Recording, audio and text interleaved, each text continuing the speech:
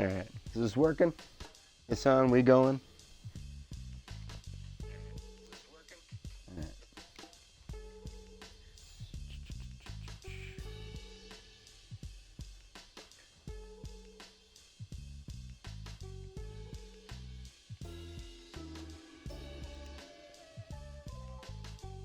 Bear with me a moment. I'm just getting shit set up for a sec. Alright, today I'm going to be playing Sleeping Dogs, and hopefully I'm going to have a co-star, as per usual, somebody to enjoy my torment, enjoy my pain, enjoy me sucking royally at this game. Get the invite is the question.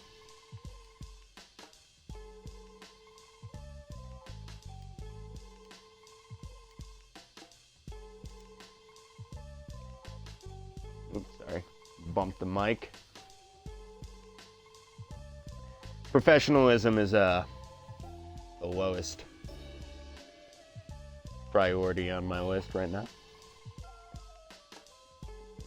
It's a bit earlier than usual. I know I usually stream late at night, but fuck it. I don't have anything better to do.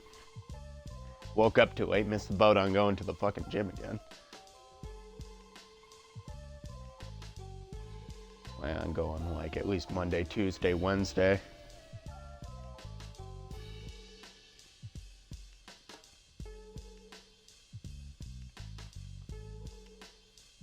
Hello? Howdy, howdy.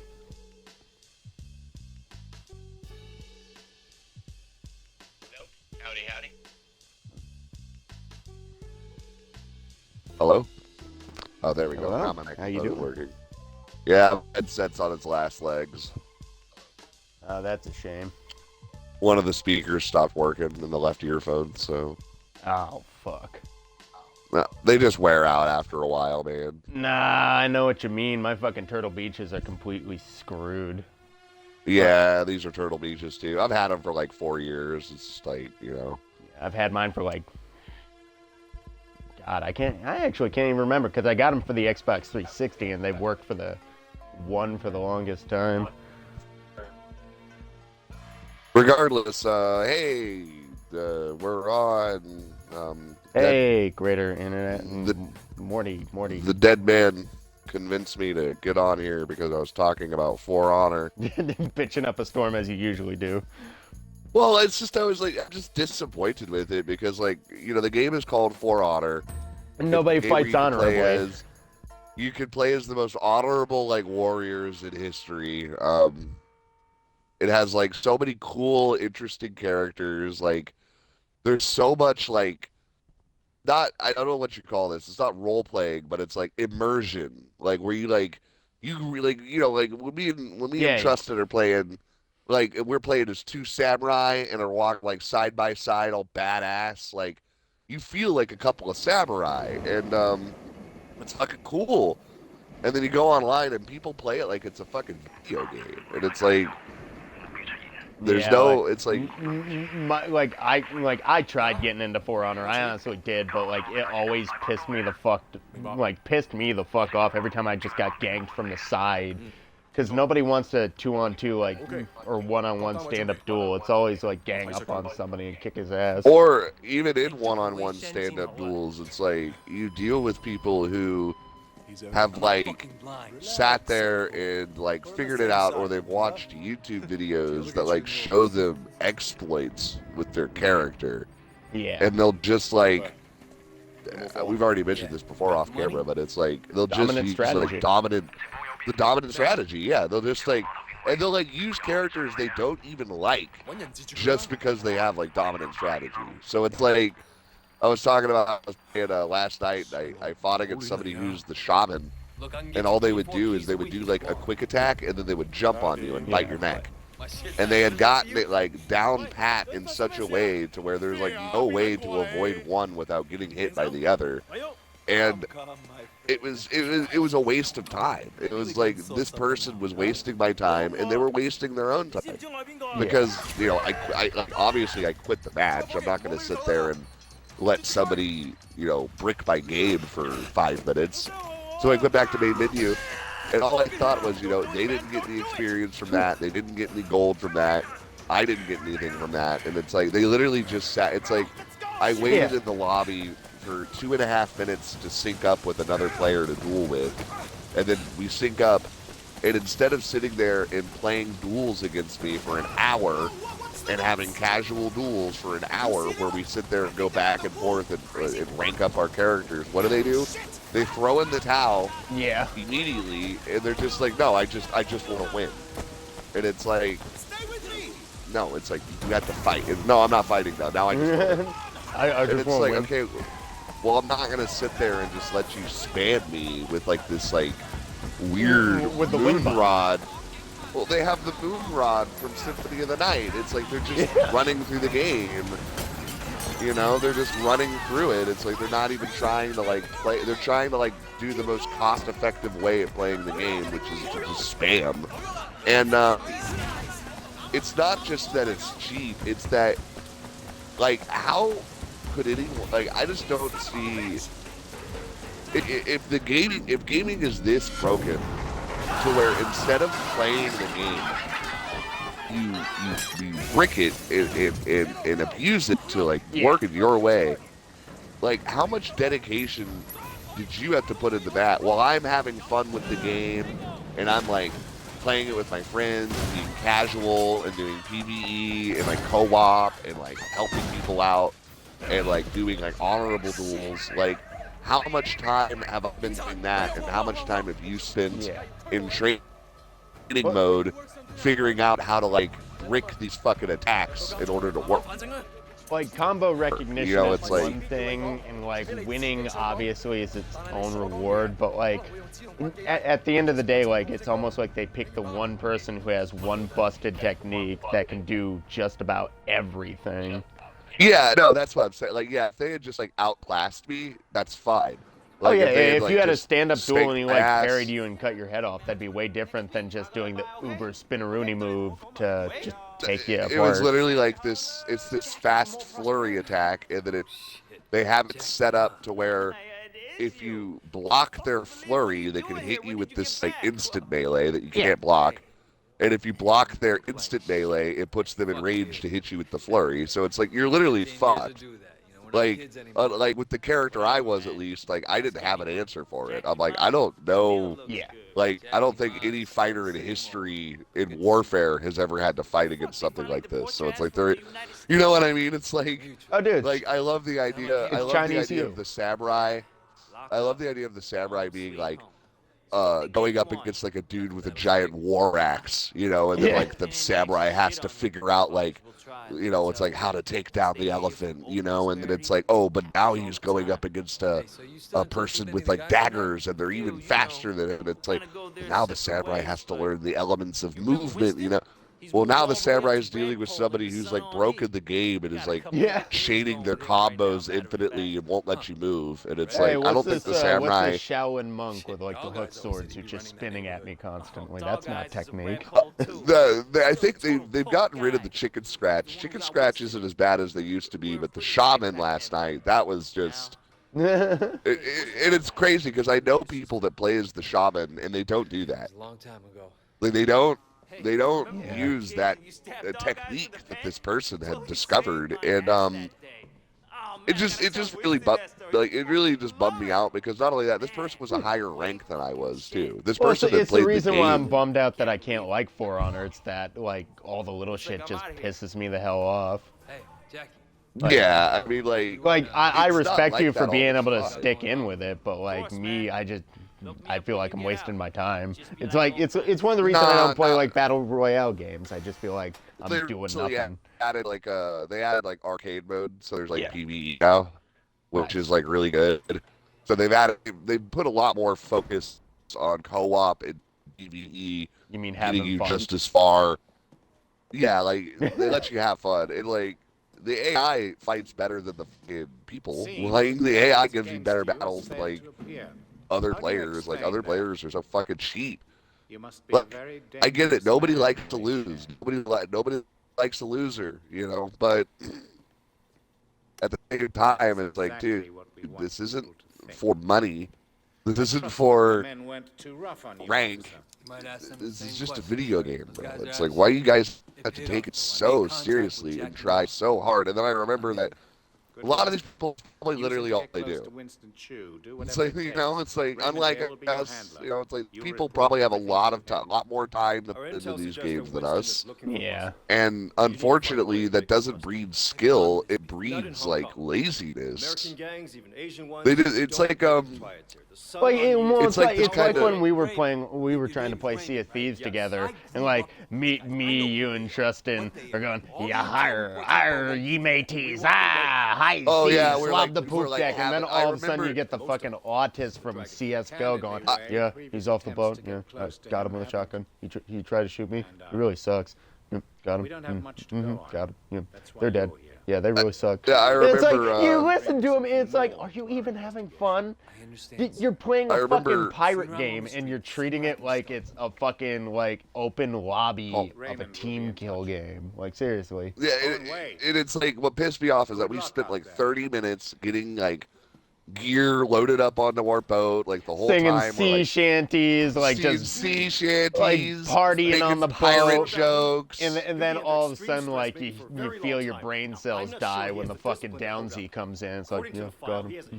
And then what I love is that like the way the character generator, like, okay, so every single one of these guys who you go against too, they all look like Jack Frost from like that Pixar movie that came out like 2009. Yeah, because they know, like- spend all of their time just farming Yeah, gold. because like you know that like in the character generator, you don't get to make a character; it's randomly generated. So that means they had to sit there for maybe hours just to eventually get their twink that doesn't look like a pirate. Yeah. And it's like that's all any of these guys play. Like, as. They all I play cared as about was Anna. I wanted to get a guy who kind of looked like me, and I wanted to, like, That's all I just, cared like, about. like, the more I played the game, I would decide my hair grew out, and then I would chop it off after a few days. No, everyone plays his fucking a twink anime character with Ellen DeGeneres pixie cut. Yeah.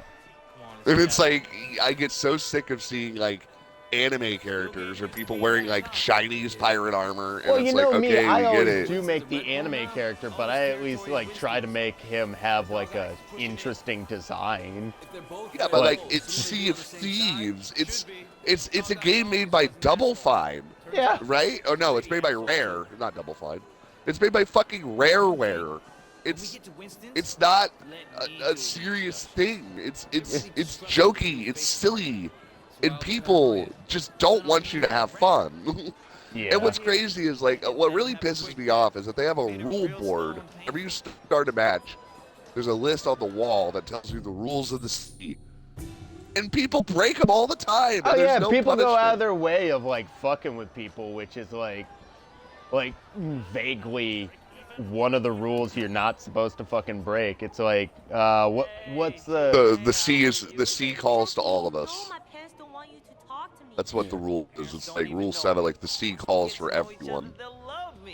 it's like Essentially, like one of the other But rules there's is no like way- go for there's- fortune and fame, like, which doesn't, like, you killing other other players is legit, like, pointless in the game. You don't get anything from that. no, because if their Oh, ship first sinks, fight. you can't get their First fight, Bubba. Watch me kick some ass. Oh, you play a fucking sleeping doge. Yeah. Fucking sleeping. More like I fell asleep playing the game. Oh, sleeping noise is good. No, Wei Shin's just like weird and like autistic. Hey, why are you getting pissed off at me for cheating on you? Wei, you cheated on me. Oh, I don't understand. I made toast for dinner. Thanks, Wei. Oh god, I've been playing I just, like- fucking Yakuza too much. I think the fucking Y button's heavy attack. Yeah, right. No, the problem with, like, as I said, my issue with Sleeping Dogs is that they make you play as Wei, who's like this weird, foul-mouthed, like disobedient, like sociopathic cop who doesn't act like a cop at all. Like, in I fact, find him charming, barely- but I yeah. thought the twist was gonna be that he actually isn't a cop, because like he doesn't. And the cop goes to his superiors and is like, "You're a fucking asshole. You ever pull me out of a situation like that again, I'll shove my gun up your ass sideways, Yeah. fuck. And it's like, I don't think a cop is gonna talk to like Other his cops like like superior, that, yeah. like wasn't talking to like a federal agent at that point. Like he's talking to like a fucking spook, right? Yeah, So he's like all the way up to like CIA brass, like an international underground like crime, like anti, like what is it? Because isn't Way mainly trying to stop human trafficking? Isn't that like the whole thing? yeah, like Way is like trying to like stop a drug ring as well as human. Well, because his trafficking. sister was oh, I don't know what the term is in China. A junkie.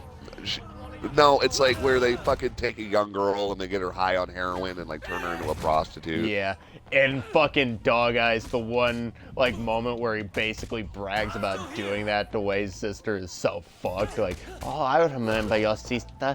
She was hooked onto my cock like nothing else.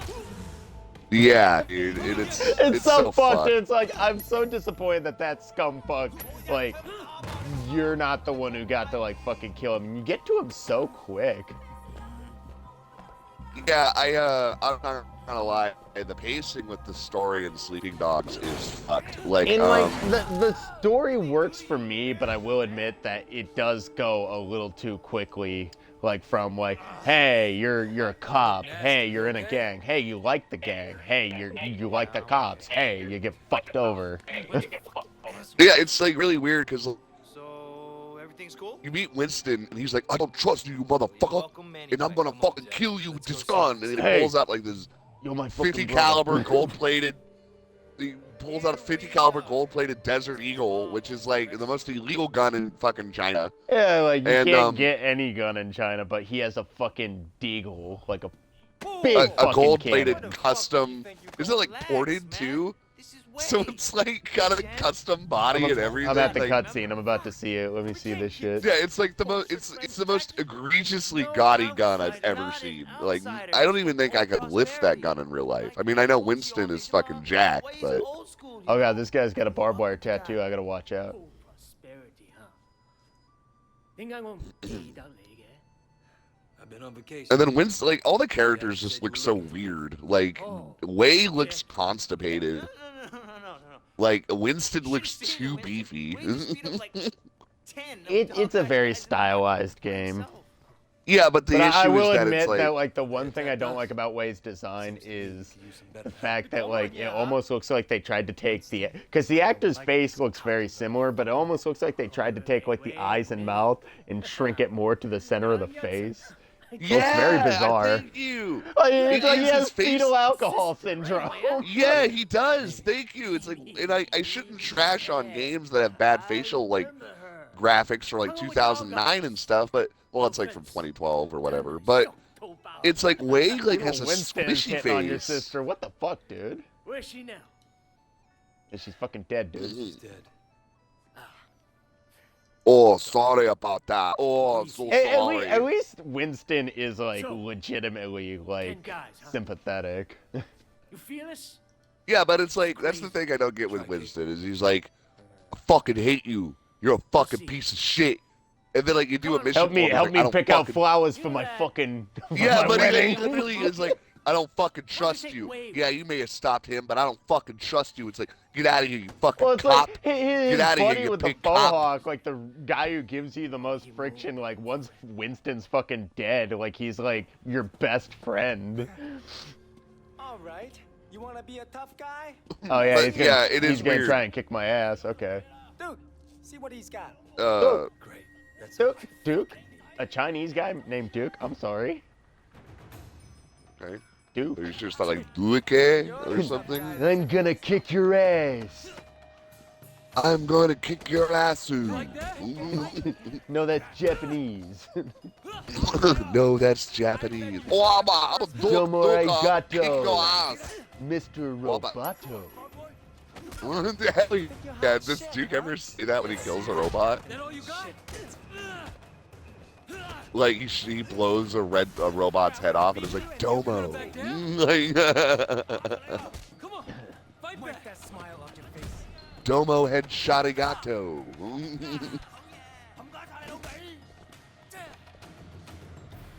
haven't played this game in forever. I'm a bit rusty. Like, oh yeah, that's the other thing that I've always brought this up off camera, but I'll bring it up on camera for the record. They make you play as Wei Shin, and then there's a scene in the very beginning of the game where you're sitting in a prison cell, and then you meet Jackie Ma, who like looks cooler, has better clothing. You just like him because he looks like Has a Chinese you. Well, he has like a cool haircut, better clothing.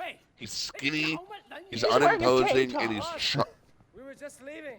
he's skinny, he's unimposing, and he's charming. It's And they're like, cuntized. and they're like, and you won't be able to play as this guy. And it's like, what the fuck? Like, I hate that. You can't introduce a more interesting character than the main character and be like, by the way, you never play as him. It's like, ugh. Maybe it's just me, but I really do like Wei Shen. It's just he is a bit fucking bipolar. Yeah, he's like a weirdo, dude. Like, Wei Shin How is like dare the you cheat on me? creepiest- You cheated on me, asshole. I do this for the good of the people of Hong Kong. I work for the police. Hey, I'm in a gang. Fuck all these motherfuckers. I haven't ever beat Year of the Stake, but I'm really hoping, like, does the game actually have, like, a final boss fight that's good? Because, like, Year of the, like the main game, no final boss fight that's good. Nightmare on North Point, no final boss fight. Even the Kung Fu Island doesn't have a good fight. And it's like, ugh, like, You got Siwa in the warehouse. That was very frustrating. Very sorry that your sister blew me. You fucking asshole. Tell your sister, give me a call, huh? I wouldn't mind giving. Yeah, like, the characters don't, snap like, this mince fucking- words. I want to break my fucking foot off in his ass, and I never get to. Like, the thing is The only that's another saving thing grace like- is I get to bring it to Winston's mom, and she chops him apart with a butcher's knife. Oh, and don't forget, she force feeds him human remains. Yeah, she force feeds him people. Got it, boss. Yeah, she, like, and then I love that that restaurant is still open for the rest of the game. So it's like a man was field dressed and cooked in that kitchen, and they're still like, Fucking Sweeney Todd shit. yeah, Mrs. Booty's got a pie shop. I love that. What? I love that you legit know stuff about that movie. What? No, I don't. By the sea. Isn't there a whole like? Isn't there a whole like song and dance number about like a guy having a tonic that's just piss in a bottle? If I'm being honest, I haven't seen that movie in like 20 years. Got So Johnny Depp. That's the only thing I know about it. yeah, I when I first saw that movie, I didn't know it was a musical going in, and I was Oh, yeah. very upset. I thought it Yeah, was I just didn't gonna be know like a horror movie.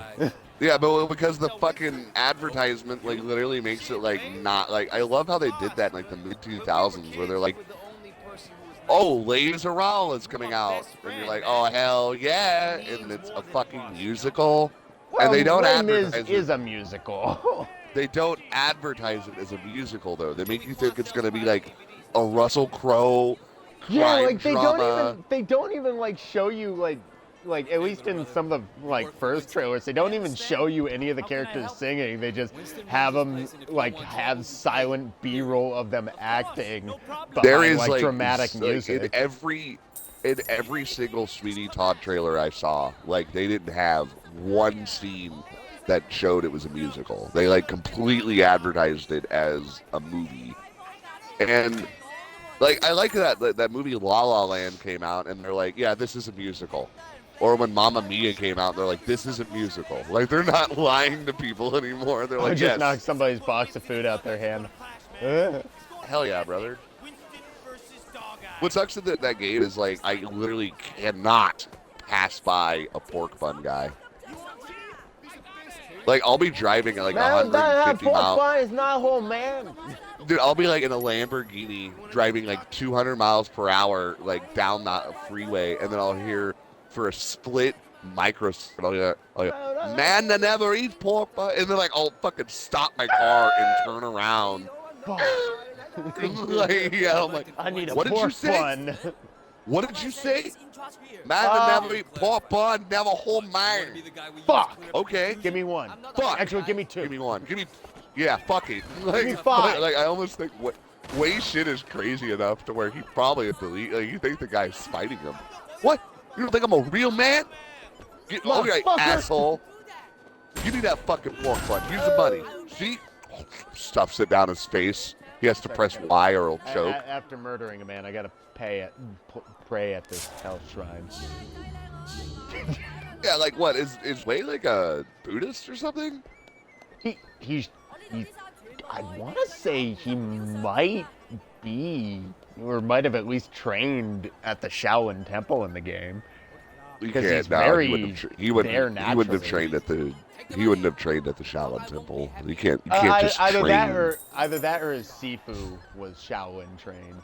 Yeah, his Sifu probably would have been Shaolin trained. But yeah, you can't just like I think I looked it up. It's like you can join the Shaolin Temple, but you have to give them like a down payment that's like ridiculous, and then you could like live there for the rest of your life. Watch a guy Ranton, like he is actually like legit a Shaolin like monk. He actually was a Shaolin monk for quite a bit of time.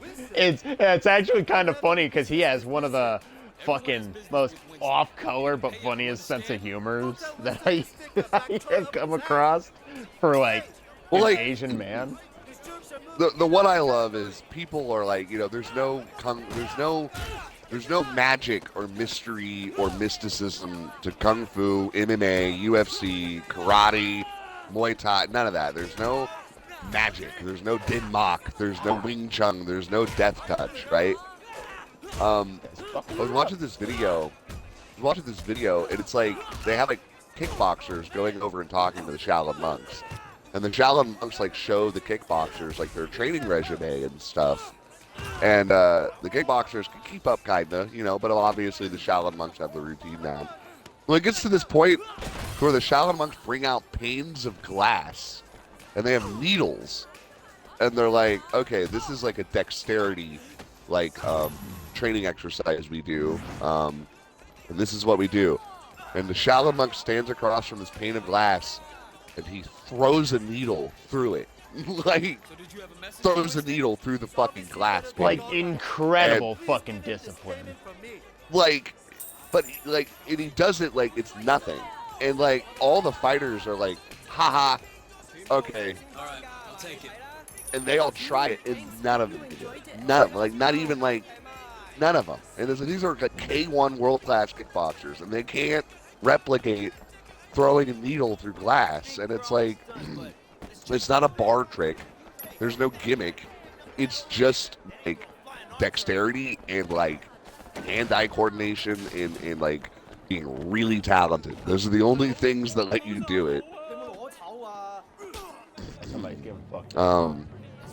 I don't know, it's just crazy. And then I think I saw one where a guy I think it was on Wild Boys. I think Chris Pontius let a Shaolin monk throw an acupuncture needle into his ass. How's he doing? Into his ass cheek, and then I think they had to use pliers to pry it out of his fucking meat.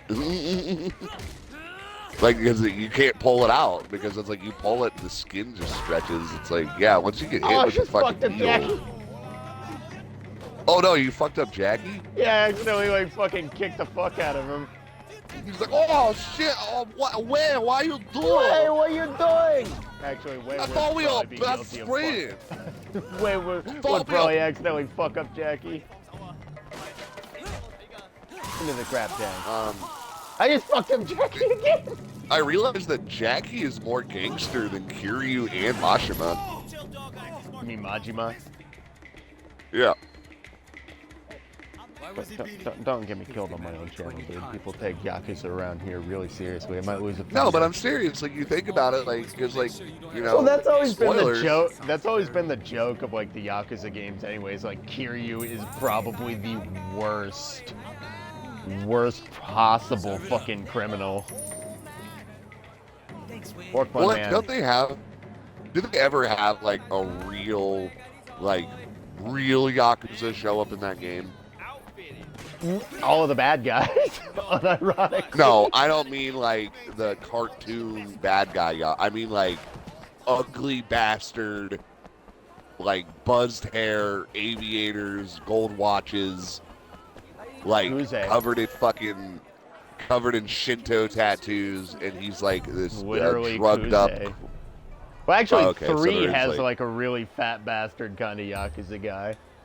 Well, like I saw like a video recently of like because there's some guy on YouTube that's like, this is what people think Yakuzas are, and they show like a bunch of like hot Japanese like models like with like the dragon tattoos, like all shirtless, looking like skinny, and it's like this is what they really look like, and it's like a group of like 40 men that are all overweight and really muscly with their shirts off, wearing sunglasses and their arms crossed, and it's like. The Yakuza are not beautiful. They're not pretty. It's like they're not the guys you want to mess with. It's like they're fucking scary. It's like they're scary as fuck. Yeah. The Yakuza do weird shit, dude. It's like they're like, I don't like, cause like you always hear about like, like Like all the gang shit, where it's extortion like, oh, they're- shit and stuff.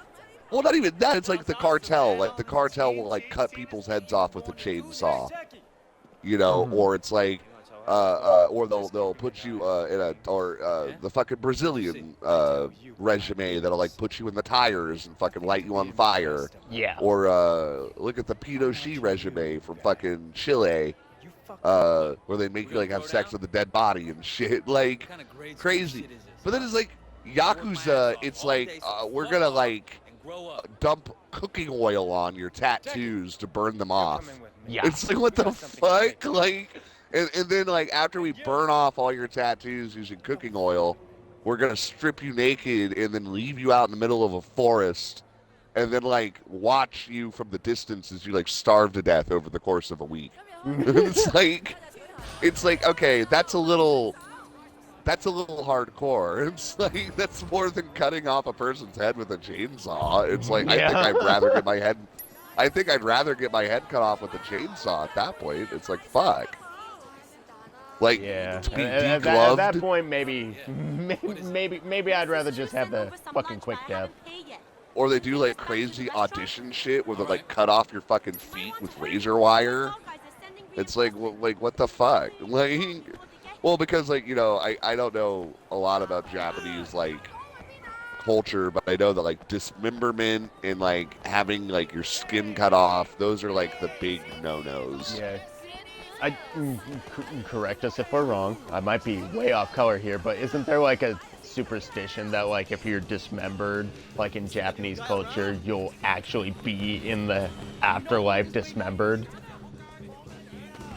Yeah, because isn't it that like your limb becomes part of the earth, right? Like once a severed limb touches like the ground or something, it becomes like part of the earth again. Yeah. I thought it was that you could never truly find peace or whatever because your body wasn't whole. Because like a lot of cultures do that. Because like Rastafarianism and like stuff, that's like the same thing. It's like you're not allowed to like losing an appendage is like worse than death. That was a plot of that movie 13 Assassins, which is good. Never saw that movie. That movie is excellent. I love the way they like incorporate Yonkai into the movie, and they don't like say anything about it. Like, there's this scene where the samurai is like fighting like 10 guys, and he like kills them all, but he's like horribly wounded, and then like out of nowhere, with no context, this like crazy bald, like skinny Gollum-looking Japanese man just like crawls out from under a Porsche and stabs the wounded samurai to death after the Jesus. battle. And then he like wanders off, and you never see the crazy old man for the rest of the movie. And I'm like, oh, it was a Yonkai. It's like that was a fucking. It's like the samurai was killed by a fucking Yonkai, like because it's like the battlefield. What is it? The one that like it eats the dirt. It like it's like we read about this. Remember, it's the Yonkai that like it has the long tongue and it eats the dirt that gets blood on it. Yeah. Like it eats like blood covered dirt or something. Bunch of and creepy, like anemic, naked people who just like don't. yeah, Battlefield. yeah, okay. But it's Yokai like, are I fucking think- scary shit. They were referencing that as a Yonkai, and then at the end of the movie they reference like a different. I don't think it's not a Yonkai, but like the opposite, where it's like a good came straight. No, because isn't everything just I Yonkai? don't want to start anything major. But It's like It's Greek like mythology. Every sort of phenomena is explained. Like, oh, this spirit or this god is fucking around again. Yeah, because it's like, I'm pretty sure like monsters, ghosts, demons. Well, no, demons are separate from Yonkai, right? Or no, they're not, are they? Well, they're just malicious spirits. Well, it's like a raging demon is like a different entity, though. you want me to make an example Like out of dog eyes? Oni. Which, just when's the fucking- last? It's like, okay, spirits, you could get a 50-50 shot with them. Oni, don't fuck with them. Well, actually, even Oni, like, can be, like, sort of, like, good-natured if you find them in a good mood. Like, it's really bizarre, Japanese, like, folklore and shit. Yeah, I'm trying to 'Cause- ask my his. Go on. Because, like, Oni, like, it's funny, like, Oni are just as likely to, like, laugh with you when you tell them, like, shit about your life or, like, talk about New Year's and shit as they are to just, like, rip you limb from limb and just eat you and drink your blood. Yeah, well, it's like, it just depends, like, don't they mention it's like, it depends on if you catch them in a good mood? Yeah, like, Because isn't it like, like, I was reading something where it's like, this guy came across, like, a Tengu, and, like, the Tengu was drunk or something, so it's like, it actually, like, ended up getting along with them, and, like, they hung Yeah. out. And, like, and then it's like, like, like, you're not supposed to survive that. Like, if you see a Tengu, like, you're fucked. well, Tengu But it's like kidnaps the guy children. Yeah, but like the guy managed to like get out of it by like, oh, it's drunk, or I think he either got it drunk or it was drunk or something. Where he's at? Well, it's like with Yeah, Odysseus and the Cyclops. He gets it drunk, he feeds it cheese, and like when he gets a free moment, he stabs its eye out and makes a break for it after tricking it Well, into thinking its name is Nobody. Yeah, like with young, I thought with the Tengu specifically, it's like if you deal with one, it like never leaves you alone. Like the moment, well, that's most Yonkai. It's like the moment you deal with them, they like become what is it implied that they like curse you, or is it like some of them become like they fall in love with you or something? Because Yonkai will like, it's not that they fall in love with you; it's that they mistake you for somebody they once knew. That Yeah. normally is what it is. It's like they become like disillusioned and they think that, oh, you're my son, or you're the man that killed me, or something. Something like that. Because well, it's like Yonkai don't really like have like, they're very listless. Like the only reason they exist in this world is because they haven't really figured out like how to like pass on. Well, not all of them, just the ghost, I guess. Yeah. Like, what was the? Didn't we read about one Yonkai where it's like the world-ending one, where like the idea is that like it spreads like a virus?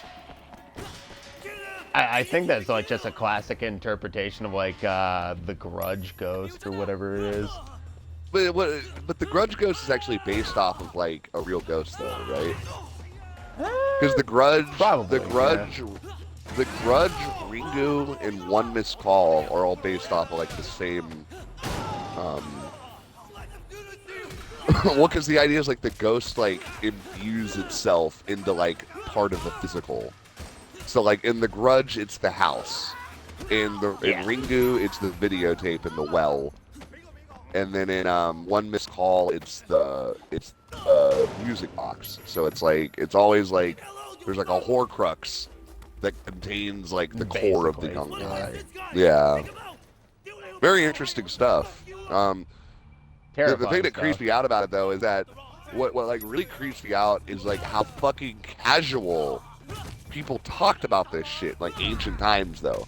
Like it wasn't like you would like there would be like messages sent to like the lords, you know, like Yeah, fucking Oni's People would fucking go around out- in this town again. Like a lot of people yeah, are like you dying. would literally get it's like, oh, there's a fire, it burned up all the hay over here, and it's like, oh, and, these people actually got twice as many crops.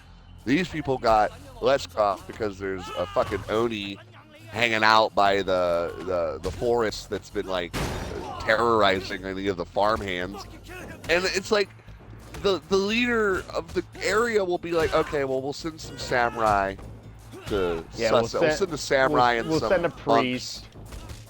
Yeah, like, we'll send them there and they'll figure it out. And it's like, they actually had to like pay these guys money. So it's like, what, they're paying them money to do nothing? It's like, I don't think so. It's like, if they really didn't believe that it was going to do any different, then why would they hire a guy to go? You know, it's like, because you think about it, like, you know, if I was the leader, I would say I sent a priest, but I wouldn't actually send a priest because I don't believe it. But these guys believed it. And obviously, the priest must have done something because they kept getting hired back.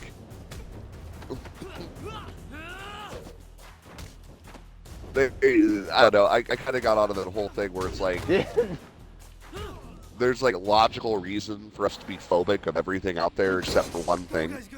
Fucking paranormal shit. No, automatonophobia or chlorophobia, the idea of something that looks human but it isn't human. Oh, uncanny And valley shit.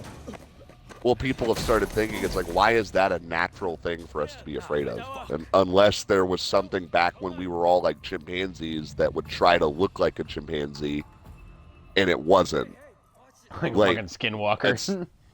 Yeah, no, seriously, like people are starting to wonder, like, were there like doppelgangers or something that existed at one point? My like, favorite skinwalker were there, stories are the like- ones that go like, oh, my dog that died 6 years ago, like, just appeared in my front lawn, stood on its hind legs, and told me the date and time of my death. Oh my god. That sounds like some shit. Isn't that like, that sounds like Japanese yonkai shit, though. It sounds fucking terrifying, that's for sure. Yeah. Thank you for showing me the light, officer. I want to give you a chance, Fucking Shen, but you goddamn. have to work with me. What's funny is Then talking about all this maybe I can Japanese help you. shit, and you're playing a game where you're in China. Superintendent, I'm in the middle of an I'm in interrogation. fucking Hong Kong, and I got an Interpol handler who's the bad guy of this Your fucking superior game. officer, I'm Spoilers. instructing you to release this man. But sir, I have Does it he on ever record get his that son comeuppance? on Yi. I understand. I think you kill him. Just cut him loose. I mean, you're asking Oh, me uh, to the- release No, he this gets criminal with arrested. known connections to the triad, and not only You don't is it kill against him. God's protocols, sake, Tang, he's Yeah, they How gets would arrested Wei or- get away with how would Wei get away with killing an Interpol agent? I'm sorry, that's too. No, that's above his pay grade, dude. Like, What happens in Hong Kong stays in Hong Kong. no, not when it's not when a white Interpol agent is murdered. You'll see what yeah, it happens doesn't in seem my like I have much of a country. choice. Thousands of us No, you die. don't. Nothing Now see happens. yourself out. One American If dies, they- you leave. He's not American, he's British. I know. Much more careful. But it's like, I'm if a quoting British- fucking 12 strong, obviously. Yeah, but it's like a white, a Caucasian British man, probably from London, who's like top brass Interpol agent working alongside America and like other agencies, But it's also corrupt Gets- as fuck. but like nobody knows that. But then he gets like murdered by an undercover like triad. Dude, they would send like the military. Like it would be like there'd be like a new task force. Like they would, I they would forgot. be- Wei has nightmares on occasion.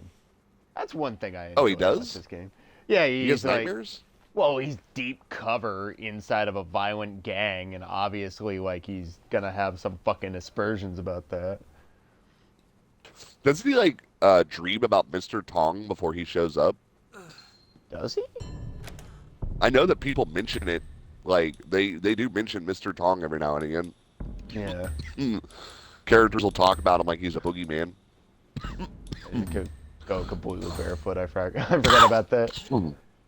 It's weird. Like the game, like it is weird because like certain outfits, you go to the legendary guy, they have this outfit called the Retro Triad, and it gives you like a cool haircut, but you can't just wear the haircut. And it's like, why?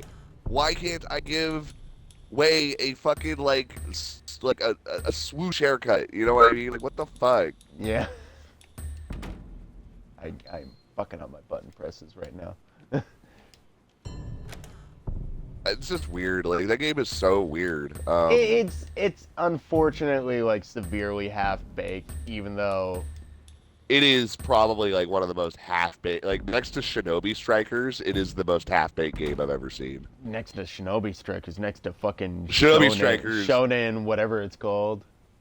Dude, Shinobi Strikers is so, like, the game, like, they give you, like, a hub world, like Xenoverse, that's literally, like, a cul-de-sac that you can't explore, and there are all these gates Yeah. that like block you off from being able to leave. But like in the missions, there's an entire like open world area in the missions that's the city of Konoha. And it's like you can see the hub world from the top of some of the buildings. And it's like pretty obvious this is supposed to be a free roam area. And then if you go and talk to the NPCs in the hub world, it doesn't trigger anything, but they'll ask you to do quests for them. Yeah. Like straight up, like Choji was like, Shinu's been missing for a while. I bet if you collected some bugs by the river, he would show up. And you can't do it. And then it's like, you go and talk to Boruto, and he's like, oh, you can make a Rasengan? I wonder who can make a bigger Rasengan. Let's try. Yeah, it's And almost it's like that like- shit that like happened in like Xenoverse, but like you never get to capitalize on it. Yeah, it really is. It's fucking bizarre, because it's like, in Xenoverse it works. Like, you talk to somebody, they tell you a quest, you go do it, you come back, you get a little reward. But Yeah. Naruto and Shinobi Strikers, they just completely fucking, like, they kept all of that dialogue in, but they didn't, like, I don't know, man. It's very confusing. And then, Very like, bizarre. they update the game over and over and over and over, and they never add any new content. It's like, I don't even know Okay, what how you're do you really... reveal shit on the map in this game? I completely forgot. Is there a way to I like think you reveal just, like hidden is collectibles? is it the security cameras? Oh yeah, that makes sense. I think it is. I think you have to go do the security cameras, or you just drive around. And then I know as you do the dates, as you date people, they show you the shit on the map.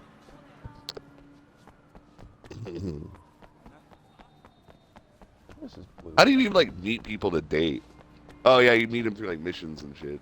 Yeah, like I'm pretty sure like one of them's like voiced by Emma Stone or some shit. Who? I don't even know Ew. like how to explain what she's even she from. wasn't she that girl who was in Zombieland? Yes, I think so. Yeah, she sucked in that movie. She sucks. Emma Stone's awful. So Like, I don't know. Like, I don't. It's like, I get it. She's pretty. Okay, yeah, she's pretty and she's stoic. But you know who else was pretty and stoic? Princess Amidala. Just saying. Stewart. Yeah, it's like Princess Amidala was pretty and stoic, and that didn't keep people from saying, "Wow, what a bad actress," or "What a bad character," what a badly portrayed character. What has she even been in? She was in Game of Thrones. New Mutants, apparently. Maisie Williams is actually like a good actress, though. It's just like she's unfortunately like got weirdos that are like grooming her into being in like the roles they want her in because they're all fetishistic and shit. Yeah. I honestly believe that's what it is. It's like she had the unfortunate reality of like having a very nubile. Oh, it's a cop. petite- Okay, never mind. Fuck you. She's a very nubile, petite, kind of Irish flower face. So she'll be a little girl into her fucking 40s. And, Like fucking Ellen Page was. yeah, like, exactly. And it's like, she'll be like a little girl into her 40s. And, like, if you haven't noticed, that was like the new hiring strategy because they started it with, I'll remember her name. Oh my god, she's a no-name actress, or she's a nothing actress. She starred in a bunch of like blockbusters. She There's was one in of those security cam things. she was in Hunger Games. Don't Was tell me her she? name. No, Oh, the nope, lady I I'm know who you're thinking talking of. about. Okay. She was in Hunger Games. She played Katniss. She's most famous for her nudes. She's lost her fucking mind recently. I've never liked her. I've always known she was a fucking weirdo. No, I will remember her name. I swear to God, I was like, she's nothing though. It's like the problem is that she's like literally in nothing. I can't, dude. I'm blanking. What's her name? Jennifer Lawrence. Jennifer Lawrence. Oh my God. Thank you. Look, I'm sorry. I spaced, dude. She's just like, she like come out when like the Hunger Games came out, and she's like, I am like this generation's like feminist icon or something. I don't know And off the she's top like, of my head, but she's one of the fucking 'cause I think delusional she, like- Hollywood people who are like, She, I like, was straight the up- first female character ever. Yeah, that's what it was. She's like, I was the first female, and it's like she tried to like be like, I'm like Linda. Get off it, bitch. I'm sorry. Like, fucking I'm like seriously. Linda Hamilton. I'm Linda Hamilton and Sigourney Weaver and oh god, who's that other actress who's amazing? She was in Halloween. Jamie Stewart? Yes, Jamie Lynn Stewart. It's like, look, Jamie Lynn Stewart, Sigourney Weaver, No, Linda Jamie Hamilton. Lee Curtis. Jamie Lee Curtis, She was Sigourney hot Weaver, back in the day. and Lynn. She's still hot. Oh, they're all hot. They're amazing. And it's like not only that, but it's like I mean less so much with Linda Hamilton because like she got typecasted, but they are those are like the three strongest women I can think of in like films that like Yeah, right off the people- top of my head. People Like try to pretend they never existed. It's like I wonder if Linda Hamilton, Jamie Lee Curtis, or like any of these like people who are like 90s like powerhouse female characters ever get fucking annoyed at these like young bimbos being like, I was the first and I was the greatest. what's the most powerful like one of the most powerful moments of femininity, like a female moment in a movie that was like just overwhelmingly like it really was like I don't know how else to say it was female. There was nothing masculine about this scene, and it was when Sarah Connor is about to fucking shoot Miles Dyson in the face, and his little boy runs out and is like, "Don't shoot my daddy," and she's like, "Get out of the fucking way," and he's like, "Please, please," and she wants to do it. She wants to just fucking murder him in cold blood, and she thinks of John, and she just can't. Yeah. She's not a monster. She's not a Terminator. That is the difference between her and them, is that a Terminator wouldn't hesitate. It would pull the trigger and kill him without a fucking thought because it Yeah. doesn't think. It doesn't feel. Legit, the whole series is around the fact that they're the whole series used to be around the fact before it got murdered in the crib, unironically, used to be around the fact that you have this murder machine who is willing to either kill a mother before she even has conceived a child, or to like straight up kill a child just to make sure they don't have this resistance fighter that's a pain in their ass. Like a very spiteful sort of thing. It's like, the idea is that like, you know, well, you fight fire with fire, you know? And it's like when you have to fight an unthinking, unfeeling, unmoving killing machine, Killbot. you yourself need to adapt and adopt some of that to become on their level of proficiency. And the problem is that Sarah Connor realizes at that moment, before she kills Miles Dyson, she realizes she is not a Terminator. Yeah. She is a human. She's a human. She has a soul. She can feel, and she can't pull the fucking trigger. And that is the difference. And it's like, it's so maternal, and it's so like, you see her in like her strongest moment and her weakest moment. Yeah. Like, Because she's got Miles like right there. She could end it all. she has some dead to rights, like literally dead to rights. Like, just all she has to do. Like, he's not guilty is- of the crime yet, but like Exactly, but that's possibility's the still same there. thing. But that's what the Terminators were originally sent back to do. Sarah Connor wasn't guilty of having being pregnant with John Connor, but they still went to kill her. I do love like that the Terminators, like, because they fucked up and caused the apocalypse, that they had no idea what Sarah Connor even looked like, so they had to go down the fucking phone book just to try and get to her. Which, like, some people have said that's, like, antiquated, and I'm like, no, because, like, the records are all fucked up. Like, they don't have, like, you know, everything got all ragged. And if you remember, like, Kyle Reese explained that they destroyed their database, like, right before they sent back, so it's like their fucking information is probably all fractured anyway. Yeah. That, and it's like there's no internet access in the 1980s, so it's like you won't be able to plug in and look at her Facebook. You know? Ha! Ha! Ha! I'm not even gonna tell you Now this. in a modern remake of Terminator, it'd be Sarah Connor tries to log into her Facebook and it says in memoriam, and she's like, "What the hell?" And it's like, "You're dead, honey." Yeah. Why is my Facebook in memoriam? I forgot this game had a bunch of like fancy like other outfits and shit. Yeah, that you can't wear in any of the missions. No, you can. When I had the game, maybe they fixed this, but they would default you to the mission outfit. So you would go in to the cutscene as the retro triad, and then when the mission starts, you're wearing a fucking suit. I think they only do that like for the. Oh God, what's the mission called? I thought they only did that for like the wedding mission because it makes you wear No, a they suit.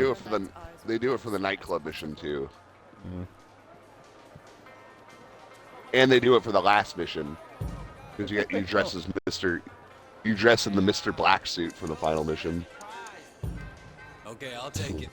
Thank you. Someone. Dude, that I'm final trying to buy mission this so bed whack. from this lady. I She get walks having away. a gunfight. I like having a gunfight at the end of the game, but you need to tell me that they don't have a moment where like you walk into a room and there's just like 30 dudes, and you have to fight all of them. Like, and then you don't have like a big epic kung fu fight with Big Smile Lee. Like, come on. Like, I wanted Big Smile Lee to take his shirt off and reveal that he's just like fucking trapezously jacked. Just like It's like- ridiculously fucking like henched out. It's like, you know, and then like he points to his scar and he's like, you know why they call me Big Smile Lee? It's not because of this. It's because I can't help but smile when I'm cracking someone's skull against the fucking ground. You know, like, oh shit, that's why they call him Big Smile Lee, you know? Oh no, way fucked up. My husband is in the hospital and I can't pay the bill. Even the That's the- low you know- rungs of the triad are fucking dangerous. Sell it? No, Right? Like, in the harbor. And she This game, great combat, like semi-decent story, lots of missed opportunities. That's the only downside. well, the fact that there's like no, like, okay, here's something that bothers me, and this is gonna bother you too. Are you playing right now? Oh yeah. Okay, stop moving your character. Yes. Now, only using the left stick. Make way, walk. Okay. Walk. Like walk. Yeah, walk. Just using the left stick, no other button.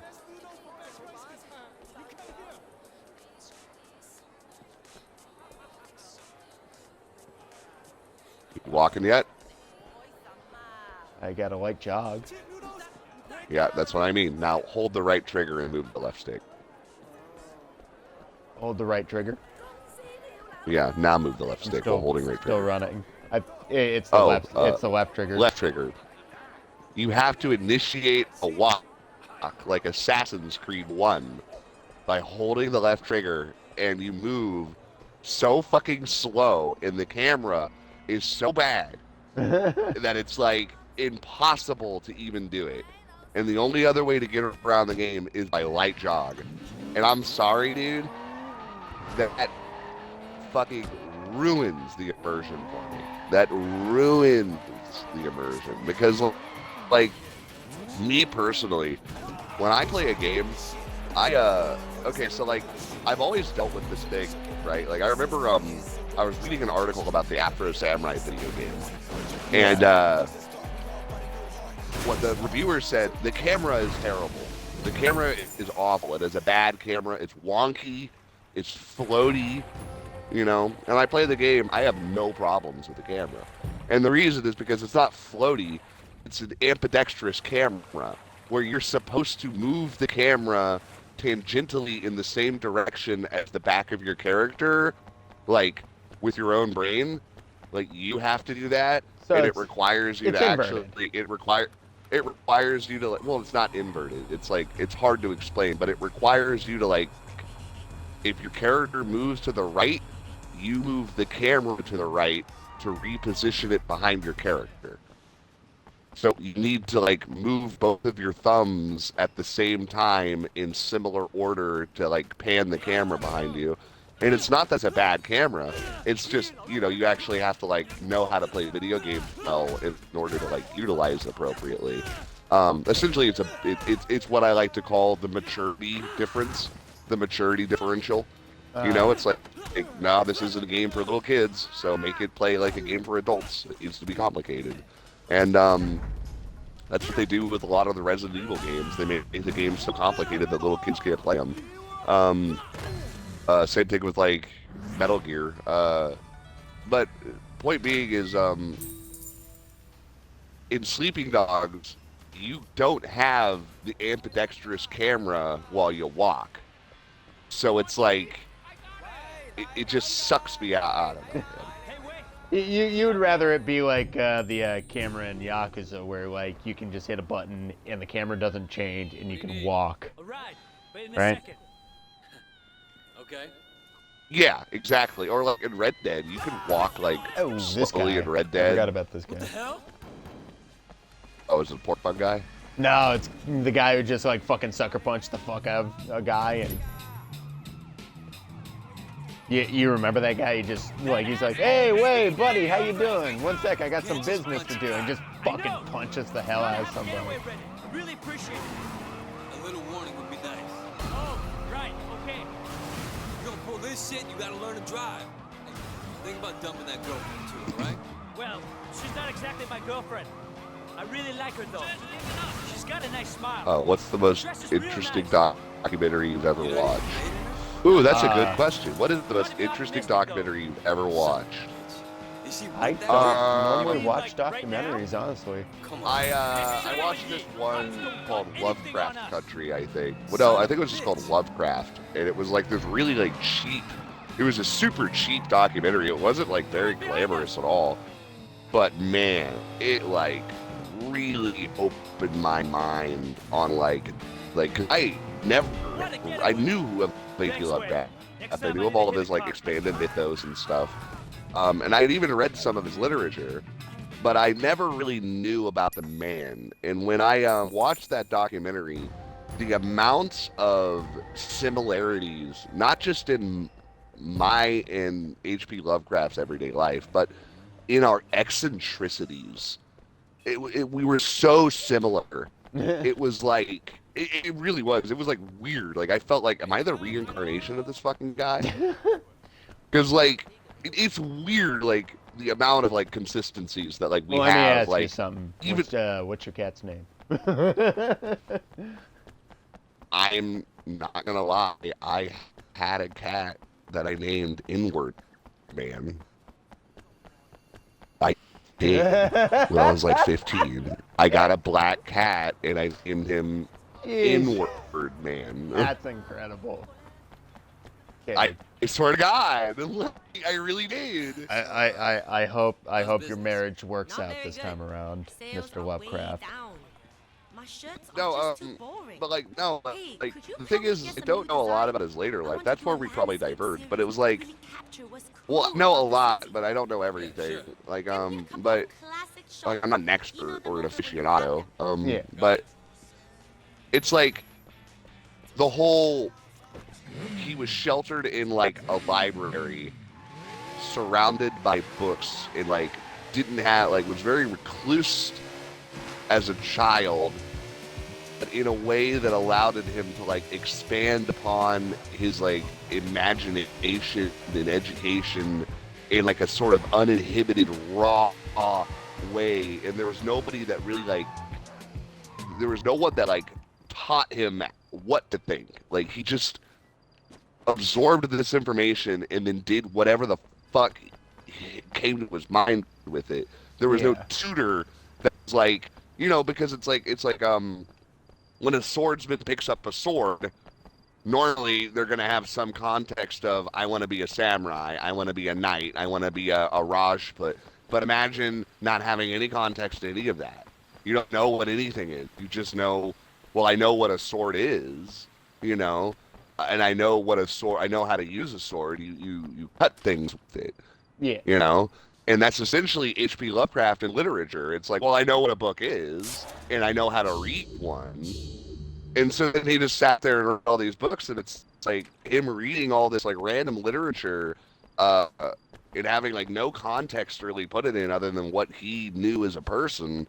Like, I relate to that a lot because being in the 90s, I was privy to a lot more shit that my parents just did not understand. My older brother didn't even understand it. Oh, yeah. Like, my sister doesn't understand. You know, it's like none of my siblings understood stuff that I was like watching and absorbing from the thing, you know, because back then everything was so malaised. It was all, oh, it's a cartoon. Yeah, it's oh, like it's a video insular. game. Yeah, it's Video cartoon, games are it's a for video kids, game. cartoons are for children. You know, so it's like my parents don't understand that I'm watching Vampire Hunter D and Akira, and I have no idea what the fuck Japan even is. Like, because I thought about it, I was like, oh, my first anime was Sailor Moon, and then I really thought about it, and I'm like, no, my first anime, it was Vampire Hunter D. It was the first anime I ever watched in my life. From front to, like, I remember I watched both of them, Blood Moon, and, or, no, it's not called Blood Moon, it's called something else. Probably called Blood. First one's just called Vampire Hunter D. No, it's called something else. It's not Blood Moon. Is it Blood? No, I think it might be Love Blood or something. Look this up. Sorry, I can't rest.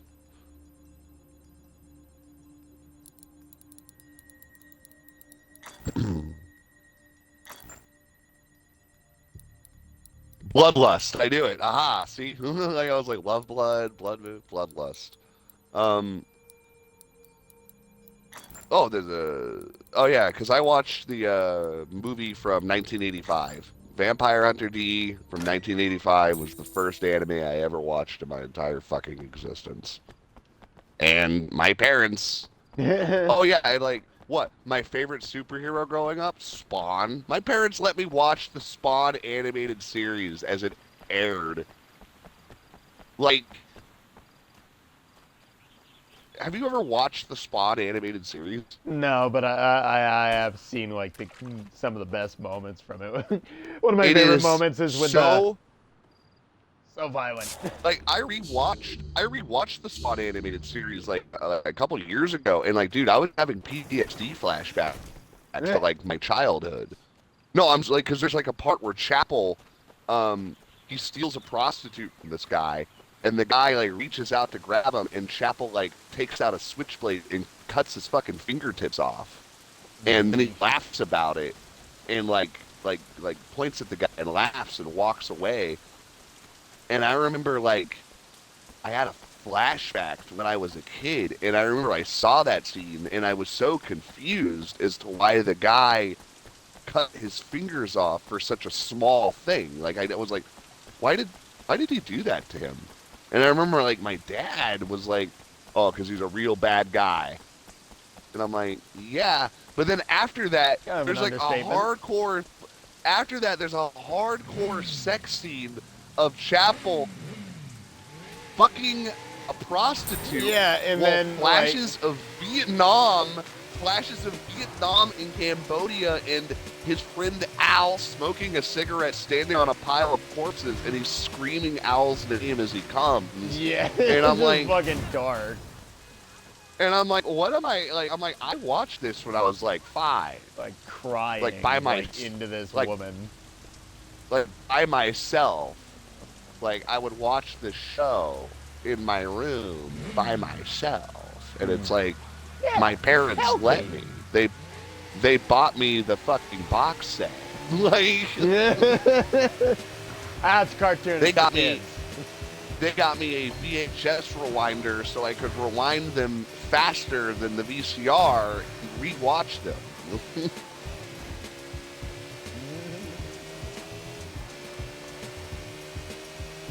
I remember the first time I saw a VCR rewinder. I had no fucking idea what that thing was. I had 2 of them.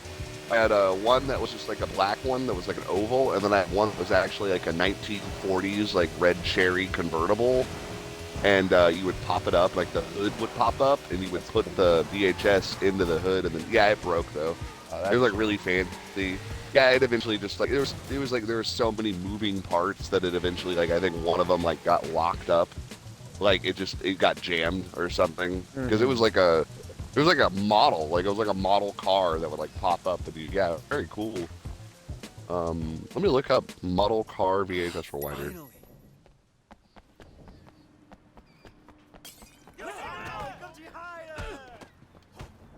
Oh, I found the exact one. VHS. Wow, holy shit, that's crazy. It's a Kino Red Sport Car VHS cassette tape rewinder for $24. Nice. Nice. And yeah, you pop it open. It doesn't pop open the hood. It like completely pops open the top of it.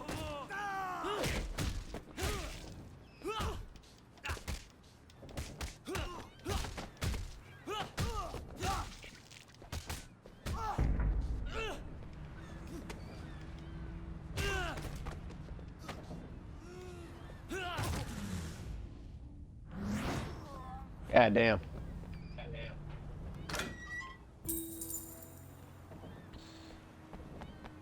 All right.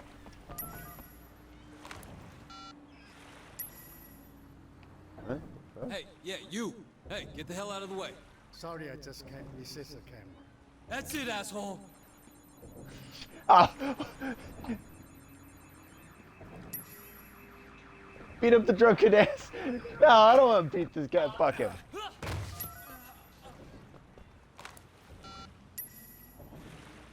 Can't even see the sunset. The guy's fucking using the frame. Sorry, I just can't resist the camera. My bandmates, it kind of sucks, but I had to give Brandon like the tough titty got it, and it's like Oh. Well, what is it? I took a 3-week break, and last night I practiced, and they're like, "You want to practice again today?" And I'm like, "Not really, dude." It's like, you know, it's like doing 2 days of practice after a 3-week break is a little too much. I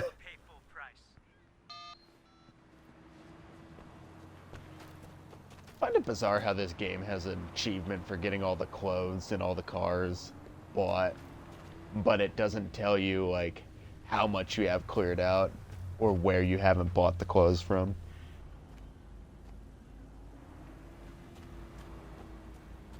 No, it pisses me off on that fucking stupid game is that it's like thing from the store. You also get it from like challenge. So it's like if you do like 30 high kicks in a row, you'll get like a stupid hat. I find like the unlockable gear in that fucking game is like so bad. Like I remember like, I unlocked something. I unlocked something that was called like Street Jacket or something, and I was like, whoa! And like I was hoping for like a cool new jacket, and it was like this gaudy, like goofy looking, like weird biker jacket with like stickers all over it, and I'm like, this like you don't even get like a Harley Davidson in this game. It's like no. Well, it's fucking China, like, dude. No, China. No, because Chinese dudes don't wear fucking. It's like you can get one dim gang patch with the retro triad outfit, but I don't think you can get fucking. They don't. Chinese bikers, I don't think they wear leather. They wear denim. They wear like the denim vest, and they don't really wear jackets. They wear cut-off sleeve vest, and it's just weird to have like American biker stuff like in China. You want to see some real they also wide biker shit, like fucking. They also give you the cowboy hat. Like, what's up with the cowboy hat? Like, when are you supposed to wear that? Like, it looks so weird. Cowboy hat. Well, in a game where you fight like a fucking flower, fight like a mystical river, like you can't even change your fighting style to like be more aggressive. Like, that's another thing. Like, oh, they give you all these like costumes that change your fighting style, but you have to wear like these funky ass costumes to do it. So I have to wear They have a I have to wear GSP outfit in this game. No, like, in order to do the drunken box thing, I have to wear a potato sack? Are you fucking kidding me? Because it's the outfit from Like, the movie. Yeah, but why can't I just, like, select the fucking, like, attack style? And you don't even get the fighting style unless you hit your fucking, You hit your face mode or whatever it's called. yeah, your face speeder, or, which is, like, the worst name for a fucking... What do they call it in Yakuza? Just heat. Heat's way better! Yeah, heat is arguably the best thing you can call, like, your Yeah, because, like, fucking the idea super is, like, meter. it's like... The idea heat is like, on. Yeah, the heat is on. It's like, you know, it's like shit's getting crazy. And not only that, but, you know, you're a Yakuza, so it's like heat being trouble, you know, like they're on to us. Too much heat's coming down, you know. The heat, it's like we got a lot of heat coming on us right now. Face. That's so weird. I always like love how they like try to do that with like Chinese media and stuff. Like they try to like make like the word face sound cool. They do. Like they'll always like put it in like a weird like way too. It probably sounds They'll be way like, better in Mandarin. Not even gonna lie. Oh, yeah, exactly. Because in America, it's like they called him Mr. Face, and it's like, what? And then of course, yeah, exactly. Mandarin is like.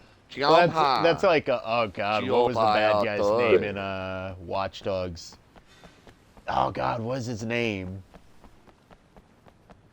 Because in this game they got, I think it's called Big Smile. Isn't it weird how it's like you do like a drive-by shooting on like essentially Elon Musk and Mark Zuckerberg in Watch Dogs 1? Oh, yeah, but I love how it's like implied that it has a crossover with Assassin's That's Creed. Why the guy. That's why the same motherfucker. That's why the CEO. No, oh, the CFO in the middle. Mr. Gobashaw went missing. We don't know what happened to him. Well, yeah, no, like in the middle of Black Flag, he just like the CFO that you're talking to goes away, and then like a lady takes over.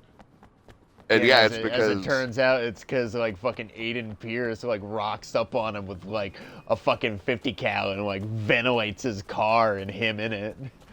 Literally like gets assassinated in a fucking gang-related drive-by shooting. Like, oh my, or politically motivated drive-by shooting. No, gang-related because it's Templars versus.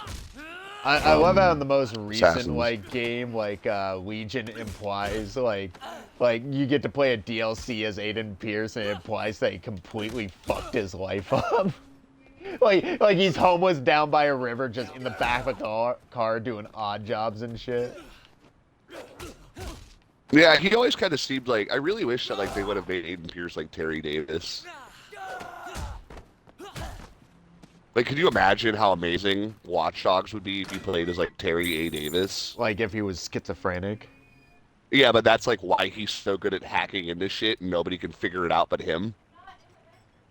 It's like, how did you make the fucking street... How did you make the street lights explode? Well, I fucking made a random compiler and I like, put together my own, like... I wrote my own kernel, you fucking CIA. You fucking CIA! You glow in the dark. I can't do it, I Terry wish A. we could just do a full Terry A. Davis Oh my here. god. Oh, we would be splitting up a storm. You fucking You inward see what you gotta do is CIA. you gotta run him over with your car. You gotta run him over with your car. What a Me, sorry, what a sad story. The man was legitimately a genius. He was just institutionalized. Yeah, and then the CIA fucking kills him. Certifiably fucking crazy. No, it's like, I actually talked to somebody, they said the CIA killed him. That you think? I wouldn't doubt it. They said that they've been fucking with him. That they, like, that when he was saying the CIA, like, fucks with me and messages me and shit, he wasn't your lying. fucking mouth. No, like, they, like, would call him and be like, hey, Agent Smith Agent White from the CIA, it's like, we're on you, Terry. He'd be like, I fucking knew it, you fucking spooks, and it's like, you're right. It's not the first You time are that right. a fucking, like, law enforcement or three-letter agency has tried to bury a fucking body on train tracks. Didn't Didn't they have like a radio show where a guy was like listing conspiracies and like yeah, like they did have like Mr. White call him up and it's like, hey, it's like, hey, what the talking a lot fuck of, are you saying on the radio? how did you figure that out? Huh? What?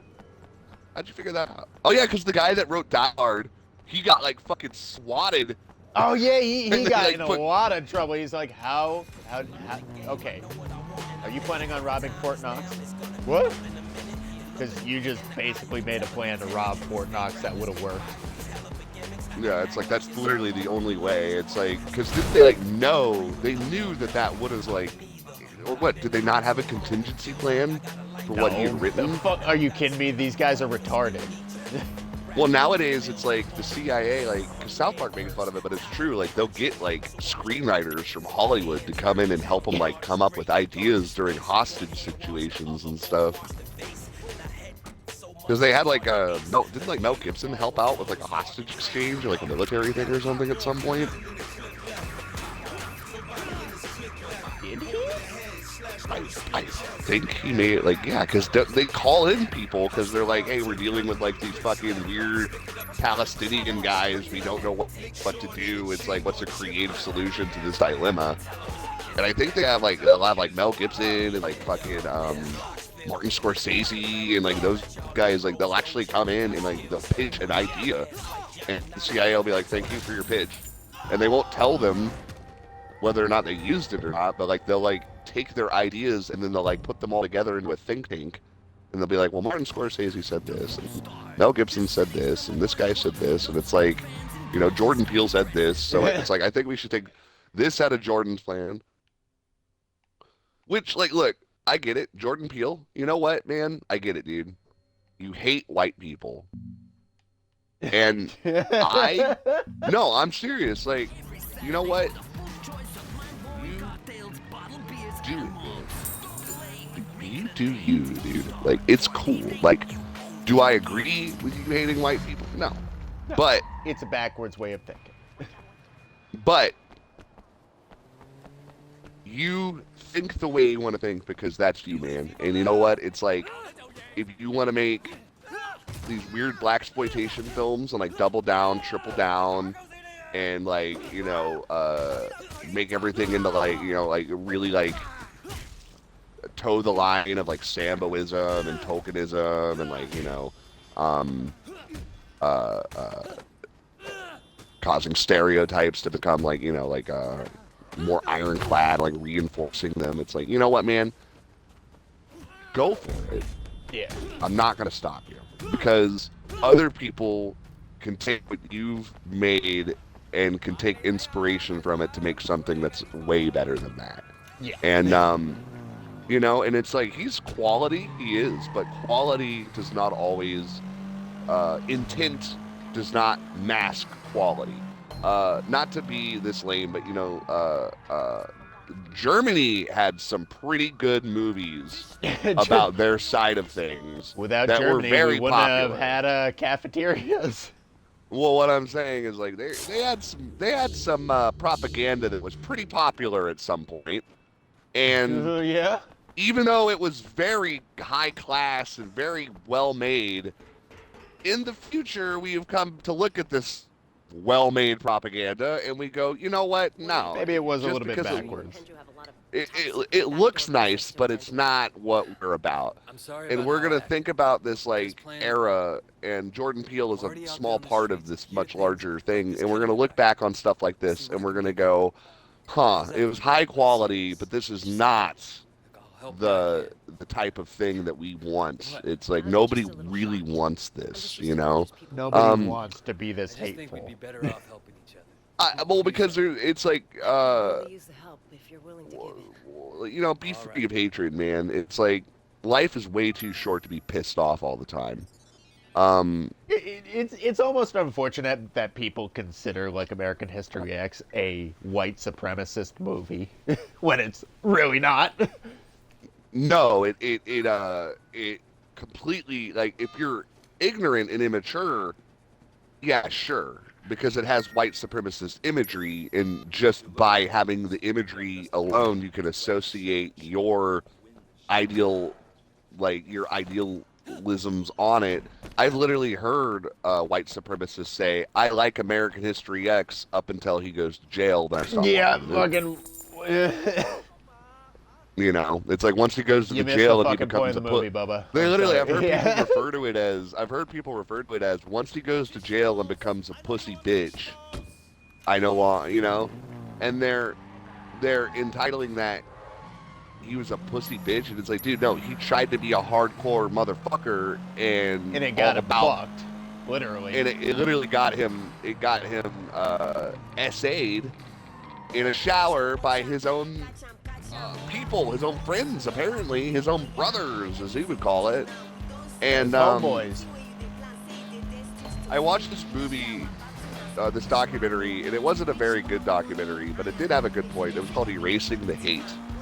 And it was about this white supremacist guy who had a bunch of Celtic and like Reichstag tattoos on his face. Yeah. Like he had like, you know, thunderbolts like above his eyebrow and stuff like that. Like really, like intense. Like I am a street soldier. Yeah. Well, what happened is he left How's your connect? You getting everything the supremacist and completely like Since I left Dog Eyes. redid his life and became outspoken. Want me to talk And to him? he started raising money so he could get the tattoos laser removed from his face. And I don't have to explain to you that that is like probably the most painful place to get a tattoo removed from is your face. Plus the And the scarring. reason is that he because he has like, well, no, because after Didn't he need like skin grafts? No, he didn't need skin grafts. After he got them removed, they did the vitiligo therapy that Michael Jackson had, where they Yeah, because use, not a lot of people know this, but during a Pepsi commercial, Michael Jackson literally got lit on fire. and he also had plastic surgery before that.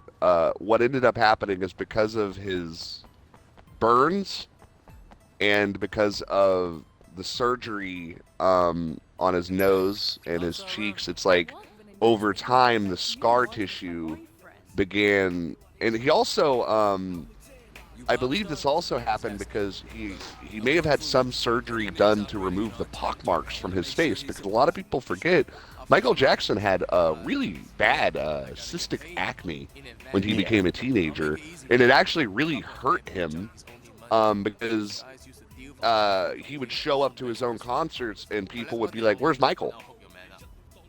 You know? Yeah. Imagine that. Someone walks up to you and asks, "Hey, where's Michael Jackson?" You know? And it's like, yeah. You're the king of you know? pop and people can't even recognize you. Because they think that you're a 9-year-old little boy, and they don't see you as a 15-year-old tall, dark, and unfortunately, you know, acne-riddled, awkward teenage boy who's also a black man. So in the 1950s or whatever. So I'm sure that wasn't easy. And not only that, but you know, you have 4 other brothers that are all taller, stronger, more handsome than you, and keep fucking you over. And well, they keep fucking you over because they're pissed off that you're being pushed as the star child, and then not only that, but imagine like you were the star child for the longest time, and now all of a sudden you're awkward, frumpy, you're confused. You're also a castrato. Don't forget that you had your testicles chemically neutered off of your body. Yeah. So it's like, not only are you transitioning from adolescence into like, you know, teens, but you also don't have like a confirmed sexual identity, and your racial identity, a black male, which is inherently a masculine character in society in the 1950s and 60s or whatever. You are a castrato, so it's like you are a masculine black man, but you're anything but masculine.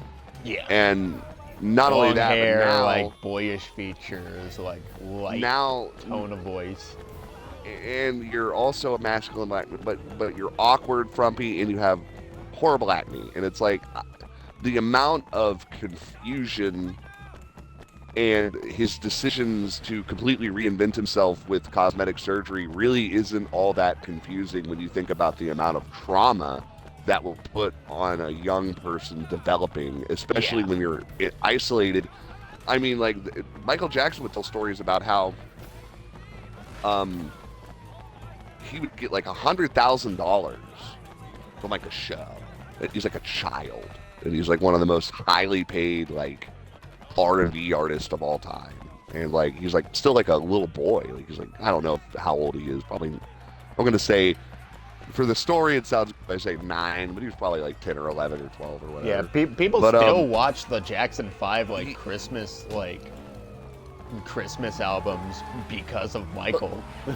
But like Michael would be like, so I would get, you know, a big $100,000 check.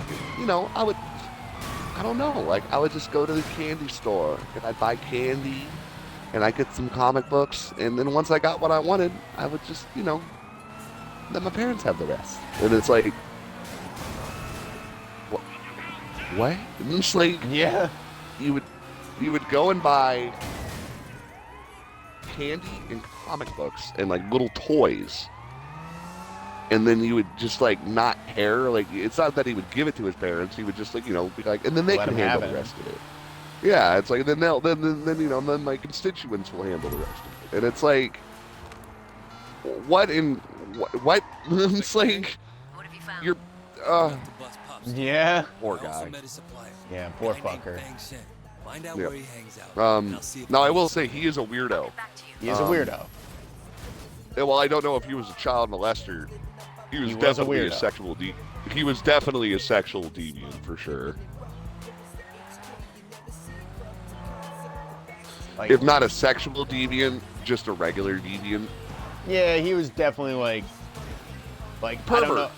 I don't think he had proclivities. He was but I don't know the fucking man, so I don't know. He was a pervert. He was a pervert in a non-sexual way. He was very repressed due to his upbringing. That's why really if you go to like his like house, like Neverland Ranch, you have all these like childish things. He has a fucking amusement park, for Christ's sake. Cat Williams had a really good bit where he's like, "Look, man, you come over to my place, you see things that bitches like, because I like bitches and I want to fuck them. You go over to Michael Jackson's place, well."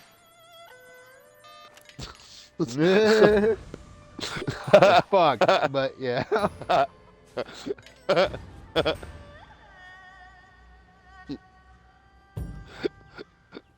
Oh man. Oh man, indeed.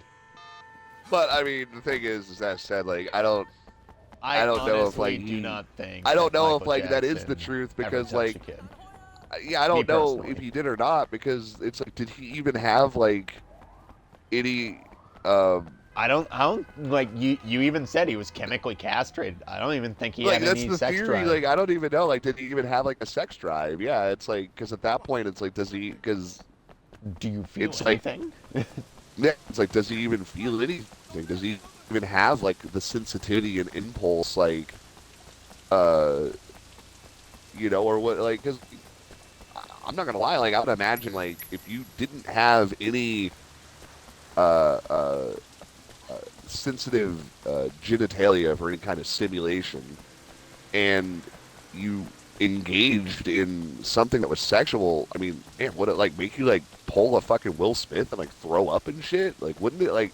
It would be Well, like it's a like fucking you hear all toxic these things about like botched circumcisions, and this ain't even the extreme where like they take the whole thing off. They'll like injure the head of the penis, and like those guys who grow up like that never feel a fucking thing for the rest of their Dude, life. I do not, like, for one, a lot of people don't want to talk about this. Did you know that, like,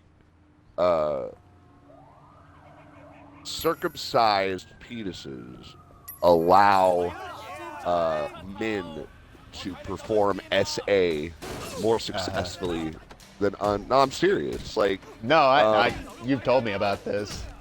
yeah, it's horrible. It's like because like an uncircumcised like fetus isn't capable of like hurting people as much. It's more sensitive. It is. It's just more sensitive. It's like the man would hurt himself if he tried to like force anything. And I don't know, man. Like I also just don't agree with it. It's like I don't think we should perform circumcisions any more than we should perform clitorectomies. You know, it's like I don't agree. It literally is performing a clitorectomy on a male. You're depriving them of like their body, you know, and not giving them a choice either. If you want to get a circumcision as an adult, I think that's fine. Yeah. But because it's completely cosmetic at the end of the day. Yeah. Well, no, it's not. It isn't cosmetic at all. It completely changes the way like. The male body with like a different it's completely different. Like I don't even know how to explain it. It's like having a callus on your thumb as opposed from playing guitar as opposed to not having a callus on your thumb because you play the flute. You know, it's like it's very different. It's like it's very different. Like you know, like I don't know. I'm not gonna get into like the logistics, physiology of penises, but you get what I'm saying. Whatever. We talk about whatever the fuck we want on this. We're crazy. How many people we got watching? Nobody. Let's see. It never probably gives lost them all. It never gives me like a proper number as to like whoever's watching most times. So I don't know.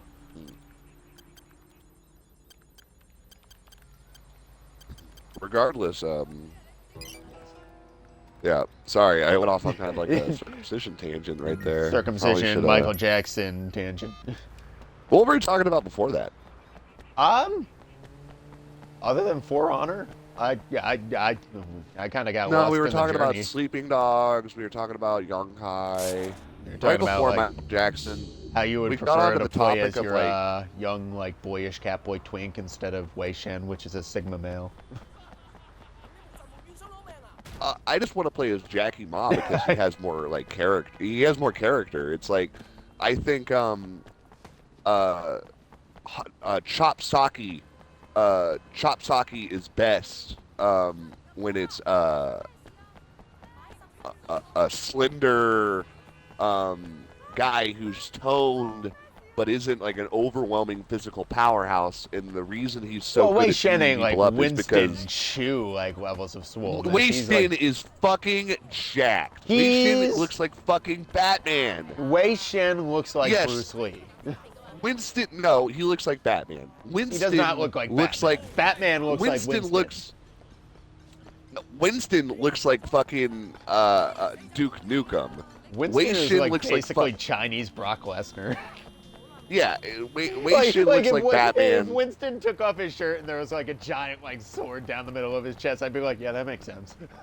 Yeah, it really would. But like, look, yeah, I would say like, you're right. Wei Shen is like Batman. No, Wei Shen is Batman size, bro. He's fucking jacked. Batman is huge.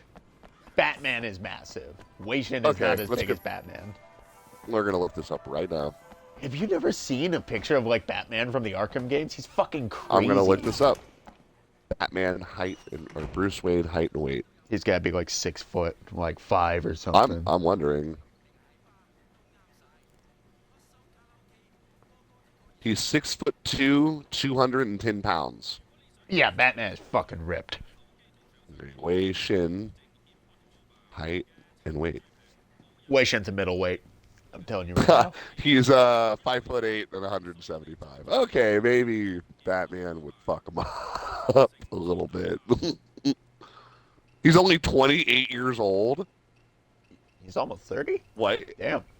He's not even 30. I thought he thought like Wei Shen Well, was like they've been 33. carrying around a kitchen knife.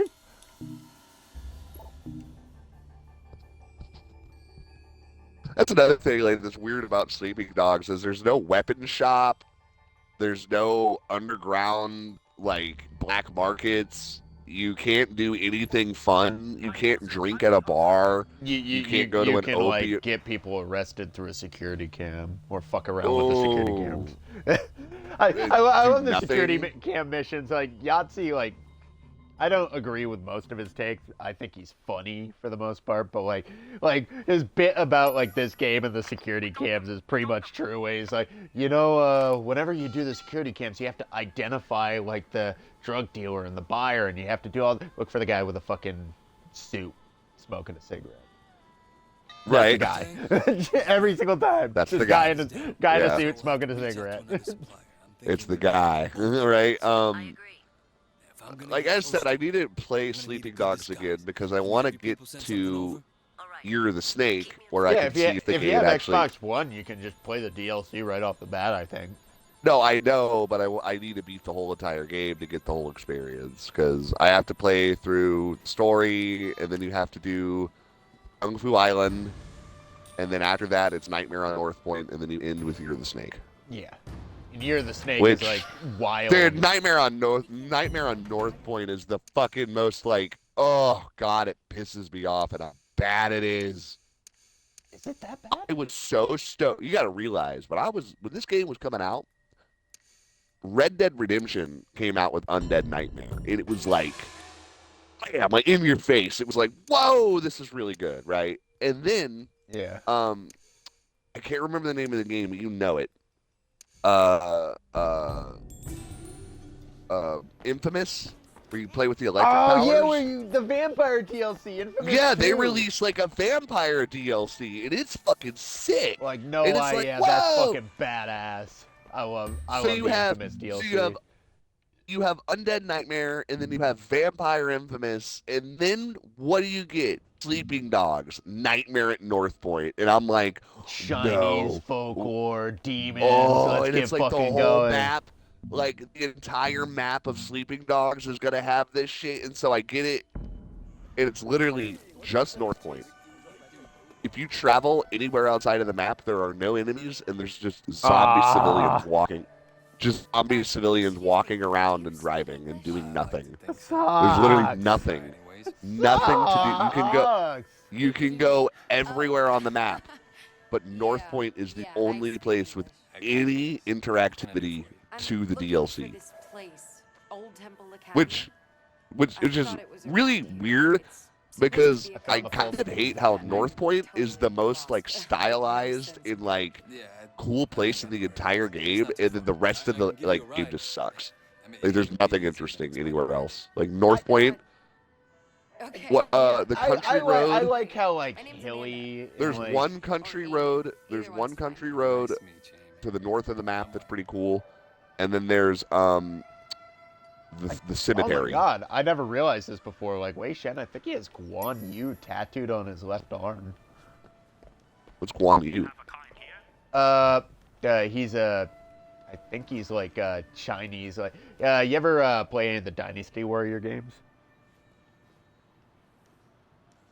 Yeah, kind of. He's a mythical, like basically he's like one of the like mythical, like sort of like legendary figures from the War of the Four Oh, Kingdoms. is he like the Three dude with Kingdoms, like sorry. Is he like the dude with like the gourd? He's the dude in the Dynasty Warrior games who has the giant pole arm. Okay. No, That's like cool. I never noticed that before. So what brings you to Hong Kong? like Sleeping Dogs. You're in China, and like so Nightmare at North Point's a fucking bust, and I've never played Year of the Snake, or if I have, I don't remember it. That is a shame. But like I said, you can't. How's that going? It's like okay, you can do cockfighting, which is weird, and then I think you can play Yeah, I never you can understood play that. So this is You can play Mahjong, Back home, I which saw is like, restaurant. I guess, like it's just Mahjong, which is a really complicated game, and it's not very easy to like win. Like, there are people that I've only fucking been traveling train for for a few weeks, years so to get good at no playing real Mahjong, progress and it's like, it's not a very But I'm checking out Hong like, Kong. poker Like, in I Red want to Dead. say Get it all figured out. a reviewer who I wouldn't reviews say the that. Yakuza I got games a few- sort of Yeah. annually. He the way he explained like Mahjong is it has enough edge cases yeah? that you would think Got it's a any fucking points? Minecraft Well, the roleplay trick to Hong server. Kong is learning to live by Yeah, some Chinese like- Like it's a very Both weird ways, game both to like processes. figure out the win Always conditions buckle your is, but the seatbelt. people who know how to play it will Wake up at kick red your light. ass. Don't text and That's drive. like, You know, that like, kind of thing. yeah, Chinese checkers essentially. But it's like, Wait, you're scaring dude, me. like, even games like American games that are similar, like chess or poker. Wow. Have you Yeah. ever played This is a Marbles? pretty cool place Marbles for a is the kung fu most school. similar. Fortunately, the school isn't Of in course, the you never temple. play Marbles. You Not live that in fucking temple New York. Didn't they use Um, the temple as a Marbles? backdrop It's the for one where you make the Where you circle get- and you knock Faces them of out. Carnage?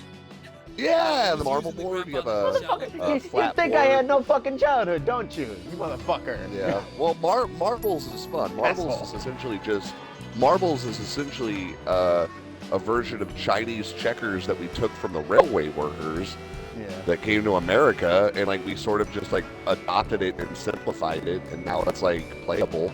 But that game is super fun, and it's like Mahjong is not. If that was the game you played, I would play the fuck out of that. But like Mahjong is too much. Supposed to be in a temple? And they don't like what you can't do slot machines. You can't go to casinos and play blackjack. You can't do opium and opium dens. You I don't think can't. Wei would do opium, but yeah. Oh come on! Like just Well, let him after eat. after his history, come on. Yeah. Oh no! Like come on! Who the fuck cares? It's a video game. I You're don't want to playing do as a opium fucking. in an opium den, Well then, don't do it. motherfucker. But don't tell me I can't. And then like what? It gives you triad experience when you do it. It's like if you do opium, you get a 10% boost to the amount of triad experience you gain. Well, If you beat up a white tourist, you get an experience boost to cop. That'd be cop awesome. karma. Fucking what? Like you get like a challenge, like go home Daijin or Daishburo, whatever it is. With Wilo. That's the Chinese. Wilo. Hell Brown yeah! eye. It's like go home. Go home, Wilo. Like that'd be awesome if you could fight, dude. That would be amazing. If like another thing is, you can't get street toughs. You can't get like 4 dudes where you can't like wear a tank top and have 3 other dudes tank top and like walk up and fucking like shake people down. You can't play Mr. Shakedown. Are you in a Chinese game about playing as a triad? You can't shake people down. Like you can't go to the docks and push people and be like, "Biao lo, biao hao le." Like you can't like fucking speak Mandarin and make them fucking give you their money. You can't pull out that butcher knife and flash it at them. Yeah. Like, come on. Like, you could pull out your badge and flash that at people, but you can't Well, pull out a knife and We're flash. saying all this about like a very undercooked game, unfortunately. Yeah. I can't wait for video games to crash because, like I told Trust, I'm like, yeah, For Honor sucks, but when we get the sequel, More Honor, More honor. More Honor, More Honor. There's fault. When we get the sequel, More Honor, it's gonna be the best game ever because like all of the weird LGB stuff is gonna be out of it, so we won't have to worry about that anymore. Yeah, it's like, you know, nobody, it's like video games. Dude, it's like, I'm on Discord. You want to know what most people I see on Discord play? Genshin Impact. It's Breath of the Wild, except it's a mobile game. Yeah, that's literally what everyone plays. They play Genshin Impact, It's or they play... an overwhelmingly okay game, and people are like, Or they- "Oh, it's so great. It's like you can get your." Or they wife play... in." or they play Bloons. Or they play Flight Simulator. Most of them play Flight Simulator. Flight Most Simulator's of my at least friends. fun. But the thing is these kids these days, they get more fun out of playing Flight Simulator than they do Call of Duty. And like Call of Duty and Fortnite and stuff, those are now, it's like the Nickelodeon, it's the Nickelodeon thing all over again, where it's like, what is it? Zoe 101, she's 17. iCarly, now she's like 13. Game Shakers, now they're 9. It's like they keep lowering like the age demographic because because people that are older just like keep jumping off because they're like, this is lame. And the same thing is happening with my kids because this sucks. If you thought video games were meant for children back in the 90s, no. Now video games are meant for children.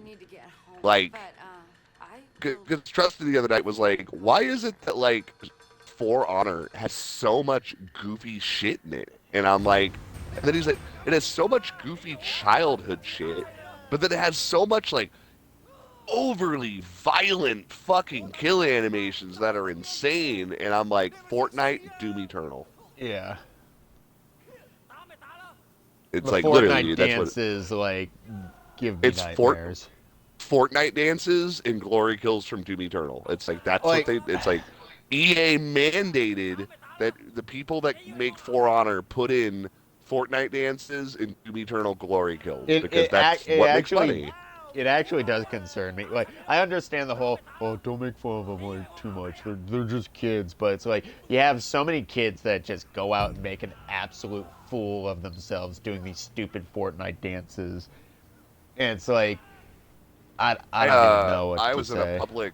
I was working maintenance at a public library once, and we were changing out ceiling tiles, and I was walking up the stairs carrying a bag of tools, and I'm like, I'm dressed in my like my work gear and covered I in think I know this story. covered in fiberglass and grease, and Man shit. I look over and I see 4 boys that look like girls, dressed in tight pants, wearing backwards flat caps, fitted bills, and they're all flossing while somebody records them. And I look over at them for a split second. I notice that they notice me looking at them, and they all have like this weird look of embarrassment and shame. Yeah. And you have to remember that What would you like to learn? I projected that onto them, and it was not internal. Internally, they didn't feel they were doing anything wrong, but I looked at them and I gave them this look that they realized externally that people were looking at them and were judging them. And Well, they realized The reason also they they were did- making a fool out of themselves. yeah, like at that moment they felt shame, because shame is like what other people put onto you. Like guilt and remorse are emotions that come from within, but shame is the thing that's projected onto you from other people. And you only feel shame when you know deep down that what you're doing is wrong. And those kids knew in that moment. They're like, wow, this is like, okay, so when I was like 12 years old, I used to play pretend all the time. Oh yeah, And, it's okay to play pretend when you're a kid. But I used to go out and like swing sticks in the air and like, make like anime like noises and be like, you'll never escape from me, Dark Lord. I have the power of God Dark-" and anime on my side. Yeah, exactly. And this one day I was outside and I'm like swinging my sticks, and all of a sudden it was like my ears popped, and like I heard the world around me. Like I heard the birds chirping, I heard the wind, I heard people laughing, I heard car doors closing, and then I like just stopped, and I like the world like opened up. It was like the draw distance in Morrowind got pushed out, and all of a sudden I could see all of these people, and I realized they can see me too. And I look like a jackass. Yeah. And I dropped my little stick, and I went inside, and I played video games instead. And I feel like everyone has that moment where they just like become aware of the Yeah. fact that they're Where they real- they are Yeah. where like the, what is that called, like the it's like the sphere at which you're capable of, like, it's like, because like a goldfish like only understands its tank, but it's like I was no longer a goldfish. It's like the tank broke and now I was in the ocean. And it was like just that moment of, it wasn't overwhelming, it was just that moment of realization that it's like, God, I'm a jackass right now. It's like I look like a fucking dumbass little kid doing this. It's like, I'm not a dumbass little kid, I've always said this, people, like little kids will do shit, and I'll know whether or not that they've had that moment where the electrosphere opens up, is a little kid that's little and doesn't know any better will do something fucked up and it breaks something, right? Or they'll hit you or something and not know any better. Like, like a little kid pulling on your hair and not knowing that pulling on your hair fucking hurts. Like you're mad at that kid, but the kid literally doesn't know. So like what you know, like you can't be too upset. But when you deal with kids that are like they do something fucked up and you get mad at them and they're like, I'm sorry, okay? And it's like if you were sorry, you wouldn't have done it. You know? Yeah. It's like you're not sorry. If you were sorry, it wouldn't have ever happened. It's like I remember like my little brother tried to do this shit where he's like, I'm just a kid. Like you literally say that. And I'm like, the moment you can verbalize that, you are no longer able to use it as a defense. Like that's like a retarded guy like shooting someone dead and being like, what? I'm retarded. I don't know any better. What? I don't know any better. I'm a retard. It's like no, it doesn't work like that. It's like it's like Chris Chan. Oh well, Chris Chan, he he doesn't know any better, dude. You know, like Yeah. it's like I don't know, like I don't agree with that. I hate when people try to use that as a defense. And like I've been telling people lately, it's like you're a person, not a symptom. Yeah. You are not a symptom. You are a person. You're an individual. It's like, you know, your symptom does not define you as a person. Yeah. Just because you act a fool doesn't mean you're excused. Yeah. Because you have some sort of like mental proclivity or disorientation. Some complex, some weird something. Yeah, I don't know, man, because it's like, you know, like Just I killed have a man stuff like that- stomping his like nuts, everybody has mental baggage. Some people have more mental baggage than the others, and it does put up barriers, you know, but you have to live with that. And when it's like a legitimate struggle to success, that's when it gets really frustrating. And when I see people that they have no struggle in their success, but they claim that they have mental illnesses, it really fucking deeply bothers me. Because it's like, dude, you know, it's like all of these, none of these mental problems you have are a barrier to your success, though. You know, it's like you're still doing good in school. Yeah. You're still smart. You still have friends. It's like you're still able to like routinely do your shit every day, day in, day out. It's like you're not enfeebled by your problems. It's like, but there are people that are. Yeah, it's and like, those and they people try to get- infantilize themselves. Those people, and no longer do these people that actually are like enfeebled by mental illness, they no longer have the ability to actually be heard because everyone's saying this. Everyone's saying they're Spartacus. And it's like, no, I'm Spartacus. No, I'm Spartacus. No, I am Spartacus. No, I'm Spartacus. No, guys. Dude, don't. Okay. I want to play no, I'm Spartacus today. But like, it's like Spartacus is trying to actually tell people he's Spartacus, and everyone's like, no, I'm Spartacus. No, I actually don't. Like, I really am Spartacus. No, I'm Spartacus. You're not Spartacus. You haven't lived the life I have. You definitely No, don't but have like, no, dude, I'm Spartacus too, dude. No, I'm totally Spartacus too, dude. I'm totally Spartacus. No, guys, I'm Spartacus. No, but no, man, me too, dude. Totally. I get it, man. I understand, man. I get it. I'm Spartacus too, man. This is our struggle, Spartacus. No, This is our struggle, motherfucker. Spartacus. I am Spartacus. Yeah, you get what I fucking mean? It's like, it's literally what it is with mental health. It's like, yeah, you know, somebody's like, yeah, I have attention deficit hyperactivity disorder. And it's like, oh yeah, I got that too. No, I mean, like, I can't read books.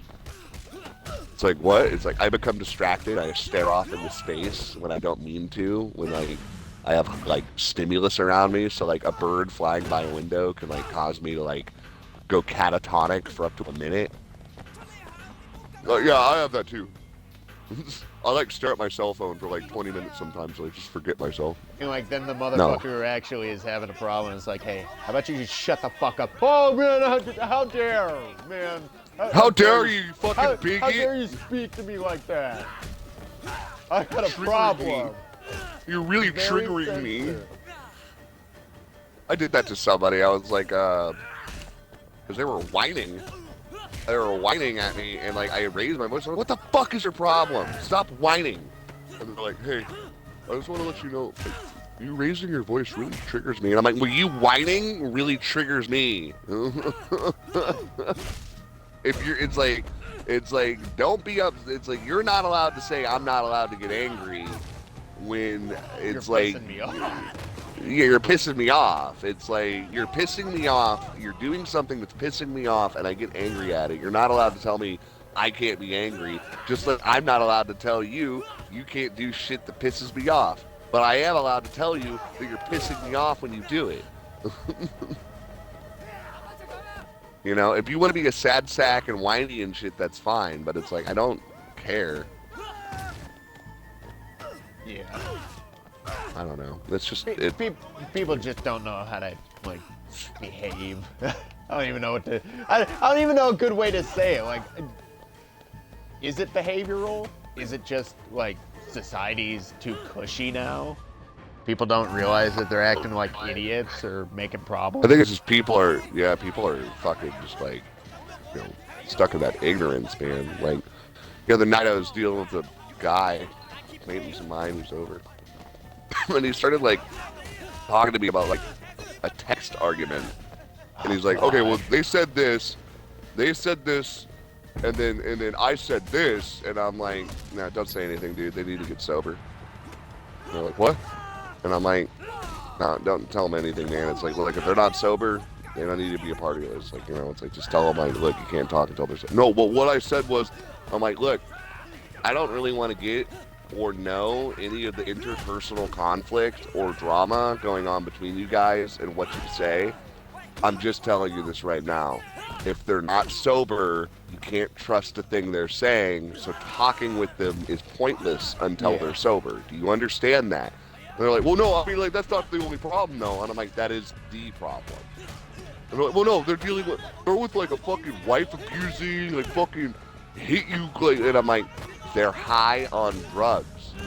It's like, that doesn't matter who they're with. Until they get sober, it won't change.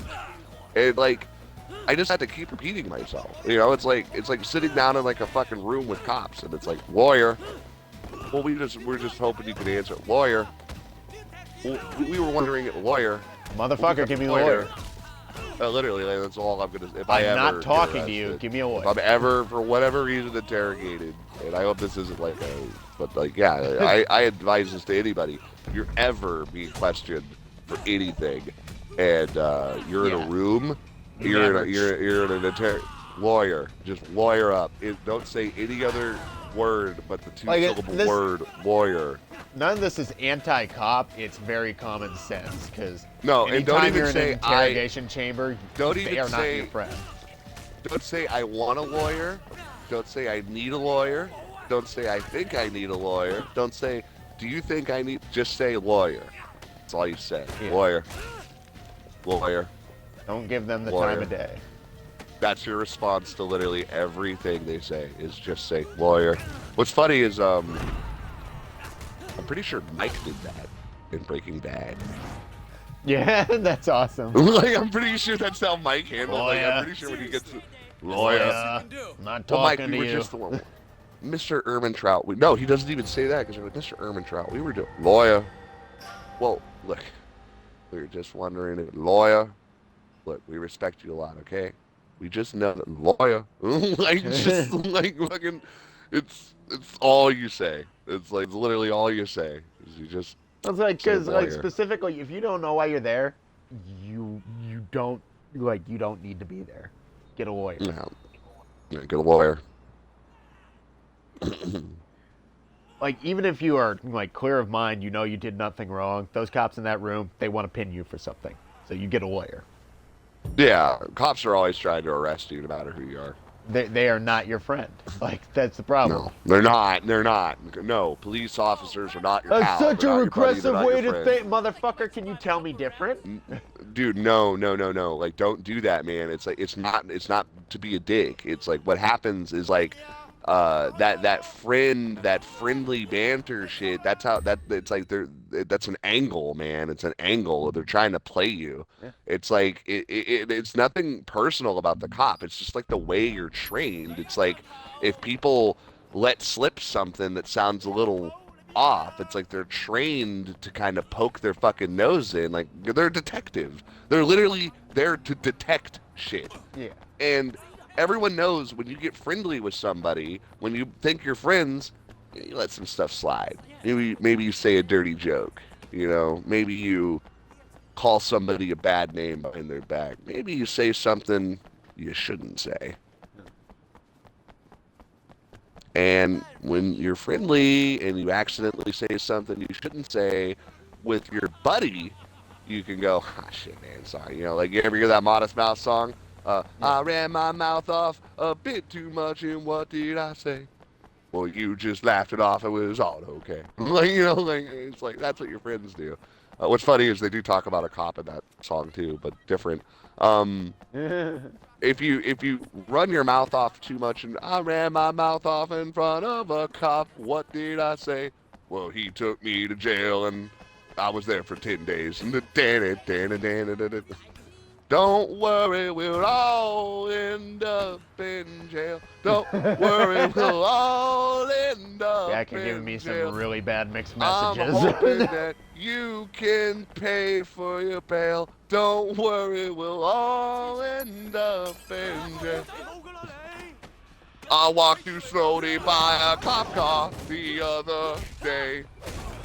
Well, he got out and hit me with the pepper spray.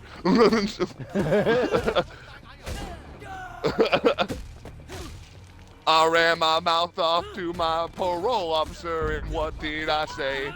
Well, he denied my case, and I was in jail that very same day. Oh, this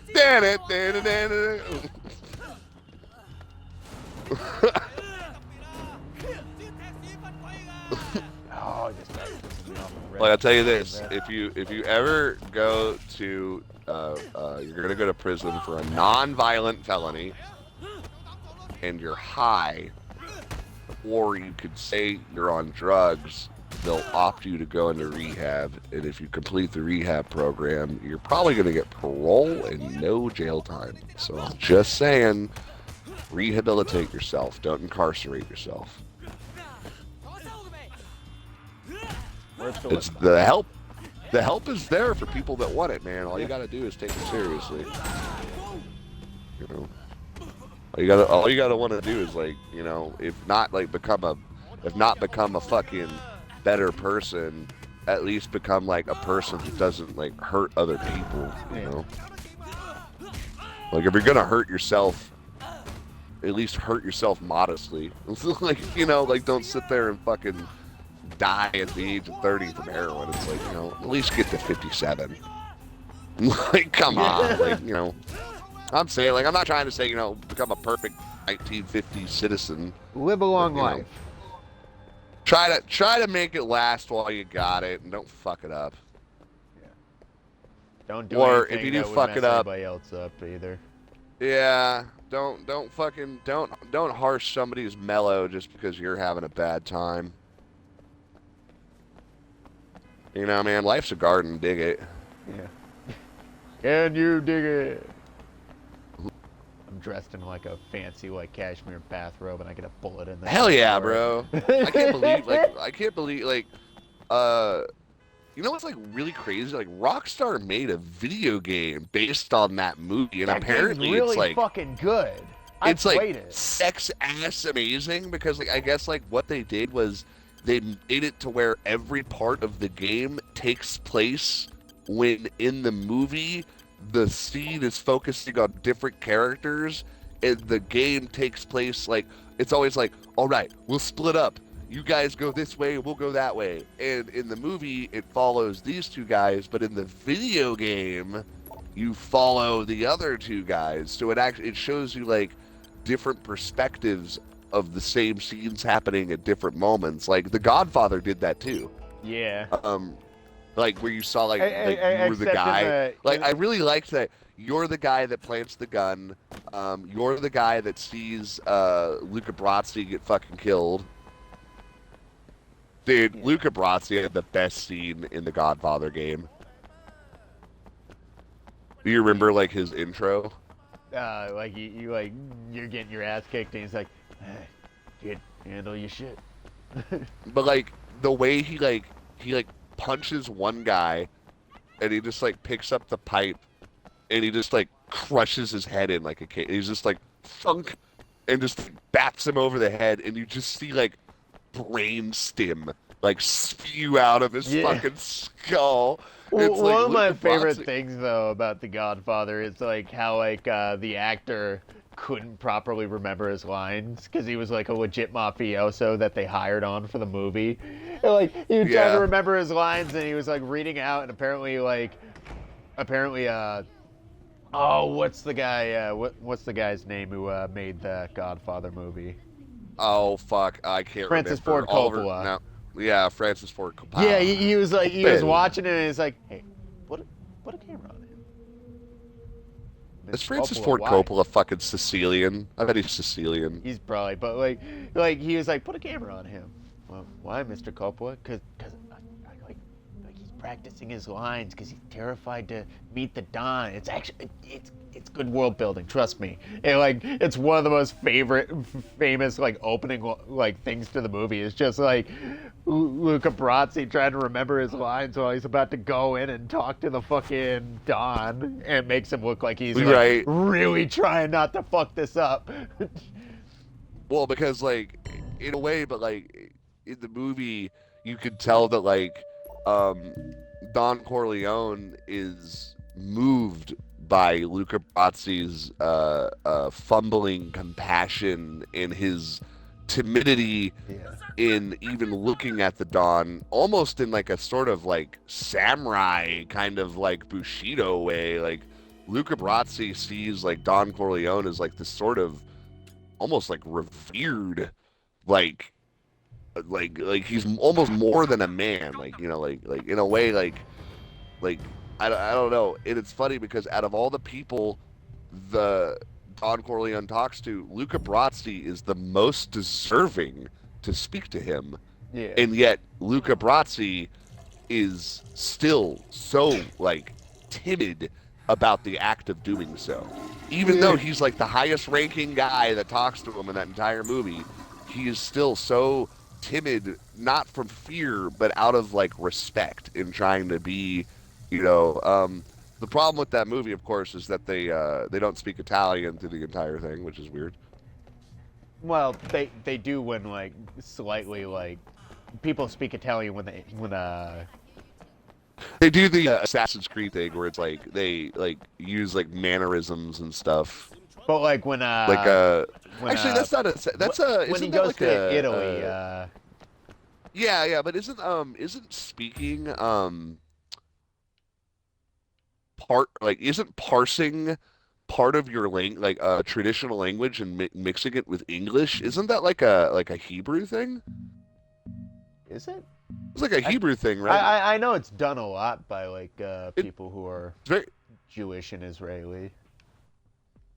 Oh, you know, I hear whenever you watch anything with Hasids, it's like Hasids do it all the time. Like they'll like speak like.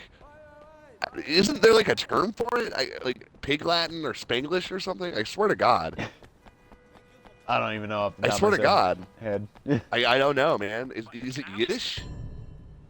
No? I think I don't Yiddish know. is just the form of speech. But it's like the way it's like I don't even know, like, because it's weird because you hear Italian Americans do it a lot too, like in stereotypes. But I mean, I've heard enough Italian Americans on your end of the phone to know that they do very much. Like some of the accents around there. It's like what sucks about like the New York accent when it's like real thick is it is so like Germanically unflattering. Like what are you trying to say? Well, you're trying to make some assumptions about my people, you motherfucking mook. It's like here's the thing. It's like, you know, like not even like, Italian, okay, so, I'm Irish. you know, like I'll speak lovingly you know, to or about my girlfriend, you know, and it's like, yeah, man, like I love you, and you make me feel.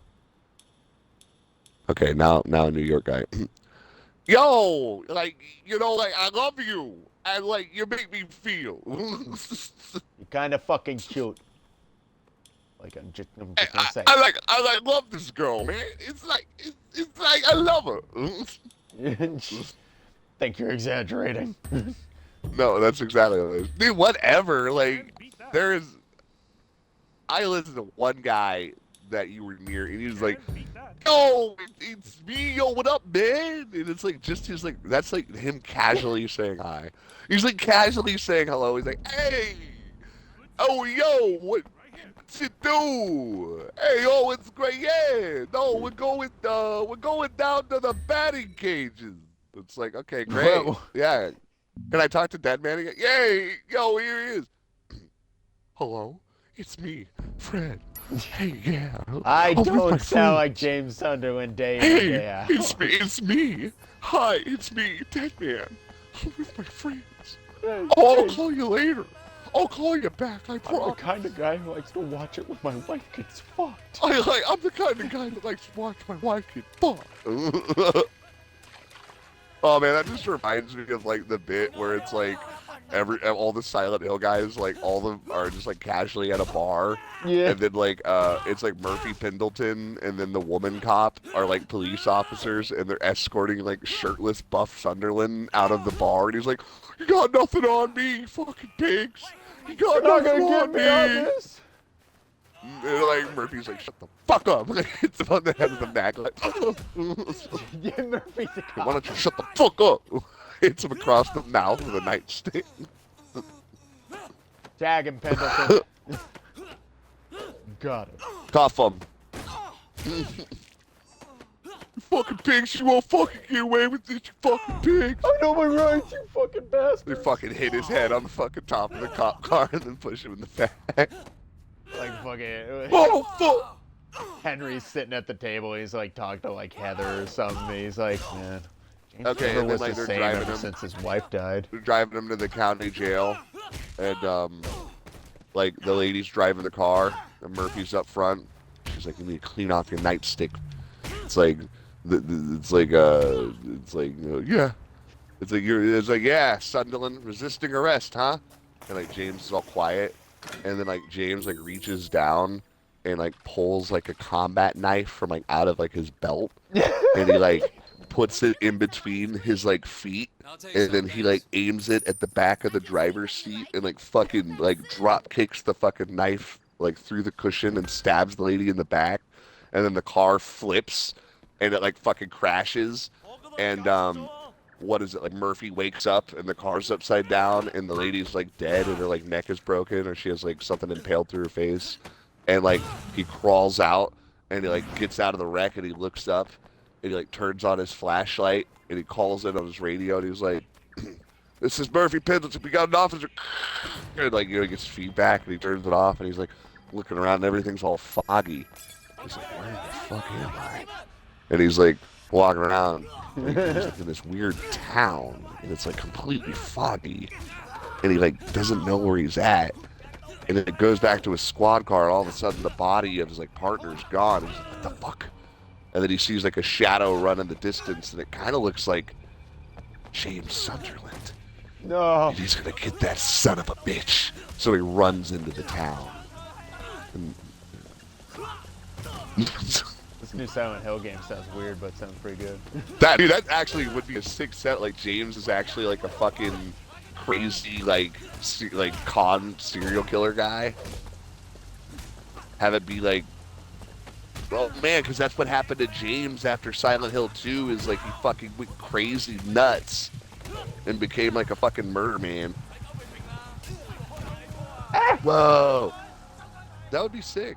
Like, come on, how badass do you think James would be after Silent? Like, imagine like James after Silent Hill 2, and like he's in a subway car and some street guy, like old boy style. Some guys come up to fuck with them. What do you think? You know, going into a foggy town and fighting monsters. I always wondered if that made you a good fighter. Short answer is, yeah, it does. You fucking hit somebody And over he's the like- head with a 2x4. Like, you're right, like, he just, like, picks up a board and, like, smacks someone in the head. Fucking, like, what Then are he his other, starts like... going like fucking Krav Maga. He throws out like a fucking side kick and then axe kicks somebody over the top of the head. Oh, no, yeah, because he would, like, do his super stomp down on, like, one of their knees and, like, break it. Yeah. And then when they're on the ground, he would take the board and, like, fucking hit him on the head. Like, fucking... God damn, James. What the hell happened to you in that town? I don't want to talk about it. Because, like, could you imagine, like, there's a bunch of... It's like the old boy hallway scene, and James is just running through, swinging the board back and forth. There's a bunch of Yakuzas. They're like, flop, flop, flop, flop. And then, like, Who is this he gets white to guy? the end of the... He gets to the end of the hallway, and he's like,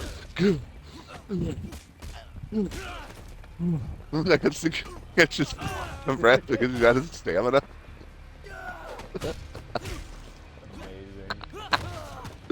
Amazing. Hell yeah. You know what? Old boy with James like, Sutton. fucking, like, I'm so sick and tired of video game movies not having anything to do with the games they're based off of, but that new Silent Hill 2 movie, holy fuck. I want to see, like, what happens is James, like, eventually gets his ass kicked because, like, the guys he beat up on the subway leads to a bigger fight, and then they break into his house, and, like, they kick his ass, and Laura's not, like, a spunky, like, emo scene kid. Yeah, It, like, they, like, tomboy they, like, bitch. take her hostage, and James is, like, you know, and he hits, like, a life alert that nobody sees. And it's like what is it, like it gets on his knees, you know, they're like, it's like, give up or we'll fucking kill the girl. And she's like, no, Dad, don't do it. Or would she call him Dad or James? She would call him James, wouldn't she? James, don't do it, James, don't. It's like, we'll kill her, man. You know, and he like gets on his knees and is like, all right. You know, and then, like, there's like a knock at the door. They're like, who the fuck is that? And he's like, I called one of my friends over. And the door opens, and standing there is fucking Alex Shepard holding, like, a combat knife. And he just, like, walks into the hallway. He's got like a vacant stare in his eyes. He's losing his fucking mind. The PTSD's coming back. Like, he's just, like, they're like, who the fuck is this? And James is like, hey, Alex. Hey, James. Is this what you called me over for? Yeah. You called him? Well, kind of. You guys kind of didn't leave me any choice. Like Alex and Alex is just looking them all down like the guy from Dead Man's Shoes, just like all wild-eyed, just like, so. They're like, Alex is what like, the fuck are you guys doing here? Alex is like, do you even have any guns? And, like, all of them look at each other, like, no. Alex is like, okay. And he takes out his pistol, and he, like, takes the fucking magazine out and, like, pulls the barrel, like, he takes apart the gun and, like, throws it on the ground. And then he, like, unsheathes his knife. It's like, he has it.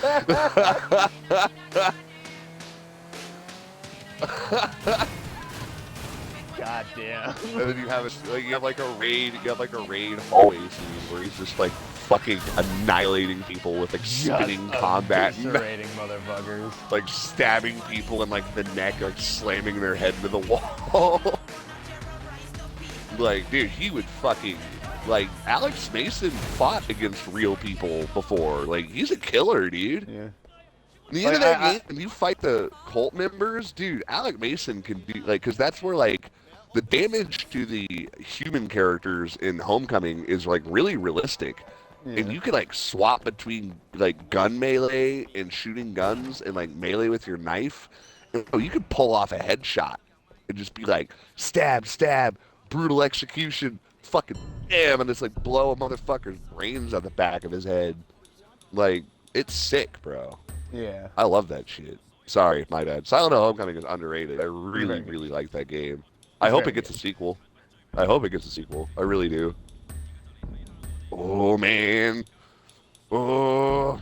Because imagine if they made a sequel and they did the same thing and made it action orientated, and like you fucking like wake up on the shoreline and you're playing as like an older version of Josh. Well, Josh is dead. Exactly. Exactly. Exactly. Secretly, it was all a delusion in Josh's head. That sounds dumb. I'm sorry. No, but right like, there. I'm stopping you but like right you there. could like, you could do something where maybe it's like Alex is trapped in like the Purgatorium, and it's like much like Laura is a part of James' subconscious, Joshua becomes a manifestation of Alex, and just like Laura, or not Laura, but just like Maria is like controlled by the player at some points, representing that in a way James is in control of what Maria does. So too is Alex as opposed to Josh. Like in a way, it's like Rick and Morty. Rick is stuck in a tube, so he makes a physical manifestation of himself appear to get him out of the tube. You know. That was a weird episode. I'm gonna use Rick and Morty as an example for any time I have like a high brain concept that I need to like dumb down. Stuck in a tube, Morty. I'm gonna be very obscure when I tell you I'm stuck in a tube in the basement, Morty. I can't like directly Morty, I help wanna myself, die. but like I can. Morty, I'm a super genius, but I'm retarded enough to stick myself in this manifestation tube. The only person that could defeat Rick is Rick. And maybe he should kill himself. Not a different Rick, but Rick himself. Rick and Morty versus 40K.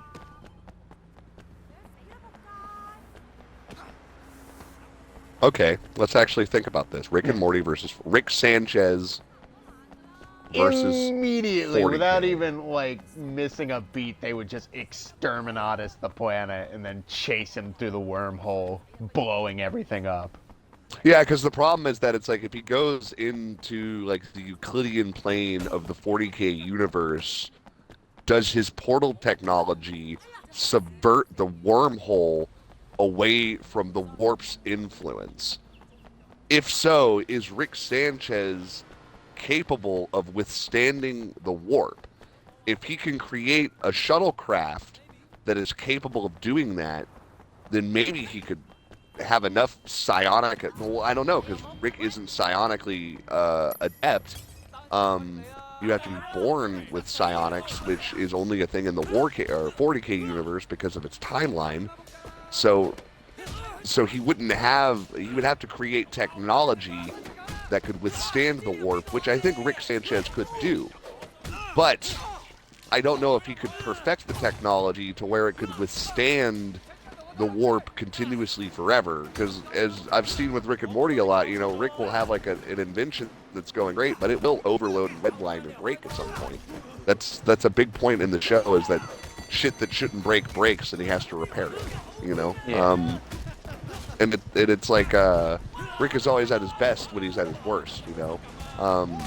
But the problem is that with 40K, a single mistake is kind of like a paint chip coming off a shuttlecraft on re-entry and exploding the shuttle. It's like one fuck up, one minuscule, tiny fuck up while traveling at warp speed or going in and out of wormholes could, I mean, it could just instantly like frag him. Like he would just like like even if he didn't die, he would be like driven totally insane by the influence. Like he wouldn't even be that he was insane. His brain would be erased and replaced with like horror. Like he would no longer be Rick Sanchez. He would just be like a part of like the idea of evil. You know, he would just be like a soul trapped within the idea of evil. If Rick got taken by like a gene stealer, that would just be the end of like reality. Yeah, and it's like I don't think Rick is like Rick could have a contingency that he integrates himself into the 40K. Oh, well, no, Rick could defeat them. He could at least defeat. I think Rick could defeat the Imperium of Man, because if he managed to like upload himself as an artificial intelligence and like actually like fuck up their electronics, because like AI is such like a point of contention. Like if he redid the Men of Iron War, he might be able to take out the Imperium of Man. I'm serious about that, because Rick would pick up that they don't use AI, they use organic. And if he could just figure out a way to upload his intelligence into an organic life form, just like an AI would be uploaded, like a cyberganic virus, I'm sure Rick could figure that out. But when you get to the Tyranids, it's like, okay, like Rick, Bubba, that means Bubby. the problem is that the Tyranids are psionic and they know your worst fear. And if every single person is Rick, then all of them have the same weakness, and the Tyranids would just beat them instantly. Yeah. Like, yeah, no amount of chemical weaponry is going to stop. It's like no amount of exterminatus at that point would stop. It's like even with all of the ability, if Rick took over as a singularity within the Warhammer universe of the Imperium of Man, he would actually be weaker than the Imperium of Man without him, because like the unified consciousness would fuck him up. If he tried to take on the Emperor of Man itself, oh, he just gets zapped right into oblivion. well, I said I think he would just get like mind erased. Like, you know what I mean? It's like, because that's like, it's like your brain, like it's not that like you go crazy. It's not like the marker from Dead Space where it like imprints shit into your brain that overwhelms you and makes you go crazy. That's not what it is. It's like your brain is like nullified. Like you're gone. Like you become an arco-flagellant, and like you're done. Like there's no. Your flesh is all that remains. Your gray matter remains, but all that was within your soul is stripped from your body, and you're like a zombie. You're just like a corpse, a walking corpse at that point, a homunculi. Your being is no longer. I mean, like they sacrifice like hundreds of thousands of psychers to the God Emperor's body every day just to keep him alive, and it's like to nourish him essentially, and it's like those are people with like advanced psionic abilities, and it's like I said, like Rick, it's like, yeah, like the universe is against him at that point. It's like, yeah, he's literally in a situation where it's not that he isn't smart enough to do what he needs to do, and it's not that he doesn't have the resources to figure it out. It's that he's dealing with things that are so infinitesimally more complicated than he is, that they're working on like a level that's like not even Euclidean. Like, you know, like they're like working on like they're in like the fourth dimension, like looking at stuff from like a god's eye view of like the solar system, and like they have the whole world in the palm of their hands, and like you know, like living gods that hear the whispers of trillions of voices and can pick them all out at once, like Zen, Buddhist, Nirvana, like Homo Novus shit. And I don't think Rick Sanchez can deal with that edge. Like, I just don't. Like, that's above his pay grade. I'm sorry. Yeah, way it's above. Like, I mean, it's like, and I'm, you know, it's like, yeah, like force multiplier. Rick wins. Like, if Rick just like Rick wins a lot. Like, Rick would win a lot of battles. Like, Rick would fuck up the 40K universe, but at the end of it all, the 40K universe would eventually consume him, just like it's consumed everything else that's ever existed in it. Because you're contending with Tau, orcs, Tyranids, the fucking Nurgle, Oh yeah, like not to even mention the Daemons, but you also got the fucking, oh god, I can't remember what they're called. Oh, the old one, like the Star Gods or whatever. I'm talking about the the skeleton guys. Yeah, like the fucking like Eldar And then you got the things, right? The Eldar is the elves one. No, they're not Tyranids became Tyranids.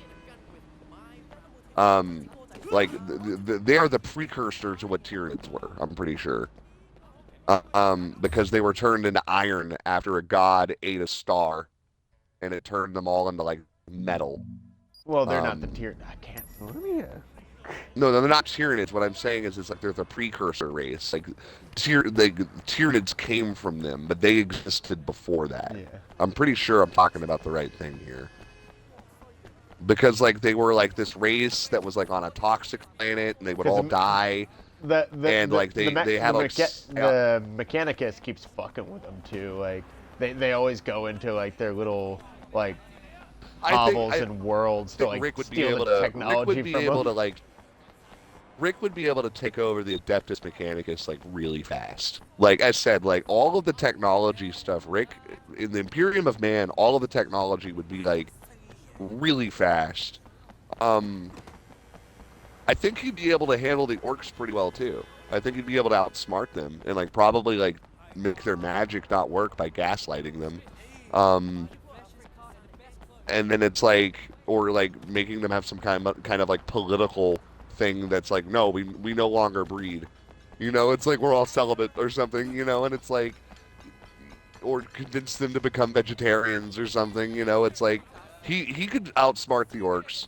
He would probably fuck up the Imperium of Man and would fuck up the ecclesiarchy. That's if the Inquisition doesn't immediately smell his shit and come like they're not gonna outgun. They're not gonna outgun Rick. You can't outgun Rick. Like you could send 1,000 Space Marines at Rick, and he would fucking annihilate all of them. But when it comes to the brain stuff, like parts of him fucked. Like he's like, oh, I'm fucked. He's like, there's literally a part where he's like, God, I've always secretly believed in you, and I'm sorry that I fucked up. Like straight up, like he like admits it. Like he's like, God, I'm sorry, and then he ends up getting saved. He's like, ah, fuck you, God, fuck you, fucking asshole. You know, like. Meanwhile, God's and I just get like, it's a joke. But like that's forgiveness. But the point of it all is that like, when Rick starts dealing with like the existentialism of just how fucked he is in terms of the mind game, and where guns, the biggest gun in the universe isn't gonna save you from that, you know. The most advanced mech suit ever created isn't going to save you from that. Yeah. Even if he created a bronze or a brass, even if he created the brass giant and ripped open the tethers of reality like Kefka, the warp would just fucking consume him. So there's just not, it's like you can't, like even Kefka can't win in the 40K universe. I'll say that right now. God. Kefka Palazzo. Kefka, max power. Like no anime character. Cars with the cars from JoJo's final form. Years of experience being in his final form under his belt would not survive in the 40K universe. Yeah. Okay. Like I'm getting specific here. Yeah, nothing would, man. Like Adam from Evangelion wouldn't survive in the 40K universe. Like that's how heavy we're getting. Yeah. Can I interest you in a pet? They make excellent companions. And like I think the problem with that is when you say 40K, people just picture Space Marines, and it's like, no, it's like it's not like You have such. They're the first.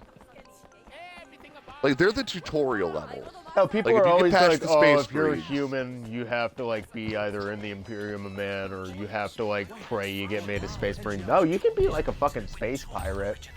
Yeah, if you really wanted to. Well, space pirates like existed mainly like after the Men of Iron War because the Imperium was so fucked up and scattered that they were actually like able to flourish. It was kind of weird. It was like it mimicked like the Spanish Armada fucking up like the English trade routes and how pirate privateers were able to like benefit from that. And it's very similar because like the Men of Iron fucked up all the trade routes. Yeah. So pirates were like, hey, reloot. Hey, we can just go to this like fucking hell planet that's full of machinery that is still technically active and kind of just take stuff. It just from sucks it. because they've literally never made a good, even Space Marine. I said it. Even with Space Marine in consideration, they've never made a seriously good and compelling They're all 40K. okay. 40K action adventure games specifically. Yes, I bet there are some 40K RTS games out there, or some 40K Crusader Kings 3 type, you know, political games out there that are on the internet that I don't fucking know about. There's a lot of good those are shooters amazing. coming out recently for 40K. Like first-person shooters. Yeah, like That's there's one where you're going through a space Hulk. Like, first-person shooters are so limited. They can be, yeah. Well, in the 40K universe, a first-person shooter is just like such a disservice to like the art of the. Like, I want to be able to click both the sticks and pause the game and go into photo mode and take a screenshot that looks like one of those paintings you see on all the YouTube fucking tabs. You know what I mean? Like, I want to pose. I want to see my character like aiming a gun with one hand with a chainsaw in the other. Well, fucking like standing on a pile of corpses, you know. I don't want to like play a first person. I don't want to play a game where I'm a floating pair of arms and I'm a blaster in one hand and a chainsaw when I click the right stick. It's just Call of Duty at that point. Like other games, yes. You, like the you would Darkness, really the dark, love. the, You would really love Cyberpunk. like I would. The Darkness gets. Oh, you should buy that for me. Would, would that work on I your? wonder if something. Yeah, I probably would. For you. I have Xbox Live. Remember? Let me ring that up for you. If you got it for That's me, it an would have idea. to be because my internet might get cut off. But just saying. To be fair, I have been mulling over Christmas gift ideas for you. Plus, if you gave me your address, I could just like Amazon you a fucking game box. Well, I have to get the.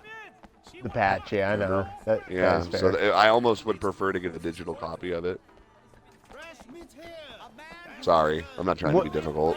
Nah, you're good, man. Like, have you ever spoke to anybody about like the internet situation? Have they told you anything, or is it just like? No, I'm just like assuming. Hopefully, like. Hopefully tomorrow. I hope you're like, wrong. I don't want to get my hopes up because like they say it's I going to be going just- for 5 days. So for the next saying 5 this right days, now, but I hope you're wrong about losing Monday your internet through because that would be a Friday. buzzkill.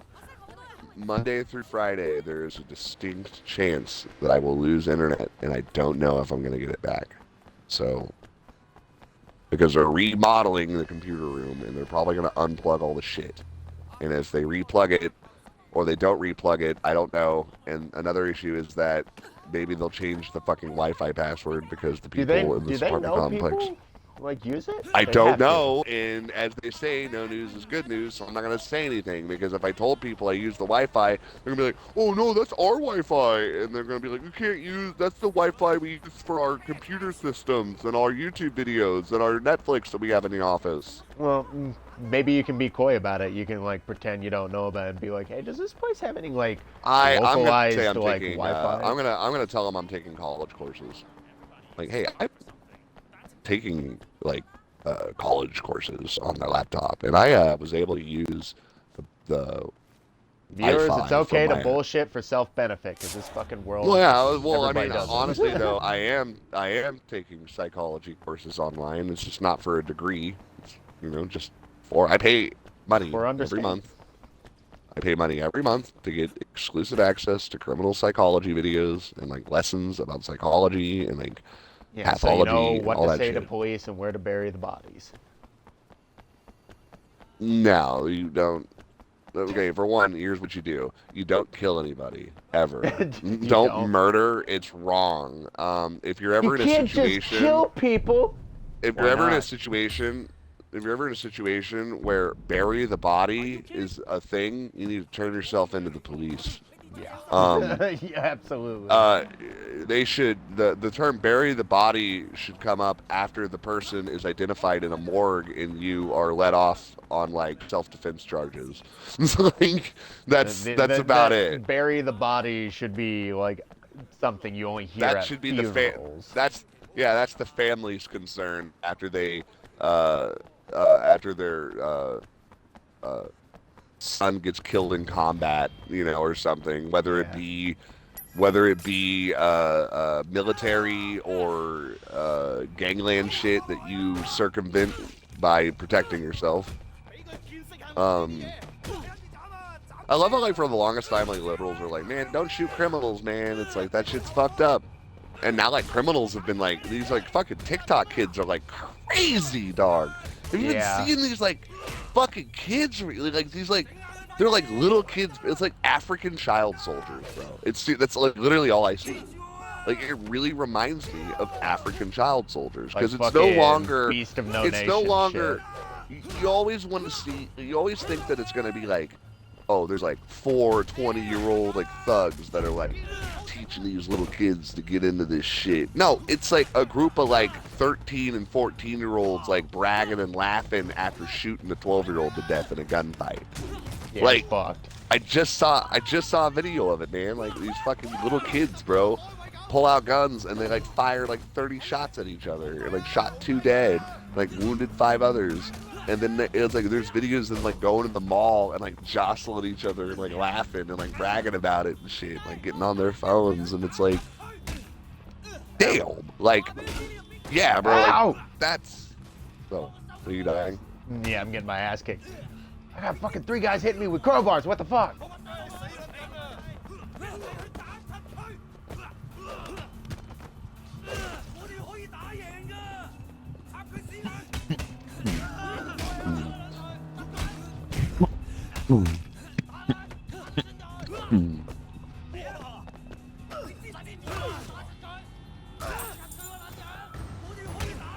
Ah!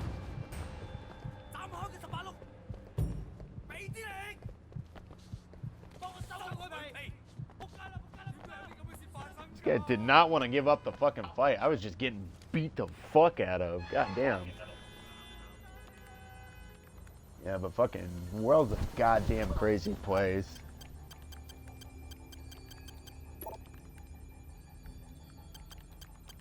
Hello? Oh. Just making sure you're there. I'm asking, my buddy, question. Oh. I hope he answers. Probably not going to answer fast.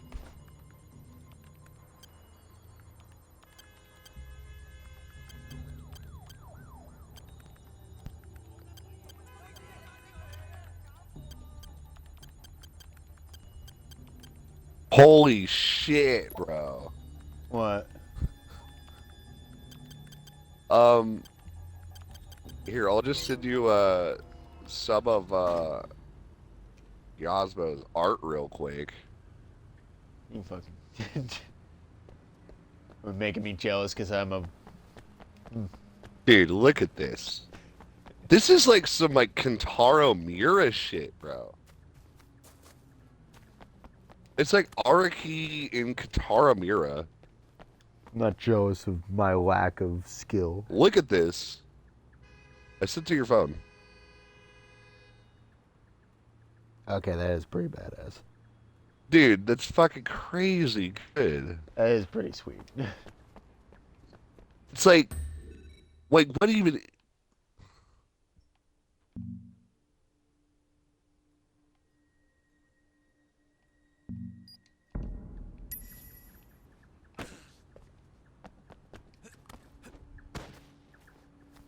Like, what would you equivocate that to if you had to pick an artist?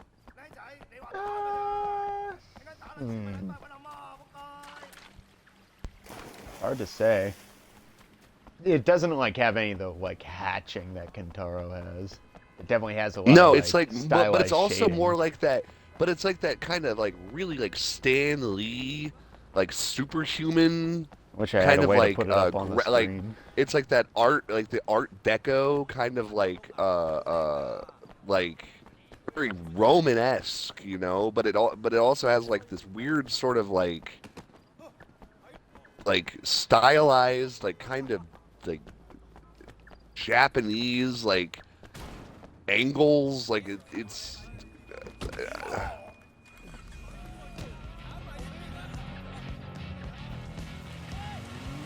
Like how he's a horseman. It's a seal. Oh. Seal? Yeah, seal. Sorry, I don't know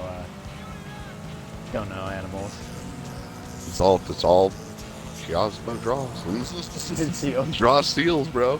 He draws steel people. Yeah. I That's his like the thing. look of the seal. No, it's his favorite animal, so he just draws steel people.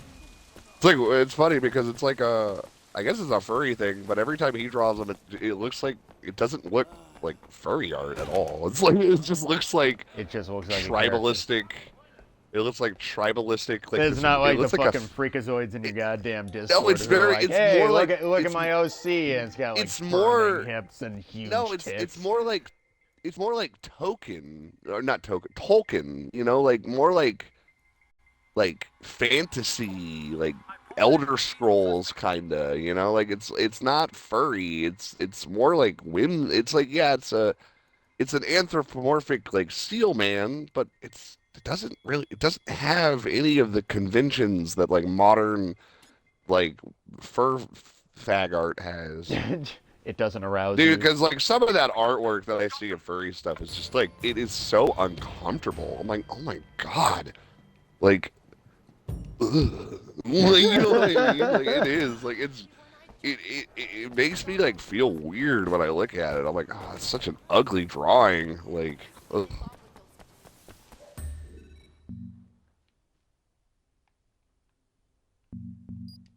Anyway, you talk for a minute. Sorry, I'm just like burning all my furry artwork. Oh, nice. No, on the fucking internet. If somebody actually heard that, they'd probably take it and run with it. Yeah, the dead man, Fred, he draws furry artwork for people to jerk off to or some shit. Sorry, I totally missed what you were saying. I'm not going on my phone. I know I shouldn't look at my You're phone in checked the middle out. of streaming. You're a fucking typical millennial. Checked out. Typical goddamn millennial. Always on your phone. Always your fucking nose to the grind. Oh god, I saw like a video recently of like some broad actually had the audacity to laugh at a man for having a flip phone. I was like, what fucking business is it yours? It's a flip phone. It just means it's, I don't know, a little more rudimentary and it's probably used for business. And people are way too fucking judgy over technology and shit these days. It's ridiculous. You always have to have the new thing, the fucking bigger, more advanced piece of crap that's gonna break in 2 years. Hold on.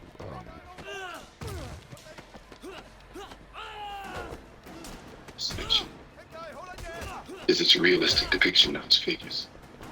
When the characters reach the maximum, they were exaggerated, as always happens.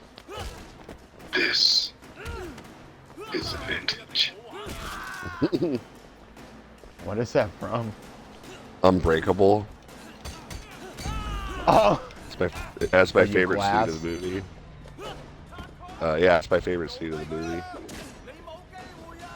Where you're talking about the comic book artwork.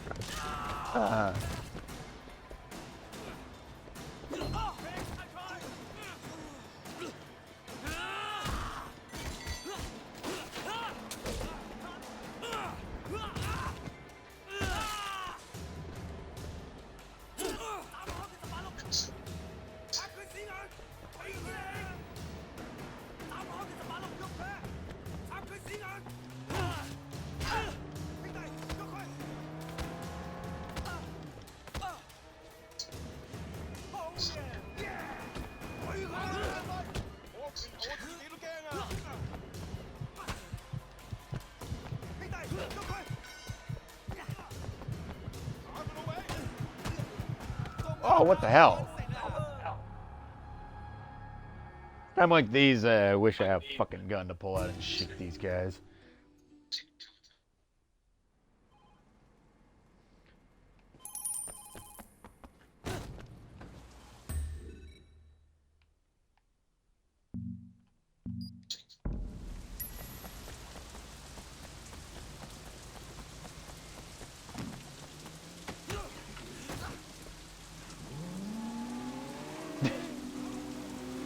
Of the idea that Wade just pulls a fucking helmet out of his butt too.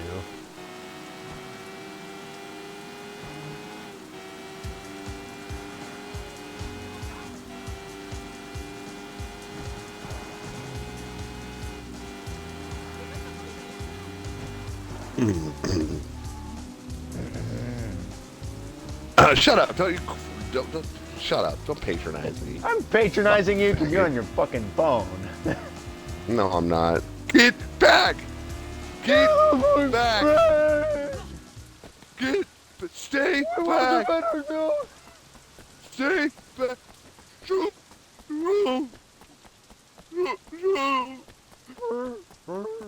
Wow, you pulled a gun on a guy because you were about to get your butt kicked? Was he on Twitch when he did that? Did he like film? Okay, wait. Because So the how whole does he altercation was called because like somebody like get away with like saying the F? How does he get away with saying the F slur on Twitch without getting like? Because he like said the F slur like a lot in that, and it's like, damn, bro. I honestly don't think it's a big problem. When in the context he was using it, I could see Twitch like caring. You fucking F slur, stupid F slur, and like not saying like fag. He's like saying the whole 2 syllables. Damn it! Oh, what the fuck? These fucking knife guys, dude.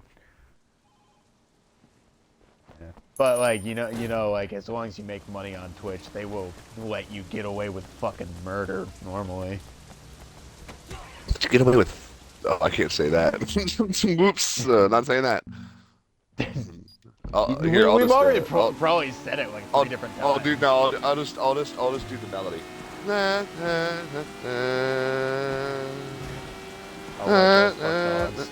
No, don't say it. You can't say it. White girls fuck dogs, dude. They really fuck dogs. Don't say it. No, you can't. White girls let fuck dogs. Yes, they really fuck dogs.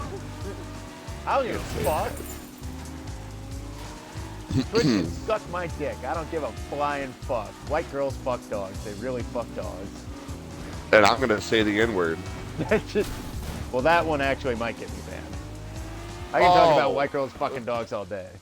No, you can't. No, you actually can't. You actually cannot. But they do. But you can't. I need to speak the What truth. they do? What are you fucking? What is this goofy strap? What I do? What they do? Look, we all know. We all know they do. That's all. Deadman, what the fuck are you doing? Well, I'm just saying what they do. Look, we all know they do it. Okay? We all fucking know they do it. All right? Shut the fuck up and go out there and make a joke about being gay. Okay? Well, I'll fucking say it again. No, fucking. No, Goofy, don't fucking say it. Hey, don't do this for me. Okay? Don't do this for me. Do this for Twitch. All right, do this for Twitch. Do this for the terms of service, man. You don't want to disappoint the terms of service. You know how much put fucking, a lot of money in you know how much man. fucking ad revenue, you know how much fucking ad revenue you have relying on this right now? Okay? Just fucking, okay? So, look, okay? Right? I was the producer on Collider. Okay? I know what I'm fucking talking about.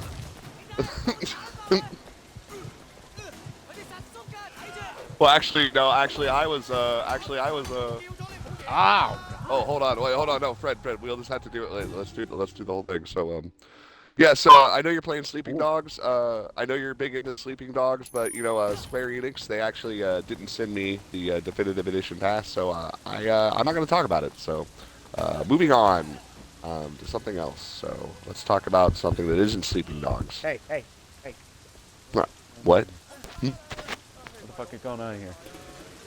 What? You didn't do the bit. You're gonna talk about it. Oh, you are doing it. I'm trying to make it seem like I walked into the room. No, you have to just like cut me off. Hey, no, you're talking about it. What? No, no, I'm not. I don't feel obligated to We put talk about it. a lot of and, money into this ad spot. You're going to talk about it. I don't give a fuck. Okay. talking You know, like I am company shareholder. Okay. No, you're not. No, yes, I am. Yes, No. I am. You don't own Yes, shit. I own 30%. I own the 30%. I own 30% You don't of own- the shares. I No. own 30%. You're gonna talk about it. That's final. No, this is My fucking show. You're gonna talk about what I want, and we've We're- played a lot for this we're ad not- spot. We've played a lot to get them This is- out there. You were talking about it. This is fuck, and then it hard cuts, and it's like, welcome back to Collider. It's like a whole like different group of guys. Like everyone's different. The girls are the same though, and the girls are just like really awkward. Like, they're sitting at like the end of the table. I'm just like, hi. Yeah, so we're gonna talk about Star Wars Galaxy's End. Yeah, I'm really excited to talk about it now. Yeah. Talk about it. Okay. Okay, so it was. You're fine. Yeah, talk about it. It's fine. Nobody's gonna stop you.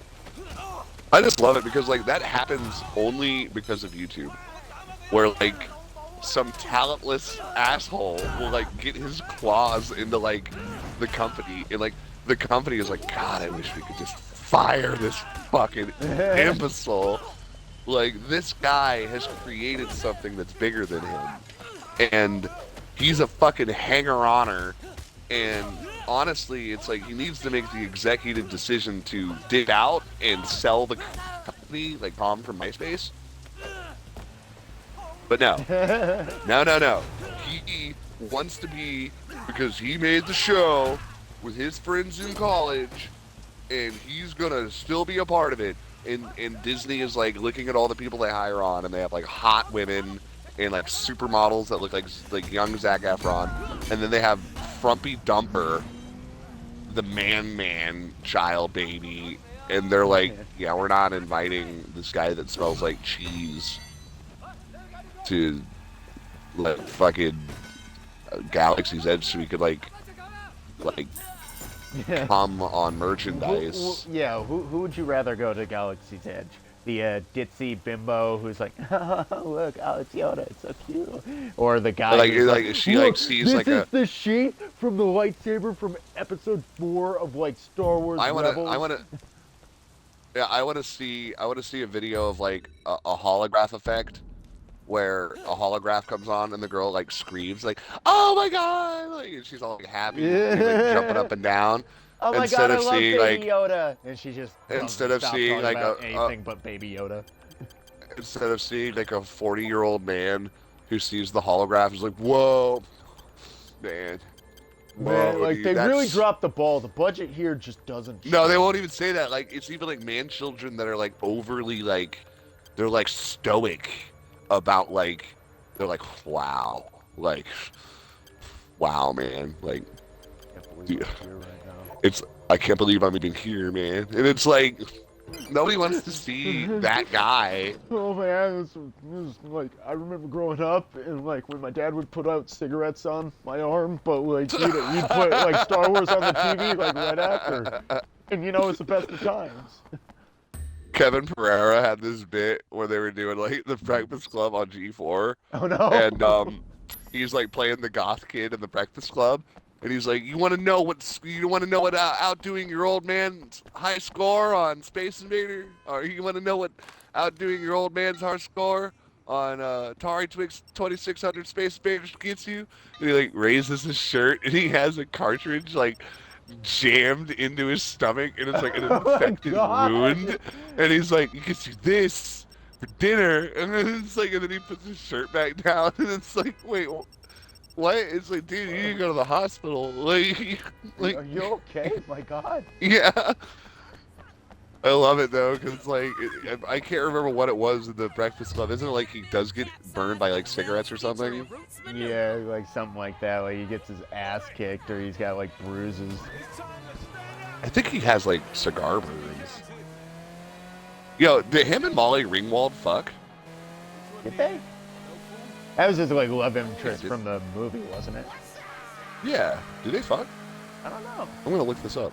I'm gonna look up the Breakfast Club. Let's go through the Breakfast Club synopsis. Yeah, and then at the end of it, in the G4 version, Kevin Pereira, Olivia Munn, Morgan Webb, and Adam Sessler all committed suicide, and they formed a suicide pact, and they all committed suicide and killed themselves at the end. And then the principal is like, and then the principal walks in and is like, not again. And then he walks into the football field and does the fist up, and then it freeze frames and plays "Don't Forget About Me," and it's like, but it's the principal. It's like the principal doing it instead, and all the kids are dead. Ah, shucks. Well, I might as well just go out into the football field and jump up in the What air is this, and dude? Did you see like what is going on with fucking Wikipedia lately? Have you like looked at this shit? What, are they deleting shit again? No. Wikipedia is not for... I typed in the Breakfast Club, and I'm on the Breakfast Club article, but at the top of the article, it adds these blurbs. Wikipedia is not for sale. A personal appeal from Jimmy Wales. Please don't scroll past this 1-minute read. This Sunday, December 18th, as a 22 draws to a close. Our nonprofit humbly asks you to reflect on the number of times you visited Wikipedia this year, the value you got from it, and whether you're able to give $2 back. We are a nonprofit that hosts Wikipedia and 12 other free knowledge projects. If you could please join the 2% of readers who give. If everyone reading this right now gave just $2, they spelled that wrong. We'd hit our end. No, if everyone reading this now gave just simoleon 2, is that how you properly write that? So wait, like, let me get this straight. Is Wikipedia running out of money? We'd hit our annual goal in a couple of hours. The price of a cup of coffee is all we ask. Coffee is only a dime. Wikipedia is a rare exception among top websites. No advertising, no subscription fees, no paywalls. Instead, our nonprofit relies on reader donations. Being a nonprofit means there is no danger that someone will buy Wikipedia and try to compromise its core values. It's easy to ignore our messages, but we hope you'll take 1 minute to think about how useful Wikipedia is in your life. If Wikipedia has given you $2 worth of knowledge this year, please give back. There are no small contributions. Every edit counts. Every dollar counts. Thank you. Jimmy Wales, the founder of the Wikimedia Foundation, read, not dictated, I guess. Please select an amount. USD. The average donation in the US is $14.38, but many first-time donors just give $2. All that matters is that you're choosing to stand up for free, open information, and for that, you have our gratitude.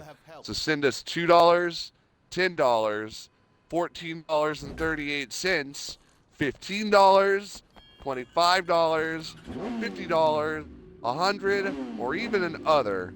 We ask you humbly, don't scroll away. Join the 2% of readers who give.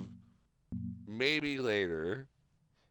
Ha ha. Please Perhaps later. enter your. I hit maybe later. Please enter your email address so we can remind you. No, I'm fine. In fact, I hope Wikipedia. Anyway, dies. The Breakfast Club is a 1985 American teen animated. Anywho.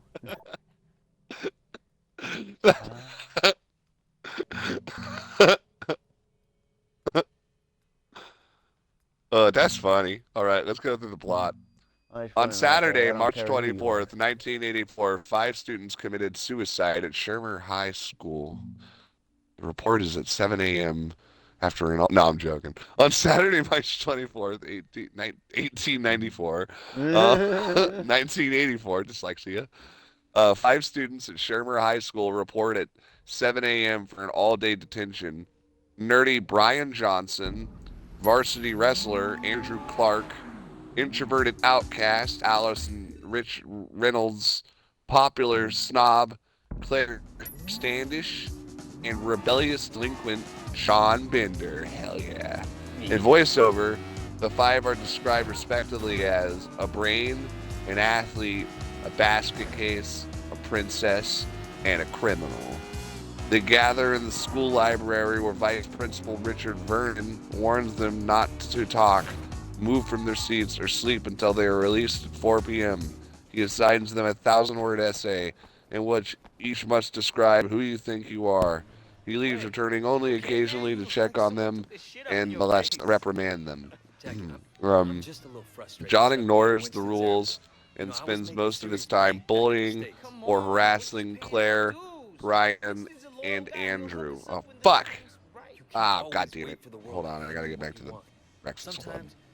Fucking god damn it. It's time to take a little initiative. Okay, so he harasses Claire, Brian, and Andrew. Let me look this up real quick. Claire is... Shit, yeah, there is. Dog Eyes has a Okay, big shipment of stolen he bullies It's good for Dog Eyes. Andrew, Be too much who's too the wrestler, fast. Last thing I need right Claire, now is taking a sticky red pull up my who's ass. the snob, and then who else does he bully? Word is there's only a few low And level Brian the you're nerd. looking after Oh, it. but he leaves the fucking crazy lady Allison alone. Mad impressed. No way he doesn't they all eventually feel sorry for him after seeing how he deals with abusive adults like Vernon, who gives John 8 weekends worth of additional detention. At one point, the 5 sneak out of the library to retrieve John's marijuana stash.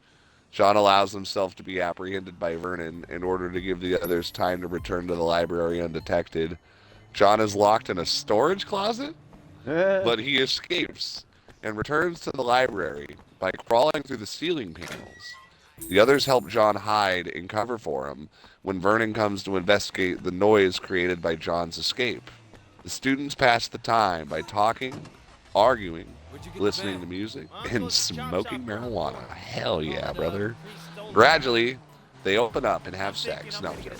Gradually, they open up and reveal their secrets. Hold on, shut up. Shut the fuck up. Now. Gradually, they open up and reveal their secrets and their poor relationships with their parents. Claire's popularity subjects her to intense peer pressure, and her parents use her to get back at each other during arguments. Oh, they're a couple of wasps. Yikes. She's in detention due to skipping. She's in detention due to skipping school to go shopping. John's father is John. A furry? Okay, John is the goth kid. John's father is physically and verbally abusive, and Vernon states that John is in detention for pulling a false fire alarm. Allison is a compulsive liar with neglectful parents and dreams of running away from home. Andrew admits that his father emotionally abuses him to get him to succeed in wrestling, leaving Andrew feeling unable to think for himself. He was sent to detention for taping another student's buttocks together. You forgot about that? Hoping to win his father's approval. Brian is under such pressure from his parents to get good grades that he contemplated suicide. Oh wait, hold on. Stop Brian. Brian's gay. Hold on. Oh wait, so like the bully is gay? Or Andrew is gay? Is that like his thing? I don't know. Is that what they're implying? Andrew admits that his father emotionally abuses him to get him to succeed in wrestling, leaving Andrew feeling unable to think for himself. He was sent to detention for taping. Taping is one word away from another word. So if you take taping another student's buttocks together and you replace the T in taping, yes, I know. It says rapping. So he must have spit some real conscious hot bars at this guy's ass, and it welded it shut from the fire. We all know rappers like to do stuff with men's buttholes.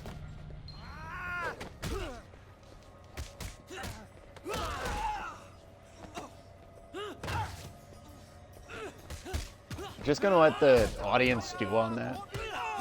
Brian is under such pressure from his parents to get good grades that he contemplated suicide after getting an F in shop class. What a loser! What a loser! Yeah, what a failure. That's another F word I could use. That's an F-A. What a failure! There, that's gonna be my fallback whenever I want to say it. He was sent to detention for bringing a flare gun to school. For that purpose? Wait, he was gonna kill himself with a flare gun? Hardcore. Allison claims that she wasn't actually sent to detention and merely showed up for lack of anything better to do. They all realize that despite their differences, they face similar problems. Meanwhile, Vernon complains to the janitor, Carl, that students today are less respectful than they were earlier in his teaching career. Carl tells Vernon that it is him that has changed, not the students. Claire gives Allison, "It's you that's changed, man, not them." Hell yeah. Man, the world's not different. You are! You are! You didn't sell out your body! You're not who you were yesterday, man. What happened? You got older? You're slipping, man. You're farther away from the things that made you you. And now you're not even taken isn't the journey you should have took, man. You're missing the trees through the forest, man.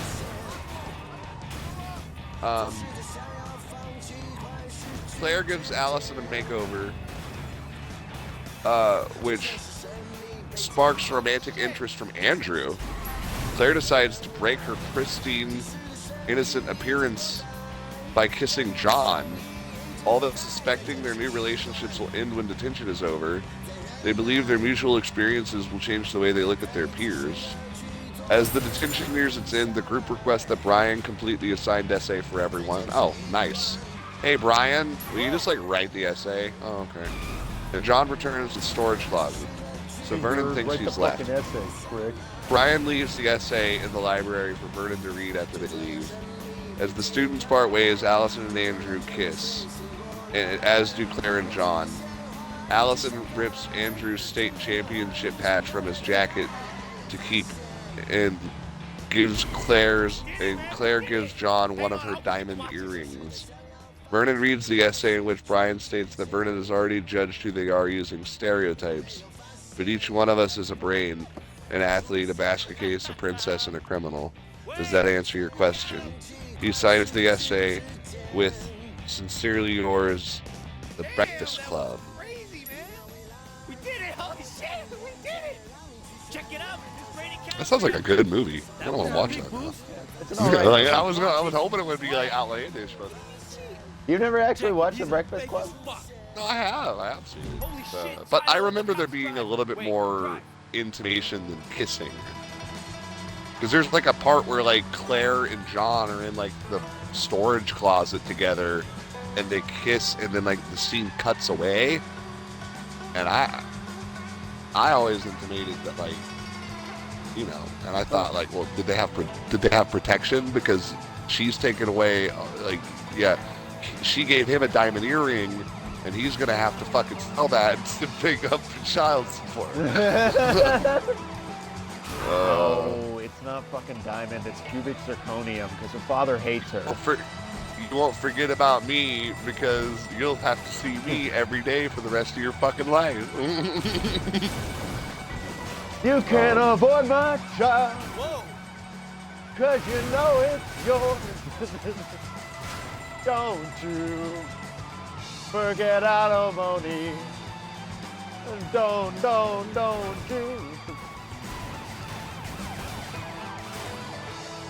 I got a cop on my ass that will not fuck off. That's not my fault. He's trying to get into your room because he misses you.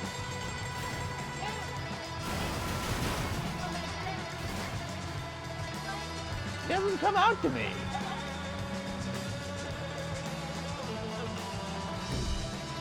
I think that's it. Yeah, they're gone. Clear, man. No wonder Sorry, there's so Sean. many criminals in I mean, this town. No, I'm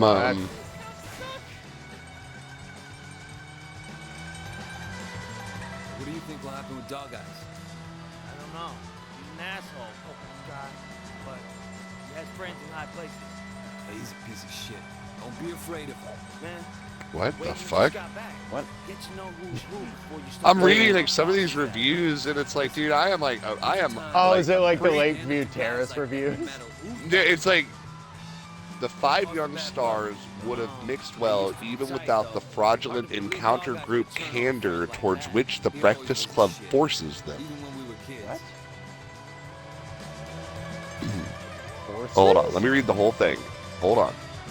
There are some good young actors in the Breakfast Club, though a couple of them have been given unplayable roles, namely Ali Sheedy and Judd Nelson. Adding, the 5 young stars would have mixed well even without the fraudulent encounter group candor towards which the Breakfast Club forces them. How is it that Ali Sheedy and Judd Nelson have unplayable roles? Like, I know. Wait, which one's Judd Okay, Nelson? so like, Judd Nelson's the bully, and Ali Sheedy's the fucking. Let me look this up. Look at the cast.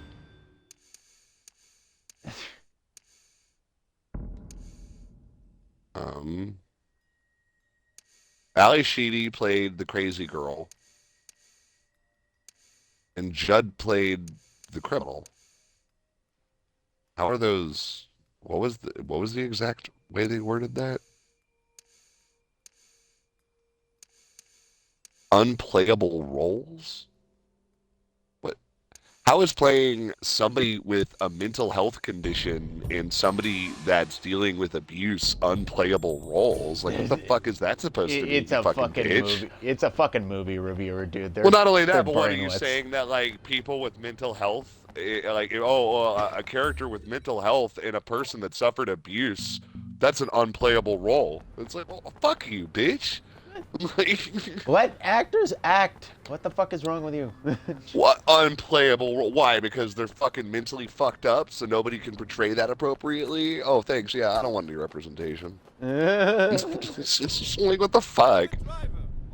Oh yeah, those people don't exist, so we can't represent them. Like, You know? let's hide them like the dregs. Yeah, let's hide them. Let's not even the try dregs to of even society. They explore- are. even if we like explore it lightly in a more archaic way that isn't so serious, how dare we even broach the subject? It's unplayable. Fucking dumb.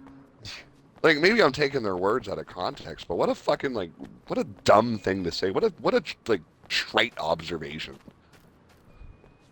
It's just like, what, like, how, like, it's just so fucking like weird. It's like pedantic arrogance, where it's like you think like because you write for the New York Times, like you just know things that are like so avant-garde that you can just say, oh, these are unplayable roles. Don't ask me why. They just obviously are. If you know. Ask me about my It's weed. like, oh, you mean because they're the most complicated roles? So that means it's like fucking dumb. Like, it's just such a bad. The Lakeview Terrace one, we'll actually look that up so I can read it to the audience, because that one's insane. the one where it literally says it's as good as it is bad. And No, it's like, dude, we have to look this up, because it was like, they've probably changed it by now. like the movie's How Old? I don't think they did. It was in a reception. The film holds with an average rating. This thriller about a menacing cop wreaking havoc on his neighbors is tense enough, but threatens absurdity when it enters into excessive pot boiler territory. Pot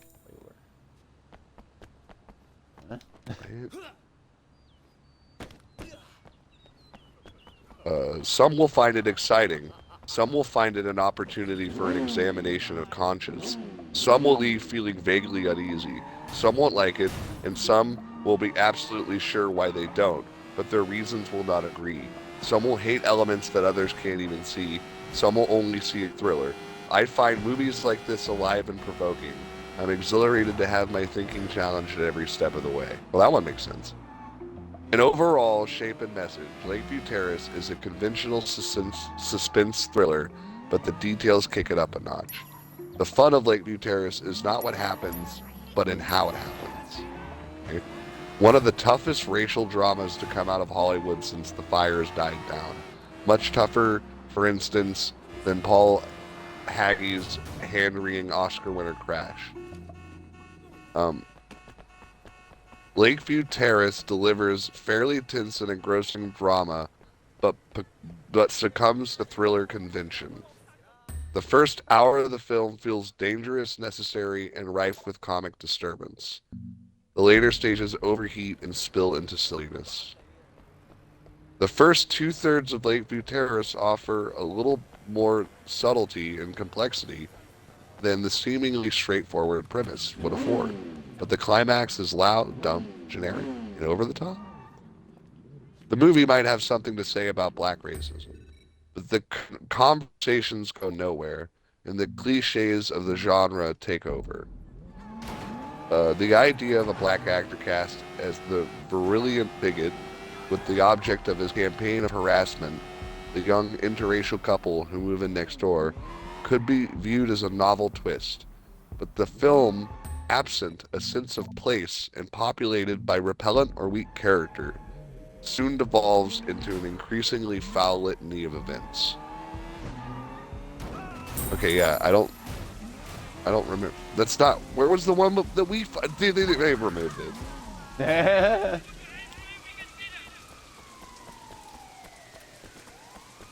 I think it's some will find it exciting. Some will find it an opportunity for an examination of conscience.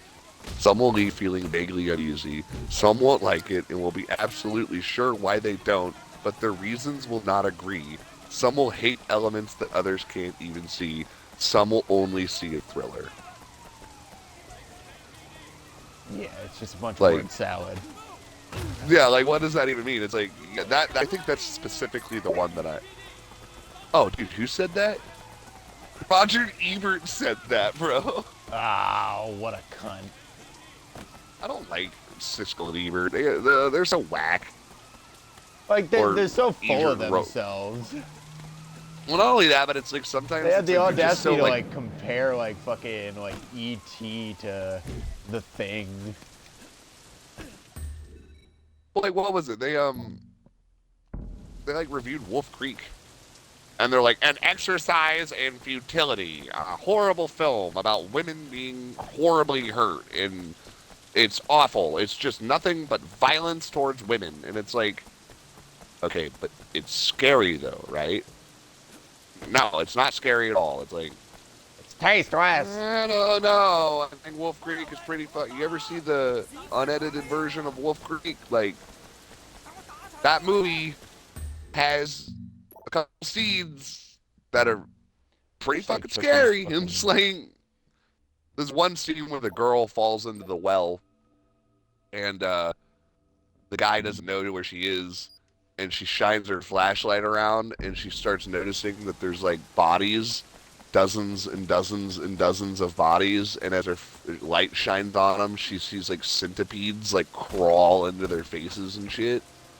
Like, because they're hiding from the light by crawling back into the corpses. Yeah, and that scene is upsetting. Pretty, yeah, actually, they cut it out of the theatrical version because they said it actually made the audience too uneasy. They said like the audience like started leaving after that because like it was just a little. You got to remember, like, in a theatrical environment, the reason they cut some of that stuff is because watching that in a group setting is like a little too much for people, you know? Like, when you're watching it by yourself at your house, it's not a big deal. But when you're like in a group of like 80 people, when you're all watching like something really fucked up, it's like, ugh, like it feels weird, you know?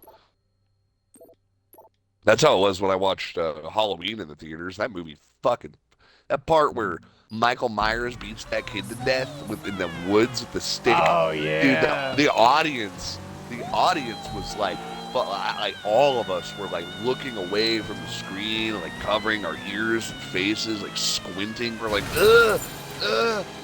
and Rob Zombie like is in the commentary and he's like, people say that this is the most intense scene I had ever made in a movie, and I don't know why. And it's like, it's just lightning in a bottle. It's like the way the ADR, the way the kid screams, the way the camera is so like static and like in your fucking face, and how violent and loud, and it's also abrupt.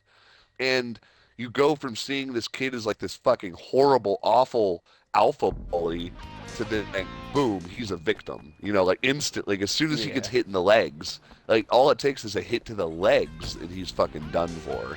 And he screams like it hurts too. Like, because he whacks him in the fucking shins with the fucking... real rough.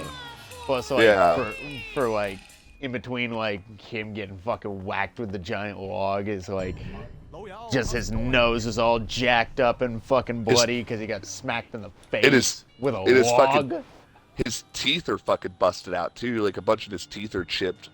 So it's like, you also see that, like, Michael fucking, you know, broke his teeth, like broke like because it's like bash his teeth out. Yeah, like fucking bash his fucking teeth out, which is a felony, by the way. Oh, attacking somebody and like smashing their teeth out—that's illegal. Never would have guessed. Yeah. Following them into the woods. God damn.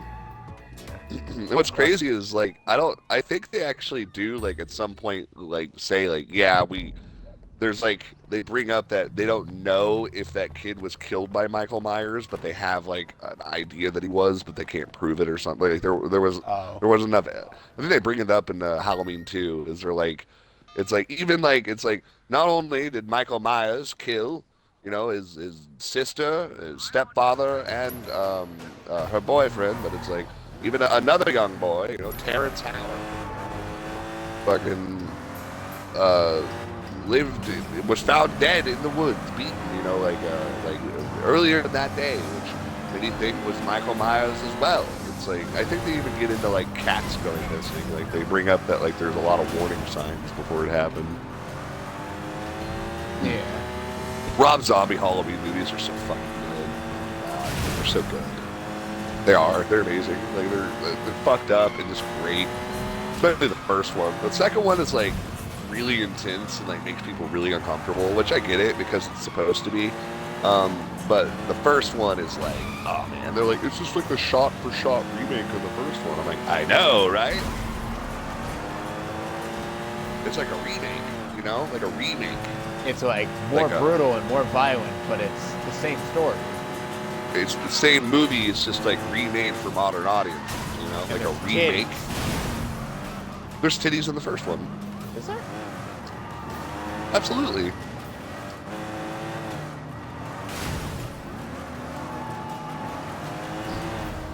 Hey, I'll be right back. All right. Break time.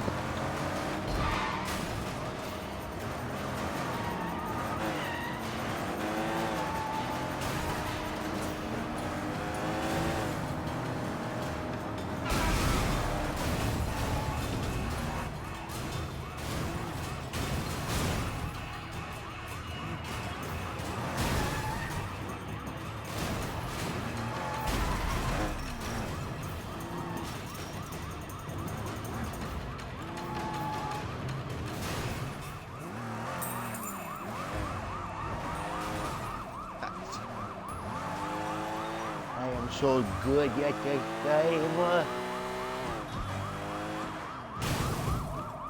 Alright. Our turn.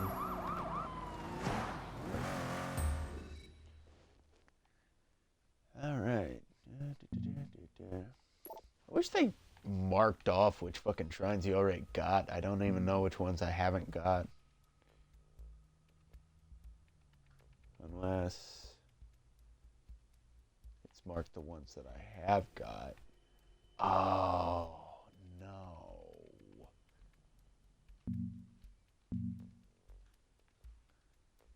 Wait, is that what this game does? Oh, no. Yeah, it marks the ones that I have got. That's nuts. Alright. I won't worry about it then. That sucks though. How the heck are you supposed to know which ones you have and haven't gotten?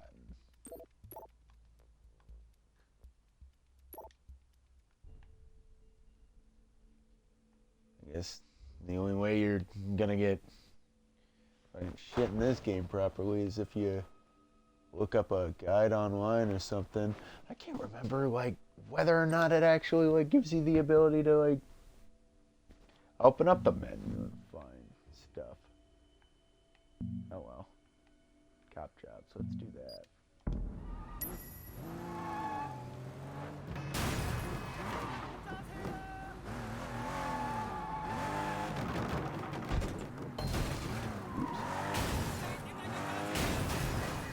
Whoops. Damn, this car is so nice.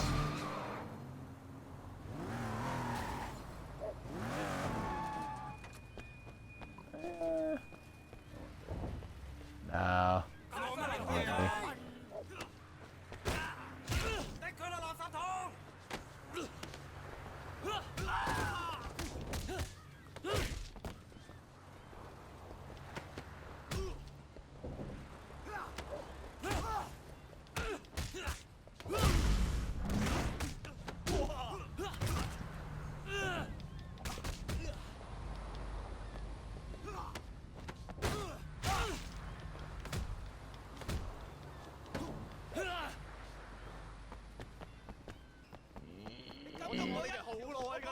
I was trying to fucking tackle him.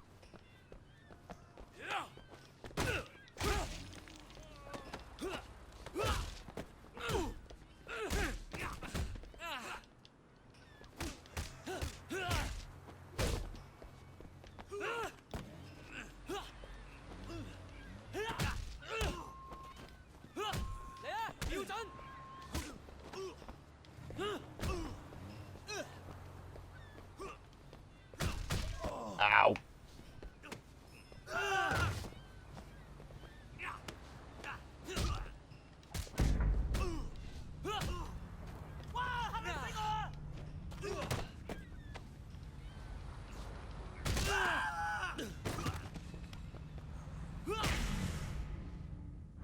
Damn. Sorry if I'm getting quiet. I'm focusing too hard right now. So it's actually, 'cause I don't remember. Yeah, it only reveals them on the map if you found them. Okay. Alright. That's bizarre, but okay.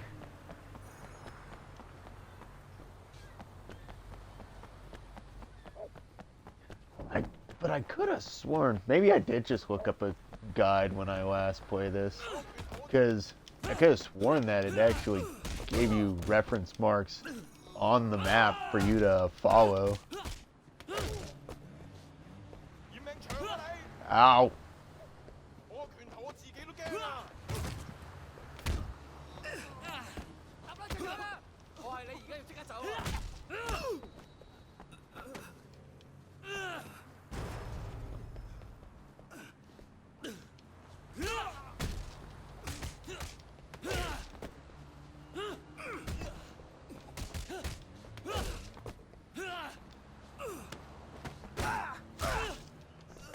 That setup, it's almost like there's not enough distance between me and him to actually land that second kick when I break off.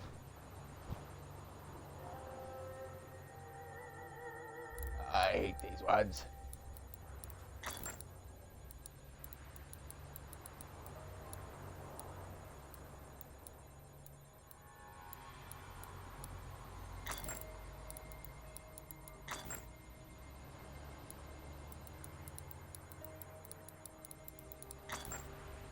Damn it.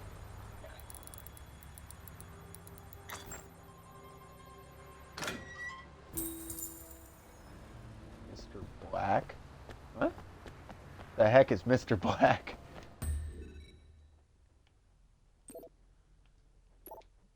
Yeah, it really does. Oh, it does show you the shit you've already found.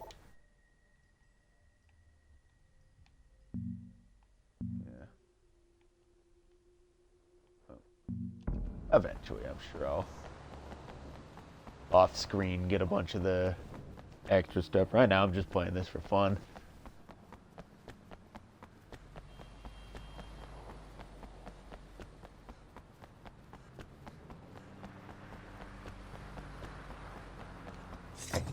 Don't mind me, bugger.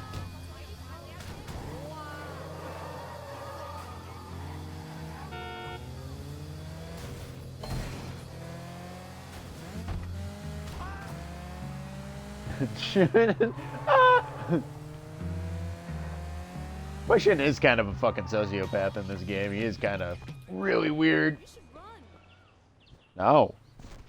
You should. Heavy gunfire reported. All PTU, please respond. What? PTU on the way. Thank God you're here! Nobody back down! Come on! He's making a run for it. Get him back, alive. Chief wants to talk. Haven't gotten me yet! You never will!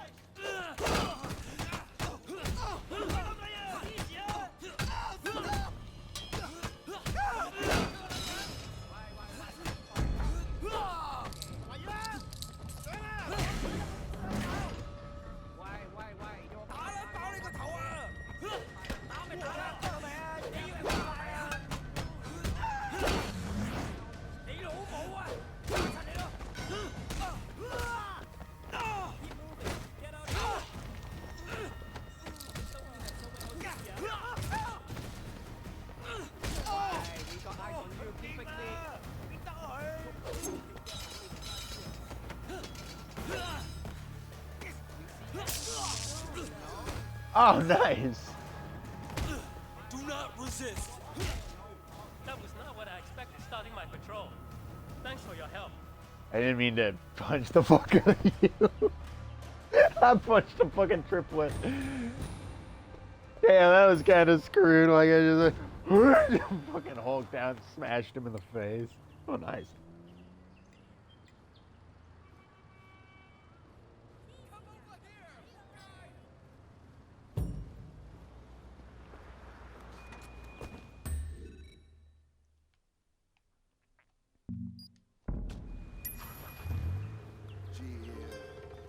Cop jobs are just for extra shit, but it's a little fun.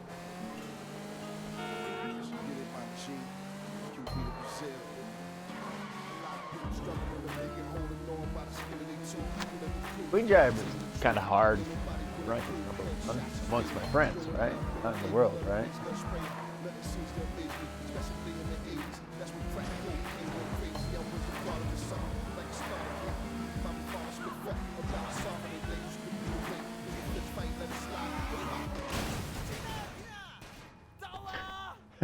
I'm here to help with police work.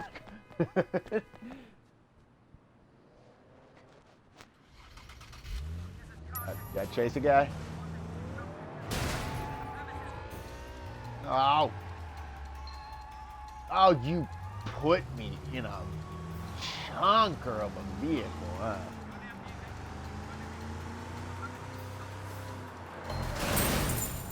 Sorry.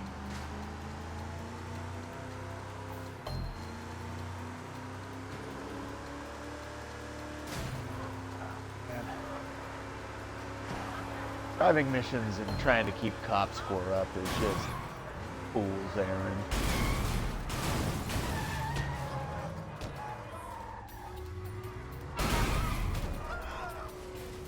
HQ has identified the suspect. They need him in one piece and able to talk.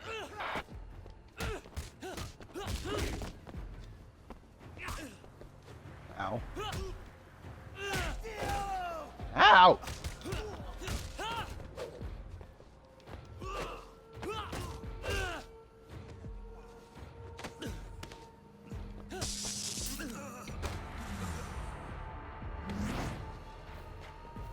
Hey, buddy. He's done. Got him in custody.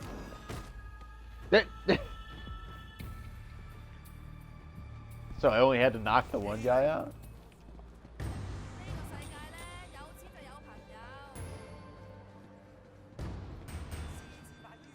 HKPD SUV unlocked.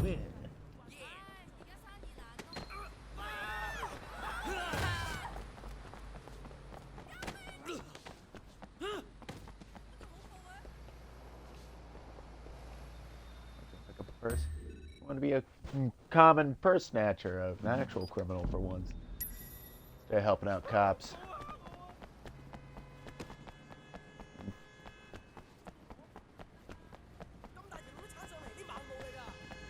What was that?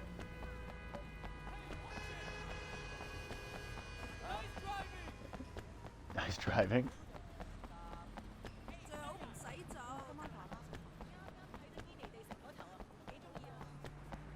This is a perfect game to play on Twitch. Appeals to all the right demographics. Real fucked up thing to say. I apologize. No, I don't. Can't make me. We got an AR in progress. Is there a tactical unit Ah! available? PTU en route. Please stand by. Scared me.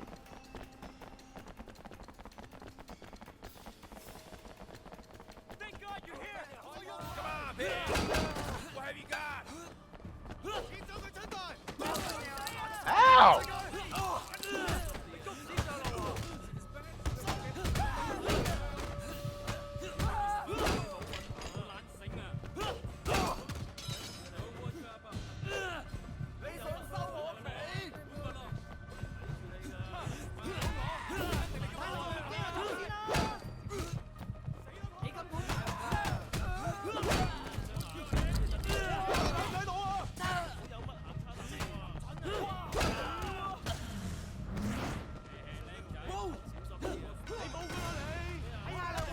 Ow!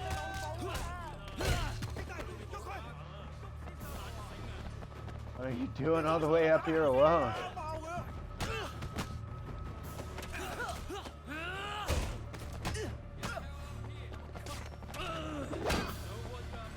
What the fuck, game? You're under arrest.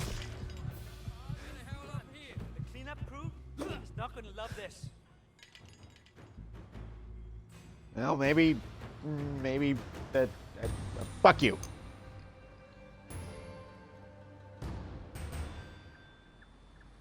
CSI outfit. Is that the one that I was just wearing? Kind of goofy to me.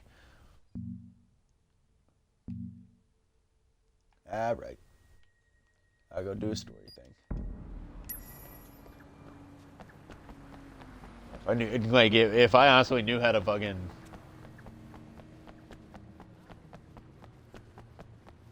find all the collectibles, I would. That would make for an interesting stream, though. Half the time I was just dicking around because I was talking with Jack, but fortunately he hasn't come back yet. You okay?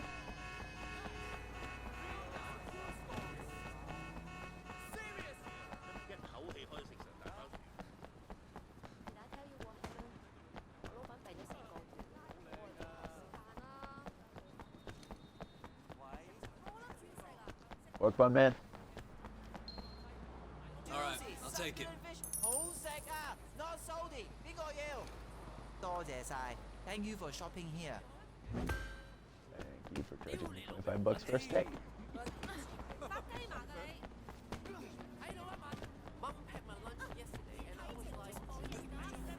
Mom packed my lunch yesterday.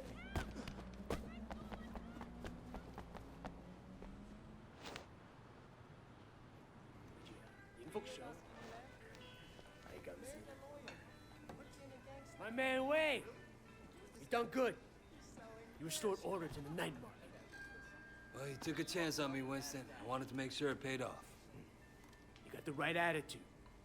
It's gonna pay off for you. You'll see. You know anything about the minibus racket? Well, same as everyone. If you want to drive a good route, you pay the toll. That's right. You know the pickup on Marlboro Drive? The most profitable route in the Marlboro? whole fucking city. From now on, Cigarette? it's yours. Thanks. I appreciate it, Winston. Dog eyes won't. Right now it's his route. But you know how to deal with it, huh? It'll be my fucking pleasure. I gotta take this. Take a few of the guys with you to back you up. Let's go.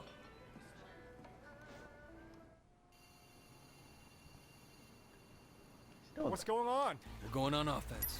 Taking over Marlboro Drive. One man per stop. Anybody give you shit? Fuck them up. Smack them around, no killing. What, afraid of little blood? Dog Eyes is son on ye. We're taking the route, not declaring war. Kicking ass is fine by me.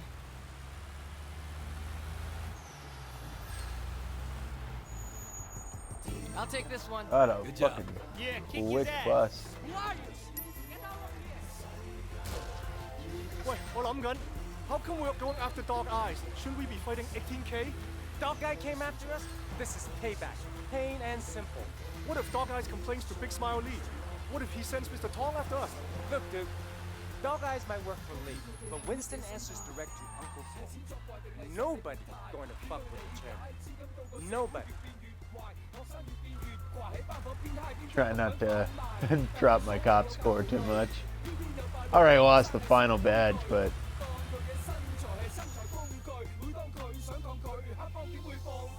Hey, you haven't paid. Stop, we'll beat you. This is our stop now.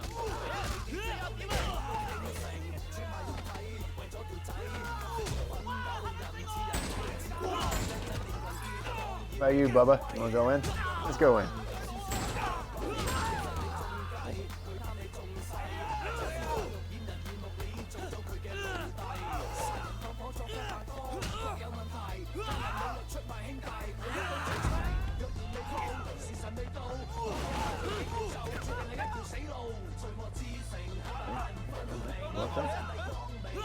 Fucking fight, you bitch.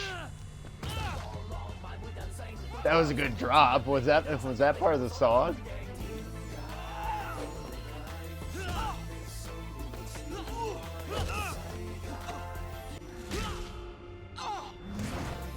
Yeah, fuckers.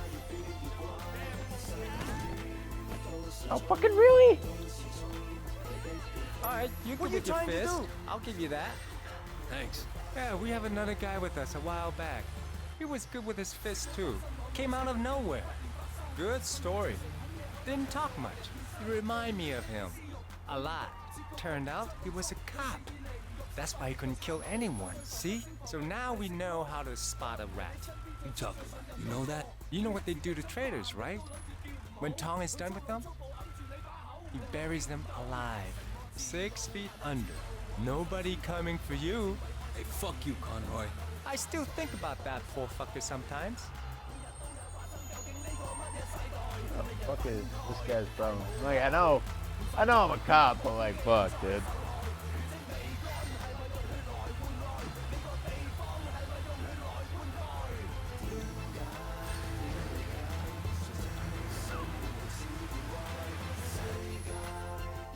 Let's go. No, you stay here. I'll deal with this. Watch how a real man does it. Son of a bitch.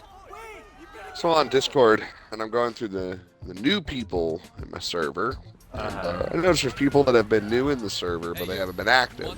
So I'm going through and I'm DMing them. And I'm like, hey, if you're active in the server, I'll give you image perms and stuff. And we'd like to have you, you know. And most of the people I've messaged have been like, oh, thank you. Yeah, I totally forgot. Like, yeah, no, I'll be active. It's cool. Thank you. And this one guy's like, no, I just want to lurk. And I'm like, that's fine, dude. You can lurk. It's like, do you want image perms and stuff? And it's like, no, I don't want to be a mod. And I'm like, no. Like, being a camper just like lets you, you know, it's like mods are this. Like, you know, it's like I thought he had his roles confused. And he's like, nah, I'm good as is. And I'm like, well, I'm still gonna give you the camper role anyway, because you know, just because you don't talk doesn't mean you're not welcome to be a part of the community. And I'm like, oh, and you can use the music bot whenever you want, by the way. It's like, if you want, you can use the music bot, like, you're allowed. And they're like, no thanks. Like, I'm sincerely, I'm good as is. I'm like, or he's like, waste your time on a better person. I'm like, you alright? And they're like, just bullshit, like, blah, blah, blah. Yeah. And eventually they're like, look, I'm just gonna tell you this as kindly as I can. Fuck off. I'm good as is. And I message back, you're a cunt-faced bitch. And they're like, and then they message back, and you're blocked. But before they could block me, I sent them an emote of finger guns. Jeez, dude. What? I extended an olive branch and then I bat it away? It's like, you're a cunt-faced bitch, you know that? Fuck. Like, I'm sitting here being nice as fuck to you, and you're sitting here telling me to fuck off. It's like, go fuck yourself, pussy.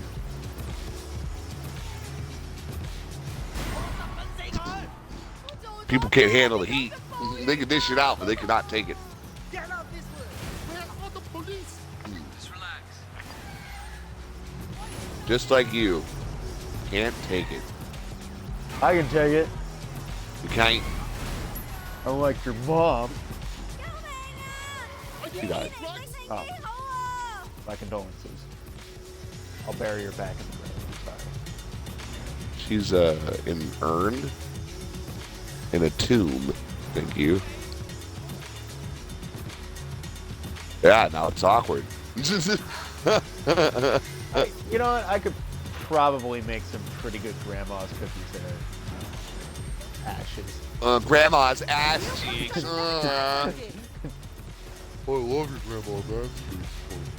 Oh, Patrick, there's nothing better. Oh, Patrick, there's nothing better than Grandma's ass cheeks. Ah. I'm a little too good. I'm ugly and I'm proud. What's better than serving up a fresh hot smile? Dang. What was that episode they released like a couple of years ago where like Squidward like puts his head in an oven? I thought you were talking about the one where he puts his mouth on the barrel No, of he's the like, shotgun. no, he's all like, oh, today is just not my day. And he like puts his head in an oven and he's like, I burnt the cookies. And it's like, oh, what?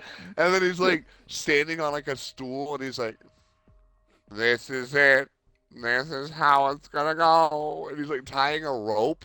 And then like it pans out and he's like putting up a ceiling fan. And it's like, what the fuck? I'm not even joking. It's real, bro. It's real.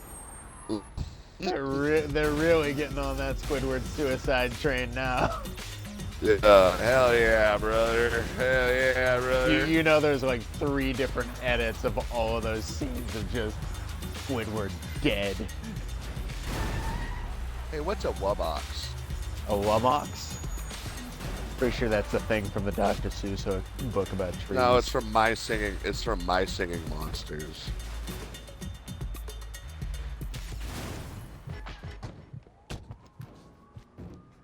Ah, yep. What, everyone that joins the server, like I give them like a name, and like nobody, like I was like scrolling through the names of like people I've named in the server, and like nobody escapes, bro.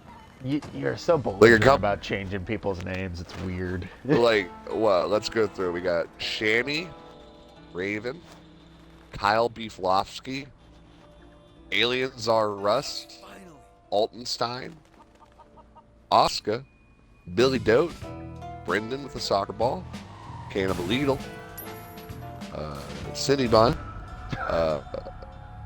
Haida, June Orr, oh, they changed their shit. No, they're still in the server, but they blocked me. Did they not relet that person that I called a cunt-faced bitch? They blocked me. I'm the owner of the server they're in. They don't even realize that, do they? No, I think they don't they're even just know staying in there as out of spite. That's hilarious. I'm gonna name him cunt-faced bitch. Cunt-faced. You're so mean. You're so awful.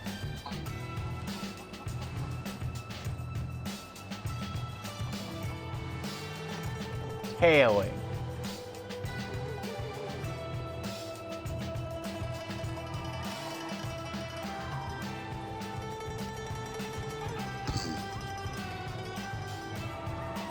What's suspicious about me following a sports car in a... What's funny is like above offline, but under the Robot Alumni, I have a space called Privilege Revoked, and it's the roles are Not Cool Rat, Privilege Revoked, and Muted, and they're putting their own little category, and their nickname now is Cunt Face Bitch. It's under privilege revoked. It's cunt face bitch. So polite. Where'd I leave off at though? What exciting like music for mundanely chasing down a fucking guy in a chicken cart. Apparently there's like what's the name of the actor that plays Hawkeye? Cunt face bitch. No, the name of the actor that plays Hawkeye. Jeremy Renner. Jeremy Renner. Yes. Yes. It's a pleasure to be in the same room as you guys. You guys are world celebrities. Then I want to ask you, does this position come with a lot of responsibility? Do you look at it that way? Kind of with responsibility. I mean, I am committed to self-improvement, and I work at being the best person that I can be and using this platform for as much good as I can. But it doesn't mean that I don't make mistakes, but I'm very comfortable with that and allowing myself to learn from those mistakes. Sure. Yeah, I'm pretty accountable and responsible in my own life at any rate. So celebrity is not something that I used as any sort of platform to be more responsible or accountable, I suppose. But it's certainly an absolute blessing to see the joy on kids. Oh, God damn it. Yeah. Where are you watching? The Jeremy Renner Brie Larson interview. It's entertainment world. You know, can you guys when the film releases, can you watch it as a fan like we watch, or are you too involved in the technical part of it and watching everything closely? I'm a huge fan. Yeah, it depends. I mean, with something like this, I think I will definitely be sitting there as a fan just because we haven't seen it. So we'll be sitting there in the theater watching it with an audience seeing it for the first time. So it'll be a thrill. Right. You know, if you could use any superhero power from the Avengers and use it in the real world, whose power would it be and where would you use it? Gosh. Oh, no. I like fly. I like anybody could fly. I know, I probably could fly. I feel like I'd probably fly just because I like to travel and it seems like it'd be a lot easier. Yeah. So what is the best part of being on a set the day all the actors are there? When all the actors are together on a set, what is that? We may or may not know what that's like. We have no idea. Yeah, I've worked with them all in the past, and nothing gets done. It's a lot of fun. It's a lot of fun, but nothing gets done. And Robert Downey Jr. gets the lunch, and that's what you guys It's a lot of fun with that. There is the Downey lunches that are quite fun, yes. And you know, when you were joining the franchise, what were your expectations? Did everything fall into place so easily? I feel like I came in at a really special time. Right. Mm-hmm. So in particular, like my first day really at work was doing the Marvel 10-year anniversary photo. So my introduction into this world was to hang out with everybody and meet everybody. So I felt very comfortable then when I went off and did the solo movie that I had this support and this family behind me. Right. My last question is, your film collected over $1 billion. All you guys are coming together. The fans are saying this will cross much more than that. What are your expectations? I don't know. Yeah, I don't have any. So is there a point to this? I don't know. I thought it was apparently supposed to be some kind of like tell-all interview that's like really awkward. Okay. Did you get Popstar supplier? I got it. Oh. So did Popstar. 2 shots in the chest. Damn. What is this faggot saying? Time showing that Jeremy Renner absolutely hates this woman. He can't stand her. He can't stand to be in the same room as her. You can tell by his body language, and he also throws some major shade at her directly after her. We just Okay, hold on.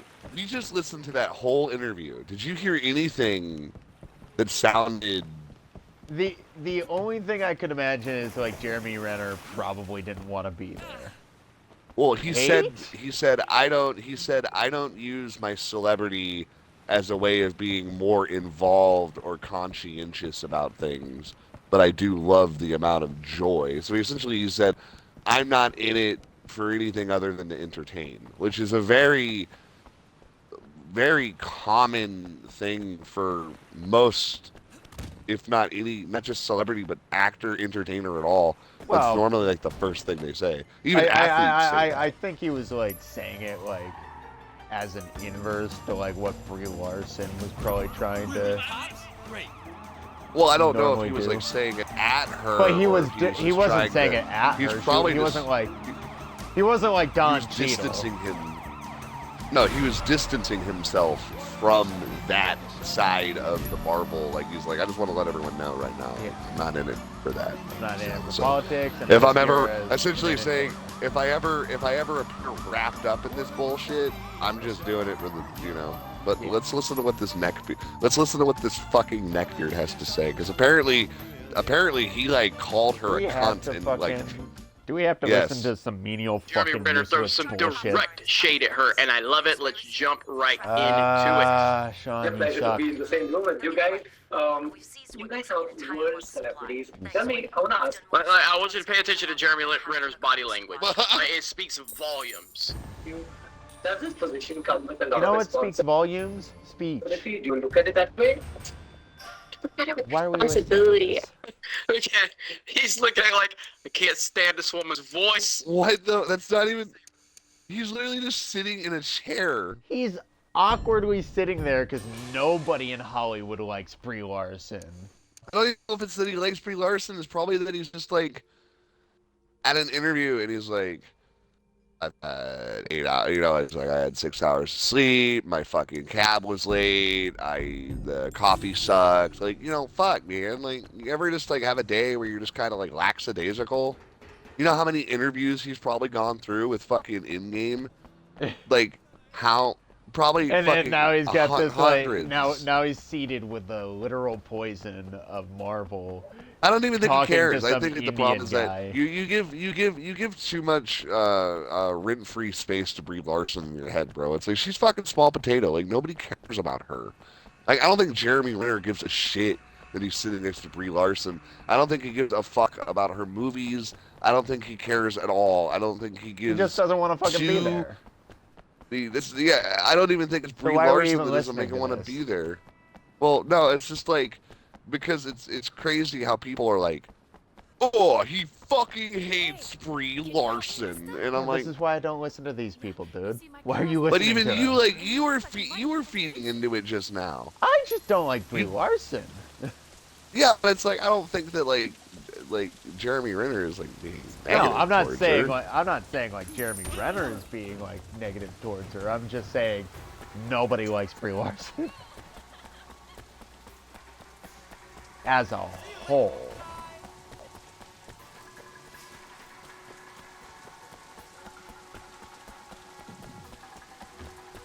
My own life. For fuck's sake. So, celebrity is not something that I use as any sort of platform to Still watching it. to be more responsible or accountable. Oh yeah, she does look pretty pissed off though. She doesn't like that. Now like, I'm looking at the Yeah, now that I'm looking who's at that video. who's more annoyed about the fact that like Jeremy Renner said the thing he did is Brie Larson because she's a cunt.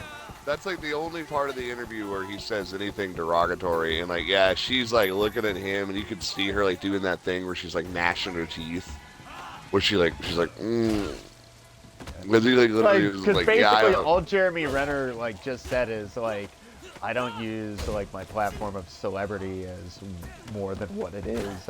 I'm an entertainer. And like in her mind, she's like, this motherfucker, this is what he said to me just now. You know, I'm not up my own ass about this, and I'm not like holier than thou. That's what Brie Larson probably thinks. What is it? It's like the difference between an actor and a know-nothing Hollywood type. Yeah, but like, I don't even know. I like Jeremy Renner as an actor, and he's okay. I don't like Brie Larson as an actor. I think she's a dickhead.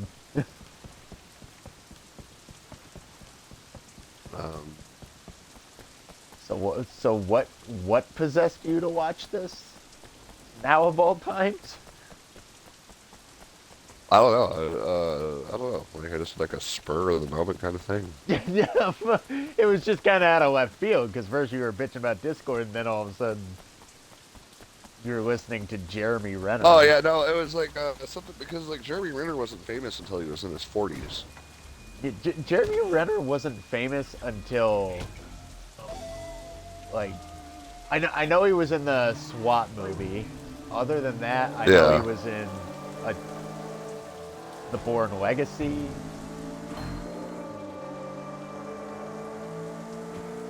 But yeah, other than Marvel movies, I'd have to actually really think about what I've seen Jeremy Renner in.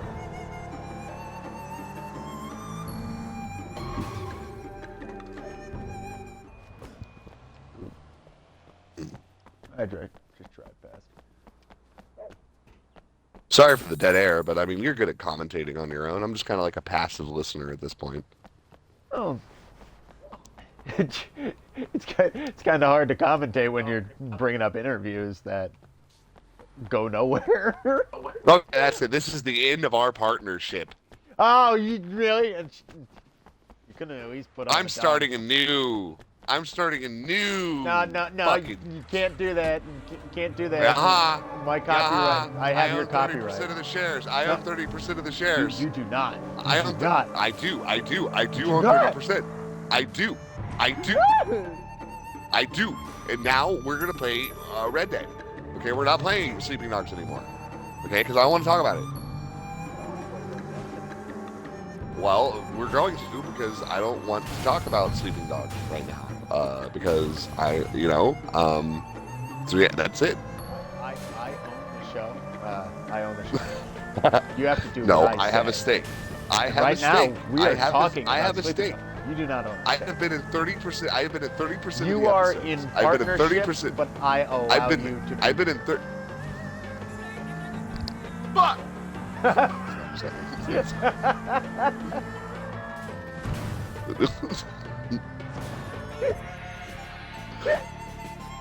So fucking dumb.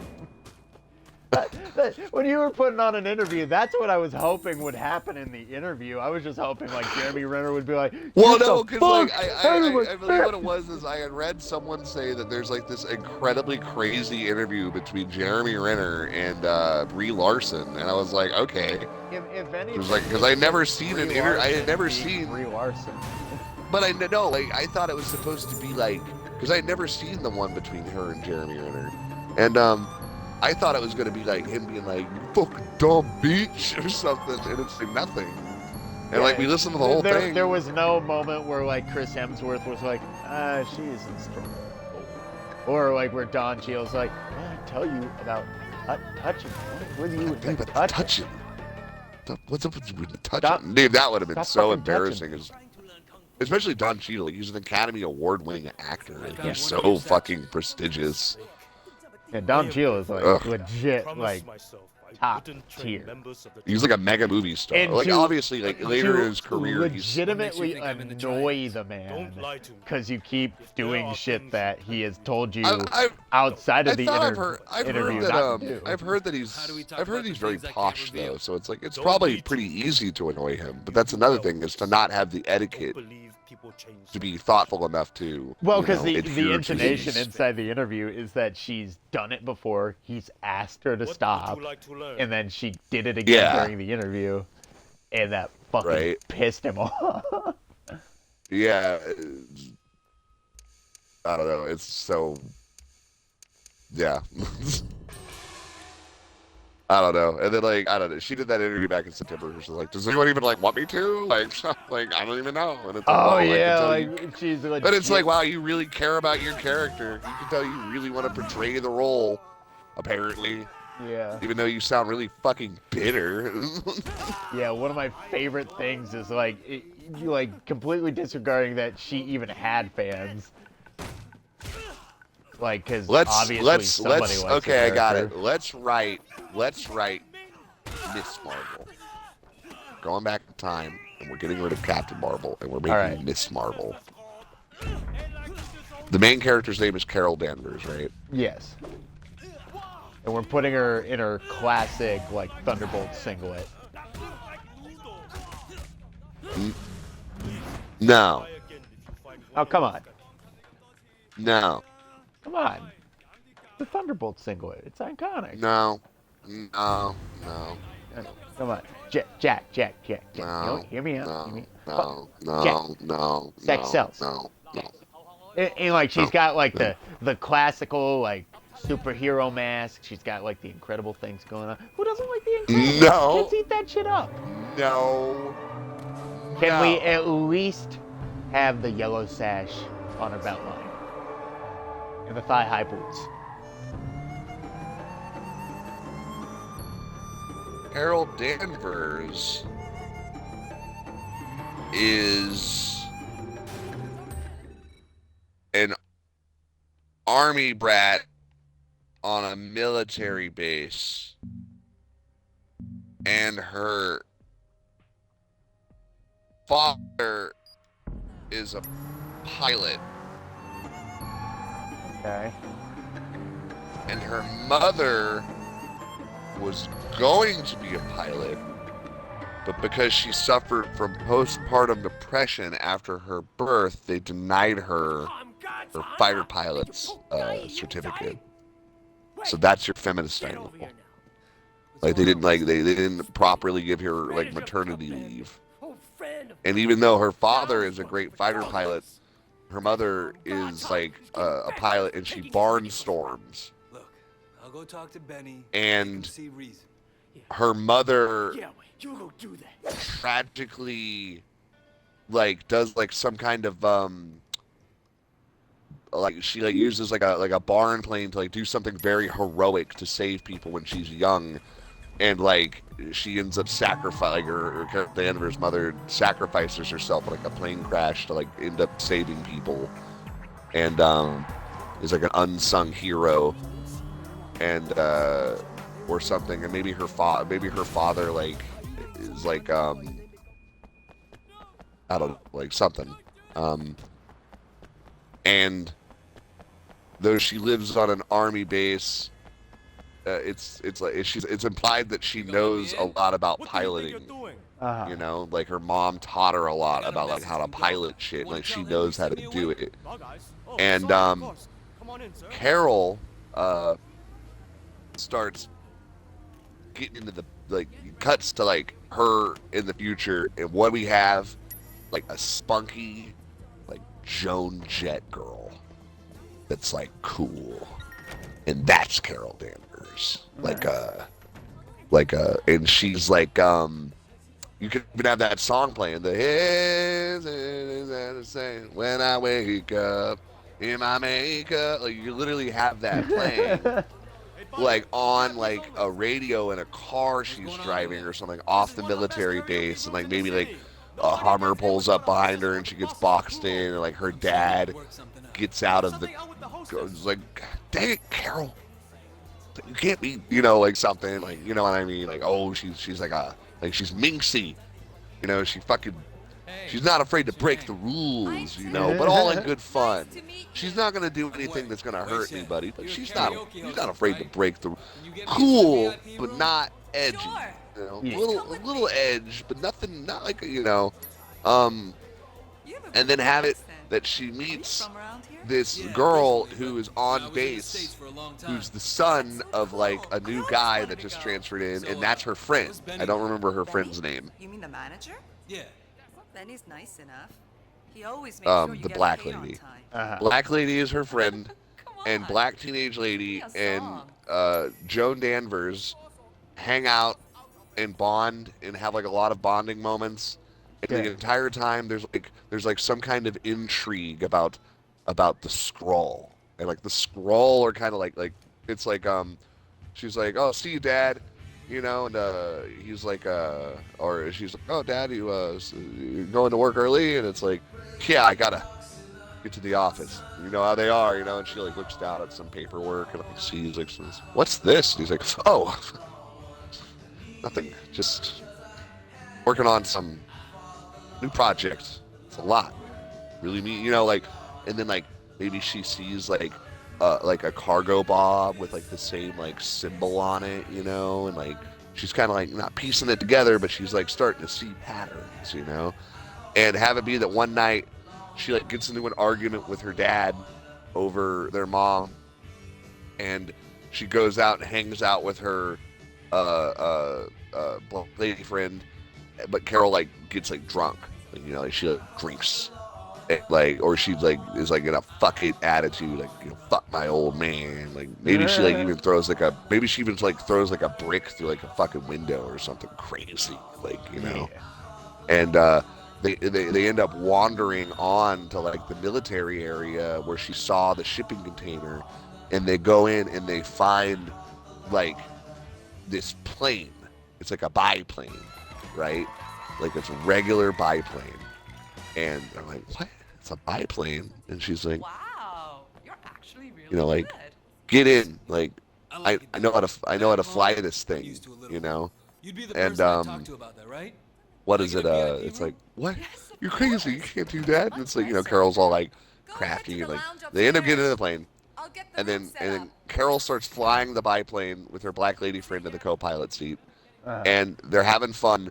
But then all of a sudden she sees like something on the flight deck, and she switches it, and the plane like transforms into like this fucking crazy hyper advanced like alien spacecraft, and she loses control of it and crashes, and she gets out and there's sparks and shit, and she sees like sparks on fluid, and she like she gets out of the spacecraft, and then she looks back and sees her friend is still in it, and she heroically goes back and pulls her friend out, and then it explodes and hits her with the experiment goo, and then everything gets hazy, and like Carol like is like on the Skrull planet, and what it was is that like the government had the Skrull ship, but when she hit the button it activated like a beacon, and then when it crashed they found like the black box of like Carol, and they took her, right?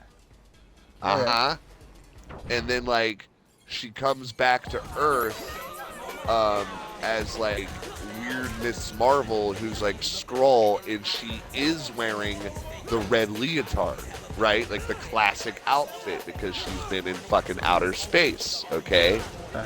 And at first she's like totally like just like weird Vulcan, you know, like I'm a Vulcan, like I'm a weird Vulcan. But as she familiarizes herself with the environment, and as she starts speaking to her old friend and her friend's spunky teenage daughter that very much resembles her at her age, like she starts kind of becoming that Joan Jett crazy girl. And as the movie goes on, she ends up wearing like a more torn up contemporary punk rock kind of style of like Miss Marvel out. Like the outfit changes as she goes on, like maybe it gets torn, and she's like, it like her legs are exposed, and it's like, got any leggings? You know what I mean? She like puts on some have that like by the end of the movie, like she's like boots and shit. Yeah, exactly. Like puts she a beat. sash on. It would be way funnier if she beat up the biker in that movie, because like she's like a fucking, she is a bitch, and she's not beating him up because she's a man. She's beating him up because she's a fucking punk rock bitch. She don't give a fuck. Like, come on, you would totally love it if she's like punked out some biker who was trying to act cool, and then she like punches him in the nose, and he like starts crying. And like, what the hell? Like, you know, what the fuck? And then like all of his friends drop their like biker accents. They're like, hey, whoa, hey, no, it's cool, like we're cool. Then, like afterwards, she feels really bad because he's like super pathetic. She's like, I'm sorry. Wait, you guys aren't. And then because she's like, oh, what are you doing? What? Are you guys not? I thought you guys were like gonna. I thought you guys were gonna, you know, like. I thought we were. What? I thought we were about to fight. I thought we were gonna fight. Why would we fight you? There's like 7 of us, and like you're like a girl. Oh, so you wouldn't fight a girl? No, guys, we gotta get the fuck out of here. This bitch is crazy. Let's go. We're getting out of here. This bitch is crazy. Yeah, you get out. Yeah. Can I have your keys? Like, throw like all their keys out. Like you just see like out of the foreground like 8 sets of keys like you tossed at her feet. Well, which one's gonna? Never mind. Thanks. Okay. Hell yeah, brother! Like, come on, that'd be so much funnier. She was like the fucking. It shows that she's like tough, but it also shows that she kind of did a dick move. Yeah, it's like she's a dick. Like she is like a bit of an anti-hero. She's kind a bit of you an know? idiot too. Yeah, and it's like she's not really all about like the outfit she's. And like you can have it be that she has her superhero moment when like at the end of the movie, that's okay. At the very end of the movie. She like I don't know. I don't want that stupid outfit and her being like, woohoo! She like kills millions of people. Yeah, like when she actually starts blowing stuff up, like have her take it seriously at least. But like try to limit the casualties. You need to have a moment where it's like, where like. Somebody looks like she looks down and she sees like a little girl, and there's like that girl power moment where like the girl looks at her and she sees that she's a superhero, and then have Miss Marvel look into like a reflection, and she sees how she looks, and you know she realizes that she looks very heroic.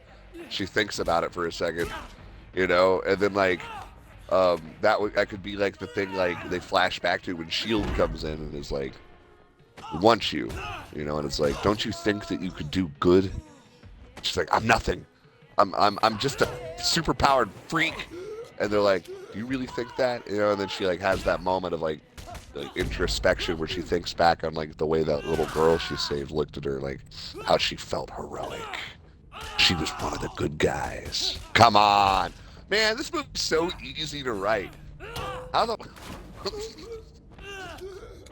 It's so easy to write. Like, it's so easy to write a itself. sympathetic character too. You can still have her be like Lady Girl Boss, but like have her have some foibles and don't make every situation.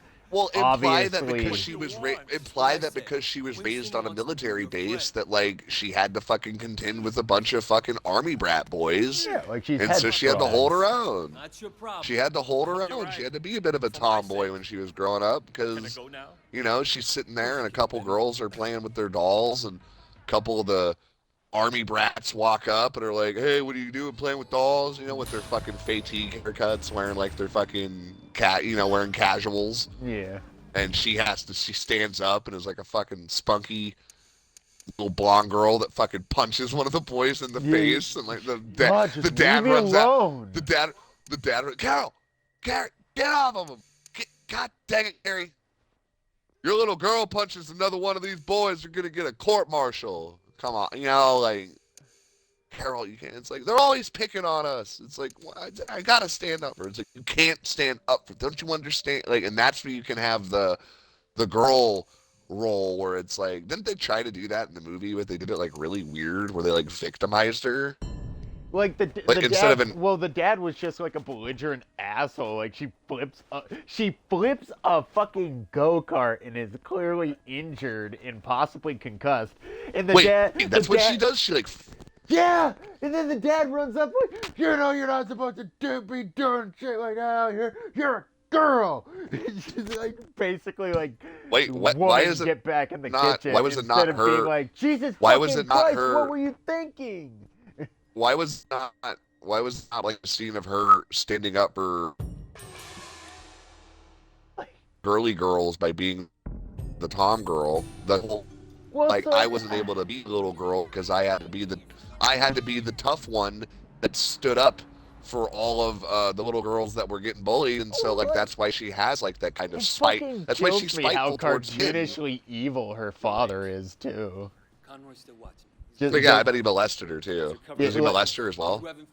I don't fucking know. Probably not. I hope not. But like, it's just like legit. Like, not even checking on her. Like, immediately jumps into like a fucking sexist tirade, which is like, she's bleeding out of her arm. She's concussed. She just flipped a go-kart. You'd think a father would have a little more tender treatment to her, to his daughter after injuring herself severely. Instead of being like, fucking idiot, stupid girl.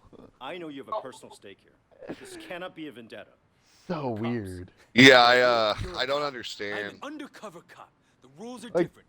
And you're fucking it's like concerned about men me? are always portrayed as like super We're sitting here villains.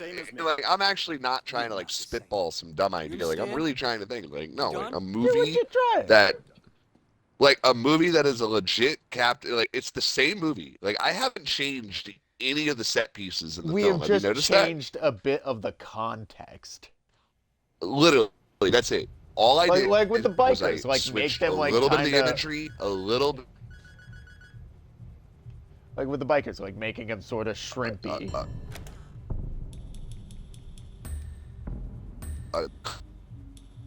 Context in the image.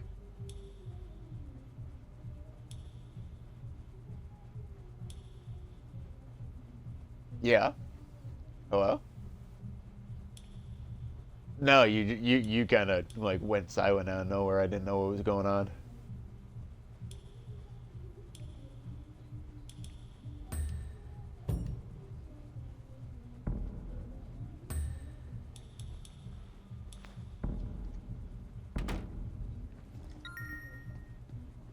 Yeah.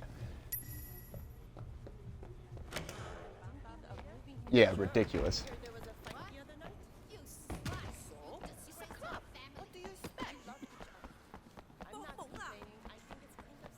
Yeah, but it's like, be honest about it.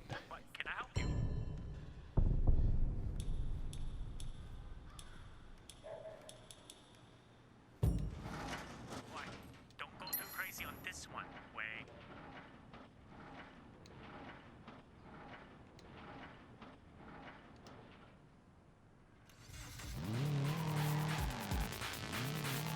Yeah.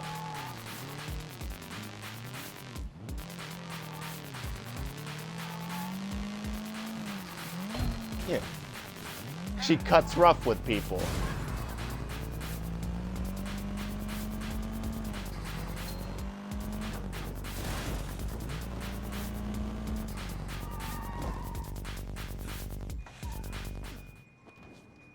Yeah.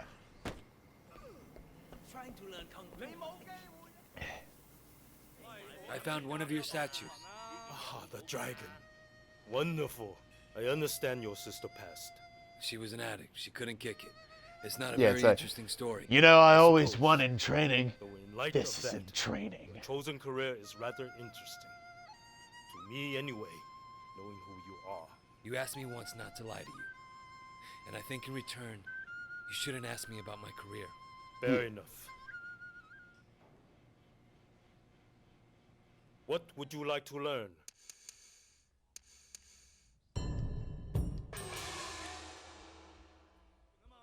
Yeah.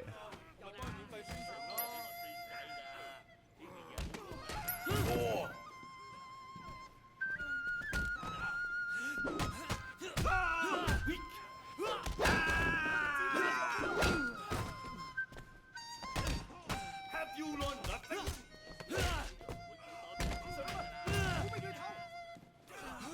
Have you forgotten everything?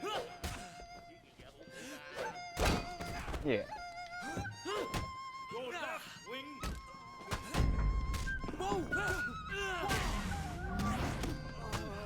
Your other left.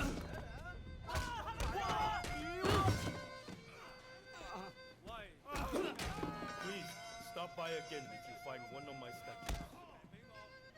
Yeah.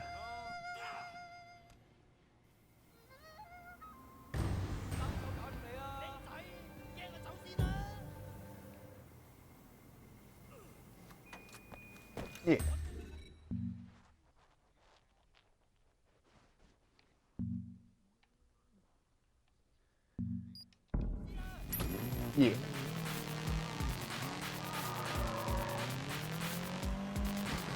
Yeah.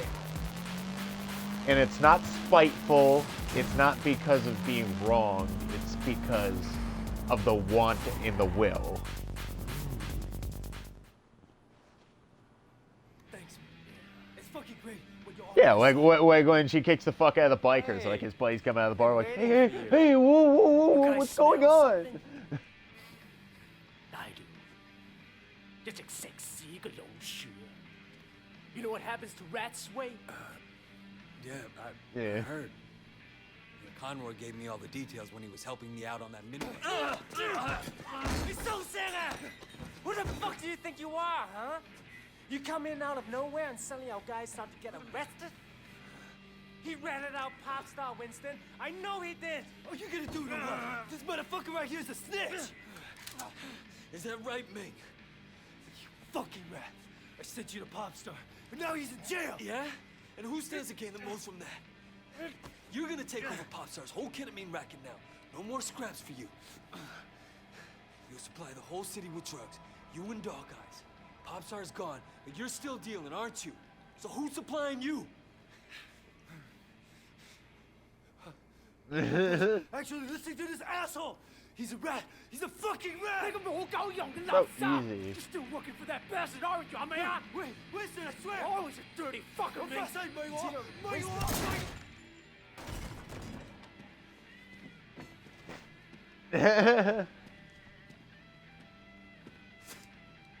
Fucking rat.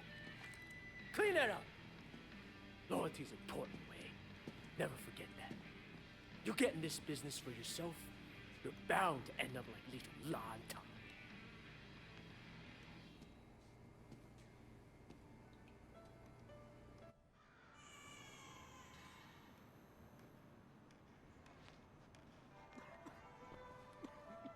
You know what happens to rats? Wait, he ratted out pasta, Winston. I know he did. What are you gonna do to what?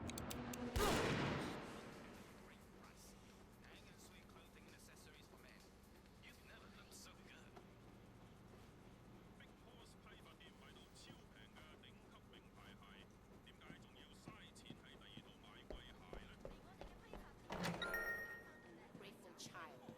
Where were you last night? I stayed at Danny's. Does his mother complain? Tolerate Or she's just fucking crazy.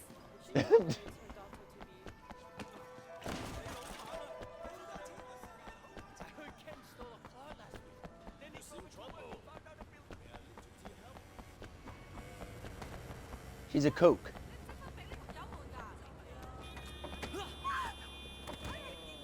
She's kind of a kook. I'm not saying it as a derogatory thing, but like, it's like a fucking, I don't even know what a good example is.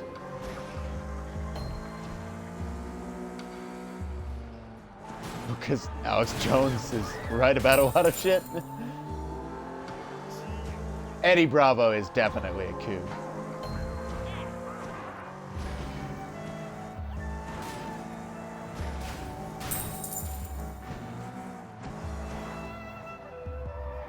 What?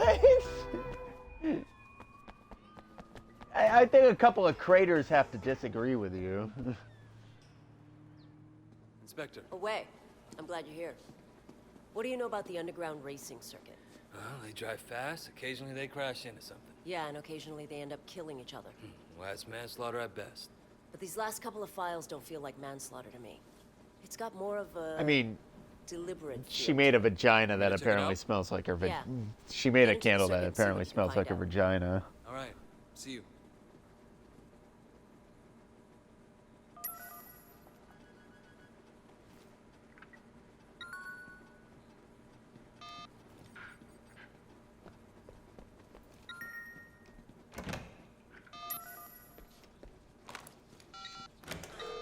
Yeah. I'm Wei Shen. You up for a race? Yeah, sure. Long as you don't mind losing.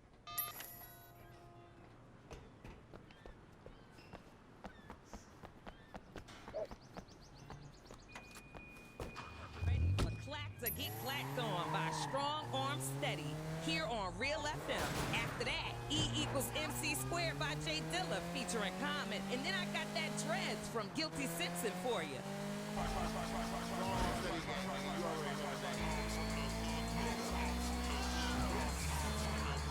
The lore behind the vagina candle.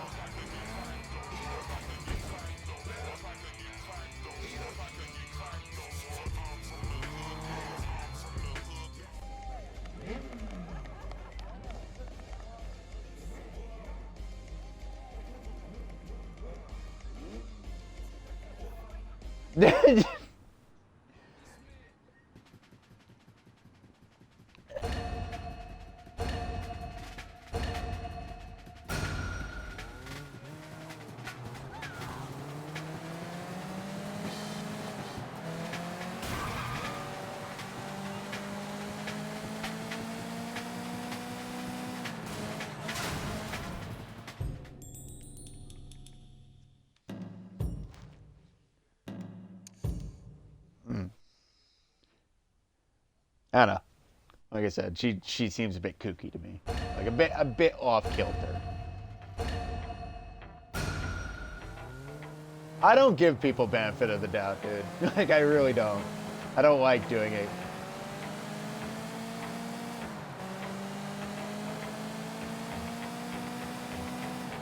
Not when it's weird Hollywood shit.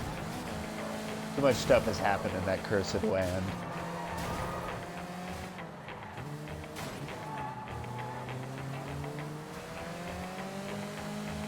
Really are. They don't know shit about the world. But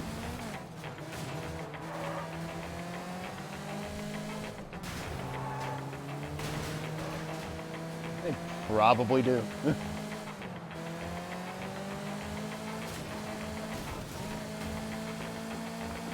Kanye West is apparently Hitler 2.0.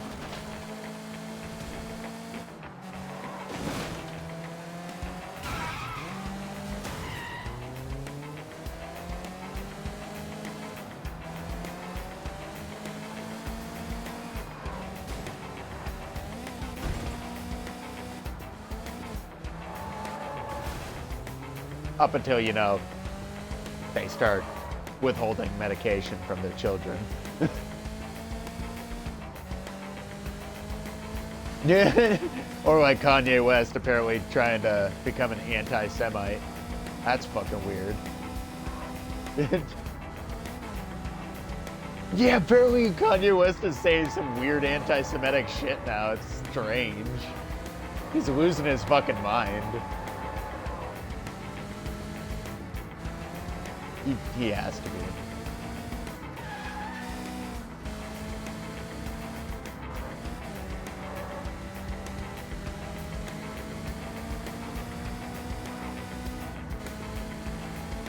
Yeah.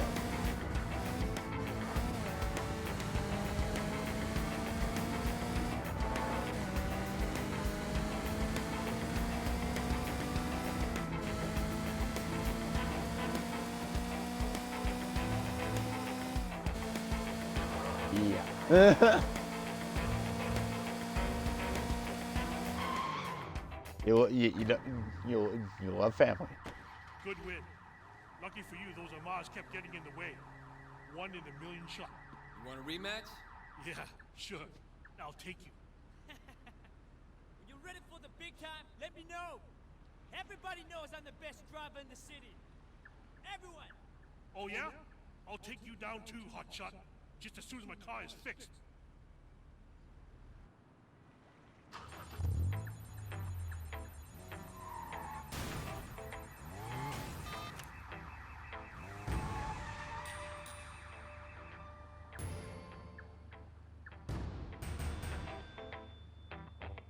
Yeah.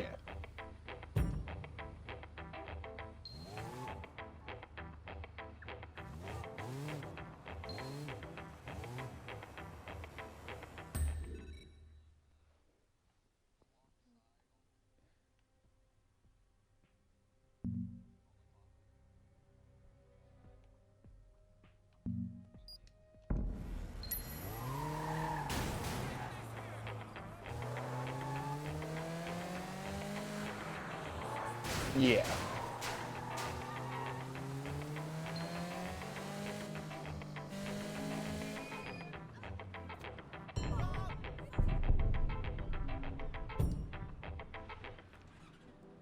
It's not gonna stick.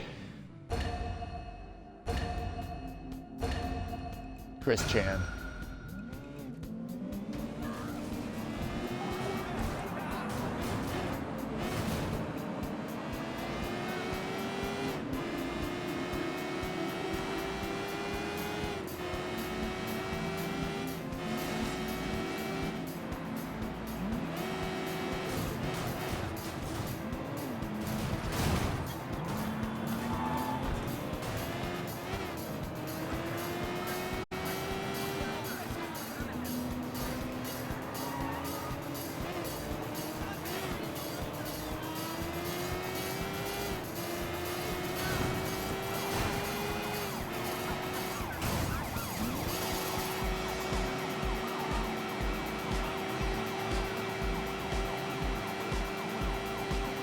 Yeah.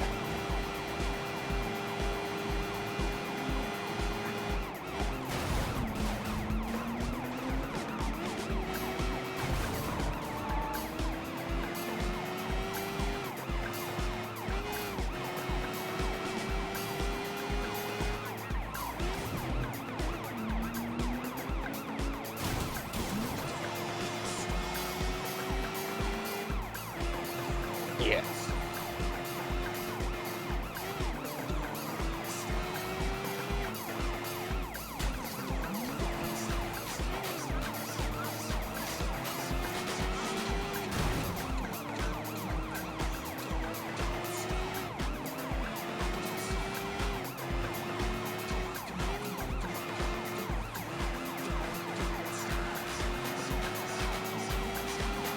Yeah.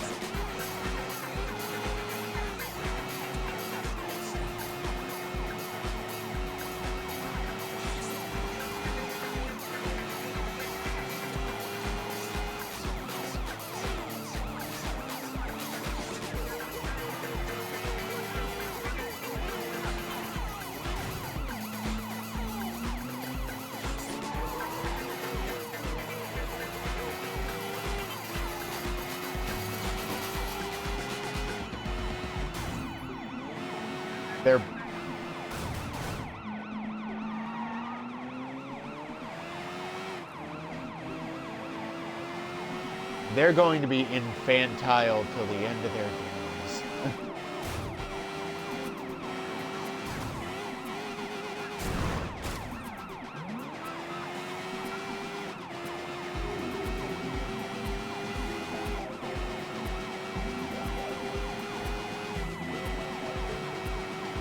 Yeah.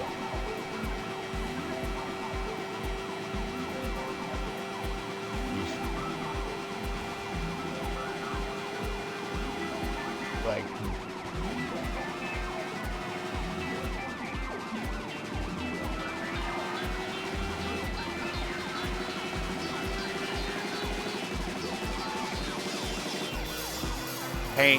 looks painful to move around with.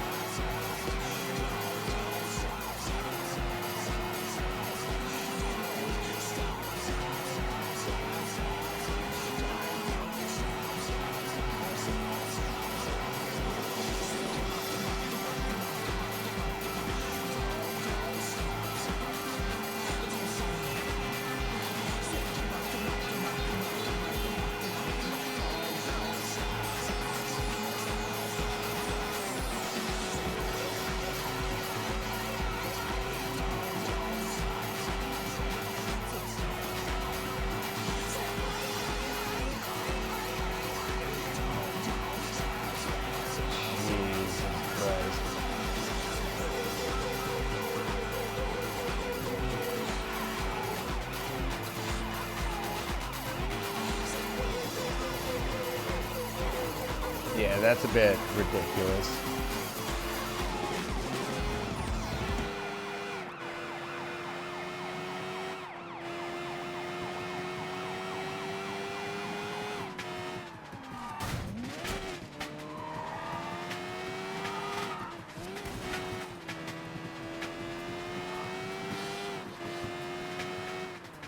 Yeah.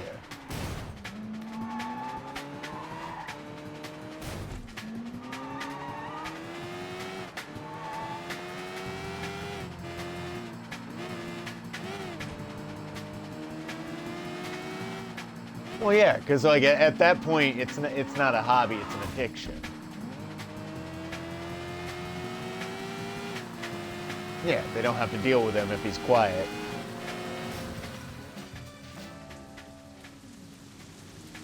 Oh God, I hate kids who do that. It's like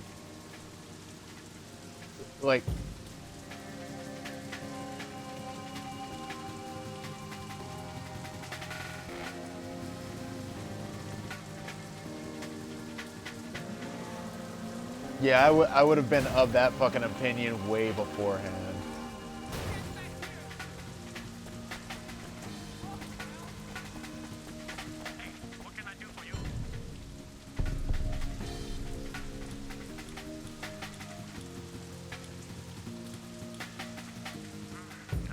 Jesus Christ.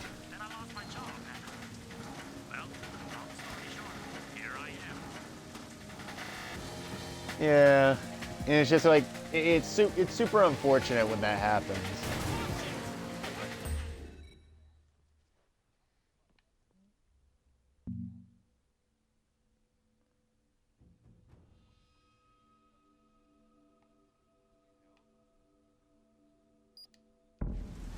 Yeah.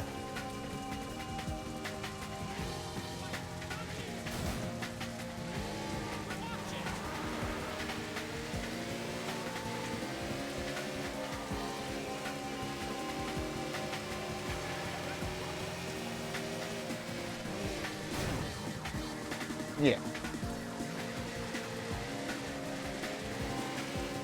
Does he know, though?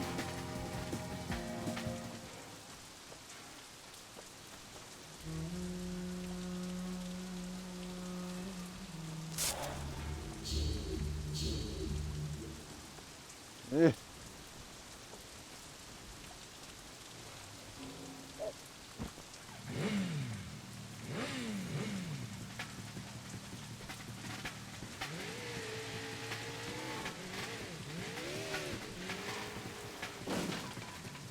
Yeah.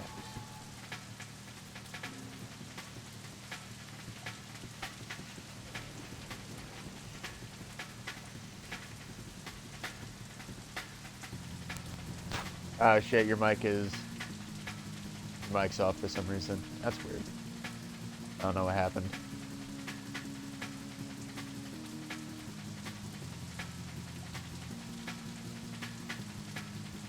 These parents that like they thought that they were super like mentally health aware, and it's like, no, it's like you guys are actually, yeah, you guys are actually like causing more harm than good. And it's like I would never tell somebody how to raise I hope that picked up at all, because if the whole like fucking conversation dropped, that'd be unfortunate.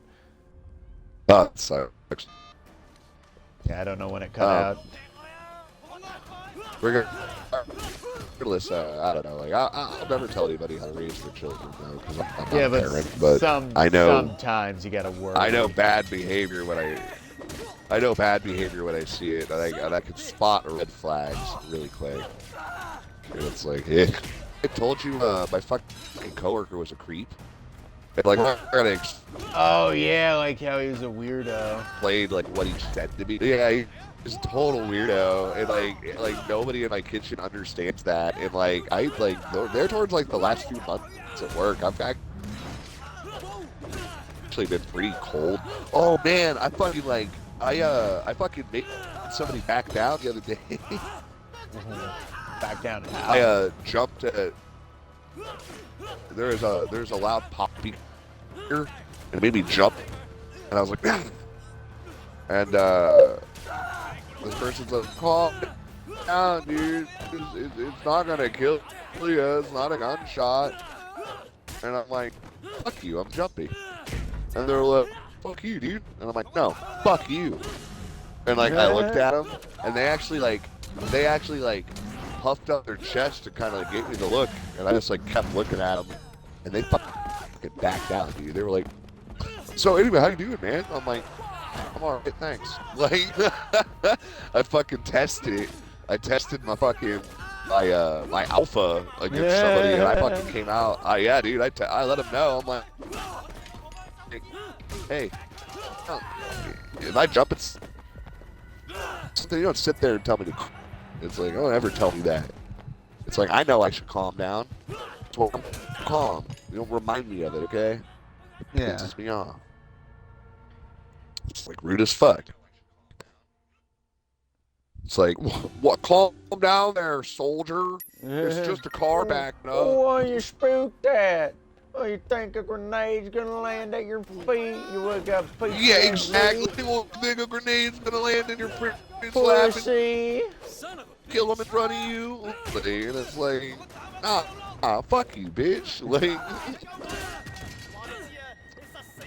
I can't help it. Shit fucking, like, loud, abrupt noises fuck me up. Like, it's like, if I don't expect it coming, it makes me fucking jolt. Shit. I don't like, it's like, I don't like being caught off guard. I always like knowing what's happening next. Fucking jump. It happens. Not a bad thing. Penises. Penises? I think just something like penises. No, it's just something like, it's just funny though, because it's like, it's good to stand up for yourself. It's like, if you ever feel like you should stand up for yourself, against the person do it. who's like being a dick. Well, not only that, but I kind of thought they were trying to like check my man card, so I checked it right back. Don't let anyone check your man card. It's like with that guy, like I mentioned, what was it? He had like a shirt on, and I'm like, oh. And he's like, it's from Hasbro. Oh, is that the same like fucking that. guy? And I like, totally different place. It was at a restaurant of all things. So I was waiting on a to-go order when he said that, and I looked at him and was like, oh yeah? Think you should slap me? He's like, anyways, like, and it's like, yeah, it's like, it was some neck beard too. I'm pretty sure he was wearing a fedora. But yeah, you might be able to talk to your D&D buddies like that, but I can't hang out with nerds, man. I try to do magic, and those kids are all too fucking smelly and immature, bro. They get so butthurt over fucking nothing. It's like, I play Magic the Gathering passively. Like, I don't understand. Like, I tell them, I just want to own land. Like, I just want to build a kingdom. And they're like, what? And I'm like, I just want to build a kingdom. It's like, what is that? It's like, how is that hard to understand? It's like, you summon mana cards, different folds, and you don't think, oh, well, well, you can't be, like, well, all I want to own land. It's like, I'm the biggest kingdom in the whole game. It's like, that's how I want to win Magic. I don't want to win it by defeating my opponents. I want to win it by using better politics than them, making them like not attack me because they can't win. Like what? It's just like, it's crazy because they're like, dude is like like, could you give me like these like things that would help me? If you do, I'll back. Yeah, sure. And then his next opponent's like, man, you should give them to me because I'll be like, because I would have used them for this. I'm like, oh, here, you could have some too. And he's like, what? And I'm like, yeah, sure, take them. And then, well, it's like, sure, why not? And so, it's like, oh, just let me know. Like, I'm literally like helping the board. Like, nice. And it's like, if anyone attacks me, and we'll look at that person, it's like, wow, you attacked Jack. And it's like, well, he's so open. It's like, dude, he's just been like buffing everybody the whole game. It's like, why would you attack him? You know what I mean? Like, it's more to have me alive than to have me defeated. You see, so I play Magic like in a weird, like, I get really into character, I guess. That's what I'm saying. Yeah. Hello? Yeah, I'm listening. Sorry, you didn't respond at all. What's up? What the fuck is going on? What do you think about that? What do you think about the thing I just said for 5 minutes?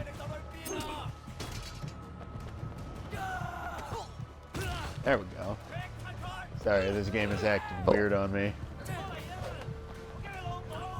Anyway. Yeah, but like having somebody muscle up on. Have you ever played? Yeah. Have you ever played Magic? No. Oh, okay. Well, that doesn't. It's I've played like the it's online fun games when and you like shit, play it. It's fun when you play the card game with like people that are willing to like have a fun time, you know. Like, but so many people are like just try hard and sweaty over it. Yeah. Yeah, I don't know.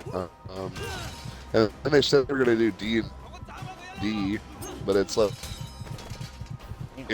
like I upset because like the guy that was hosting the D, I think he like said that like I'm a really good writer. Like outright is like the maximum to the point to where he's like, wow, like you know what I mean? Like D&D came up for a D&D campaign, and like within just like a couple minutes, like I like articulated it in like this crazy way, and he's like, well, that's not quite what I had in mind. And I'm like, well, what did you have in mind? He's like, well, you know, it's a little like it's more like, you know, like this. And I'm like, okay, but what about that? Like, well, you know, it's like, you know, yeah, well, where does it come from? You know what I mean? Like, like, you can't just have, it's like, why are the laser guns one shot? It's like, you have to have a functionality within the mechanisms of the laser gun based on the lore as to why they're only a one shot. And it's like, well, they're really shoddy. And it's like, well, why is that? You know, and it's like, I keep getting into the why. I keep getting into the how and the why and the what and the what's going on and the context of it all. And it's overwhelming for a lot of people. That's how it is when I try to introduce anyone into like the stories I write. It's like very overwhelming. It's like there's a lot thrown at you, and I don't know. When it comes to writing, I use a lot of vagaries. Like I implicate it that eventually someone can read this after reading all my other stuff and understand it more than they did the first time they read it. You know, so I just consistently leave things open to interpretation and vague, where there is an answer, I'm just not explaining it. If that makes any sense. Yeah, what are you playing? Playing sleeping tags? Hey. Wei Shen is not gay. He does take it up the You butt. got that right. He loves women a little too much. He has It's relationships like funny with to women think that like and sex with it's men. funny to think that you could make like Wei Shin like fucking like kidnap and murder people and like turn him into like a serial killer that stalks the night like streets with a knife and like murders women in the back alley and like throws them into a trunk, and you could like shoot up like Main Street and then get your wanted level off of you and then go do a mission. Yeah. Like Wei Shin is a sick fuck. Like he's Wait, sick. what have you been up to in your extracurriculars?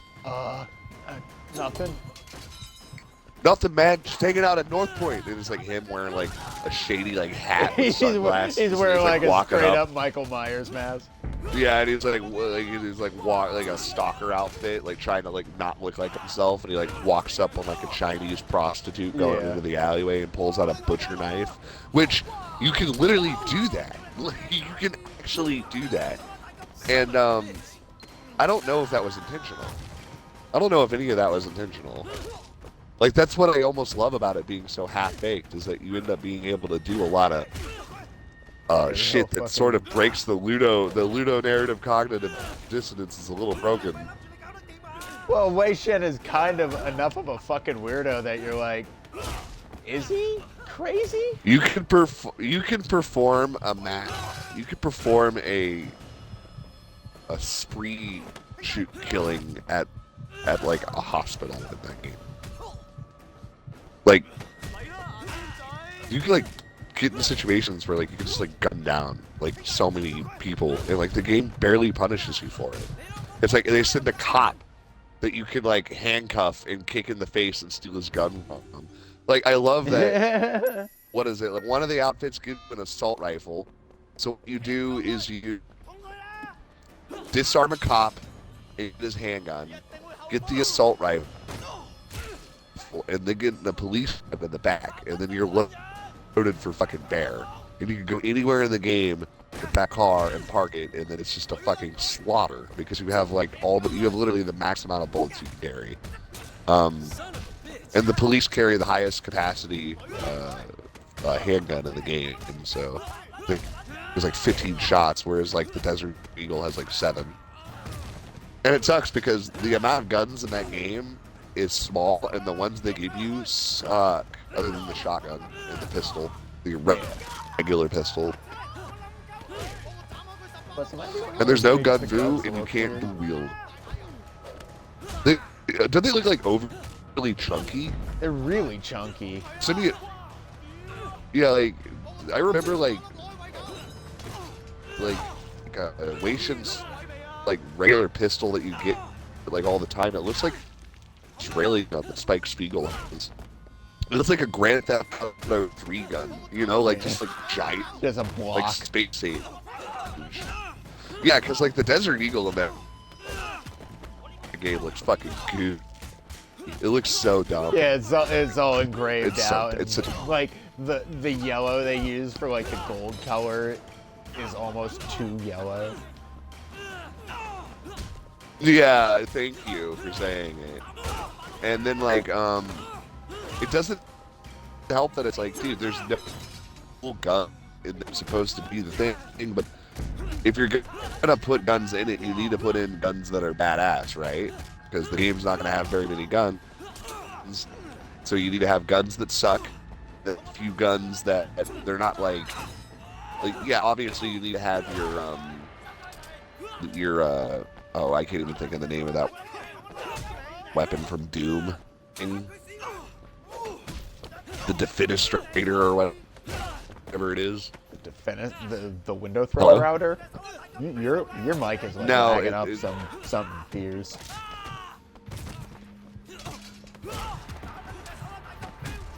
Hello? How about now? How about now?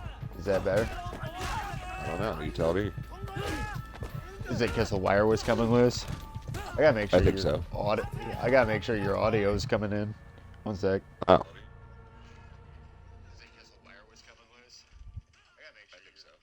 Okay, the audio's coming through. That's weird. Okay, cool. I don't know what was going on. Got so excited you unplugged your mic. I don't know, like Sleeping Dogs is it's so half-baked and it's so much stuff right, but I wonder how much of the good stuff in that game is just entirely incidental. Just on accident. Yeah, like they didn't even realize that's what they had done.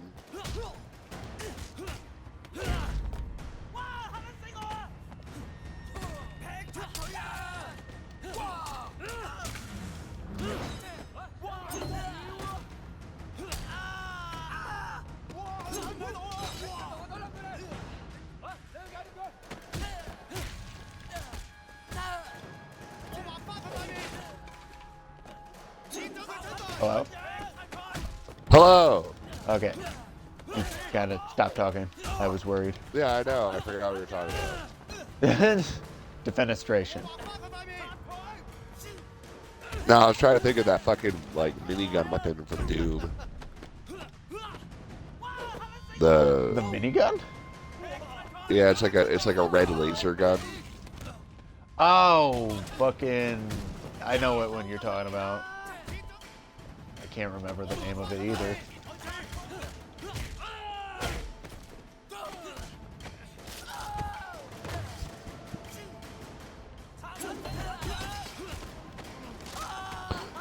Black people. They are people. I don't know if it's worse to like say that out loud or like say the opposite. So shut up. Ah! No, dude, don't stop messing around, dude. No, I'll keep messing around.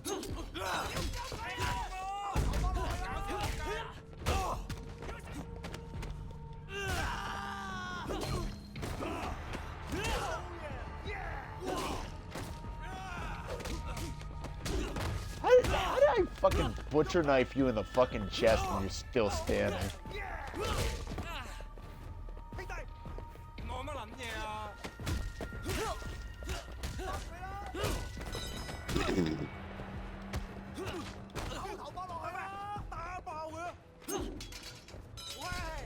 Dude, but okay. Damn, buddy.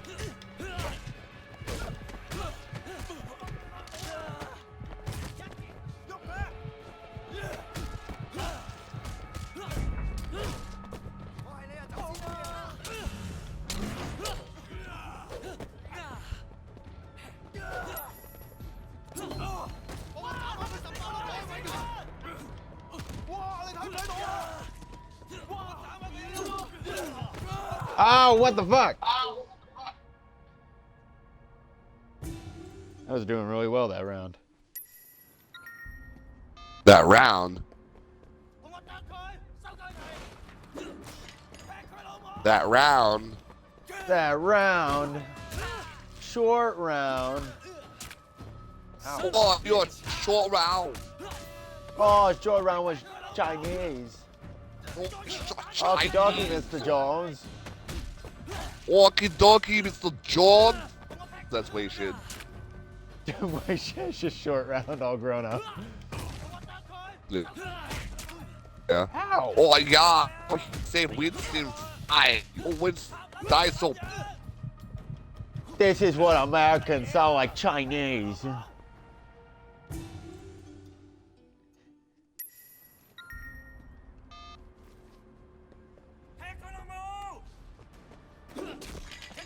Oh, what the fuck? Fuck you. Man. Here, cook some dinner and fucking get some For Honor and hope my internet doesn't get shut off, bro. Yeah. Ideally. Yep. All right. Well, peace out, man. Hey, you have yourself a good night. I'm gonna see if I can beat this before I start the stream. Ow. Bye. Bye. Later. Bye. Bye.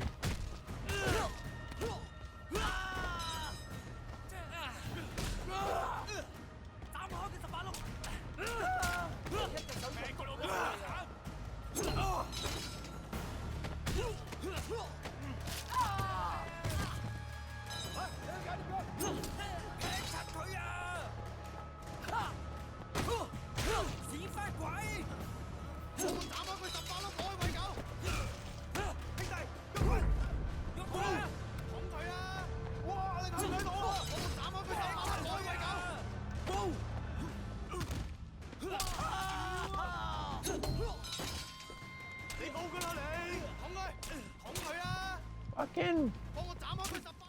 Ah! Stop it! Fucking criminy.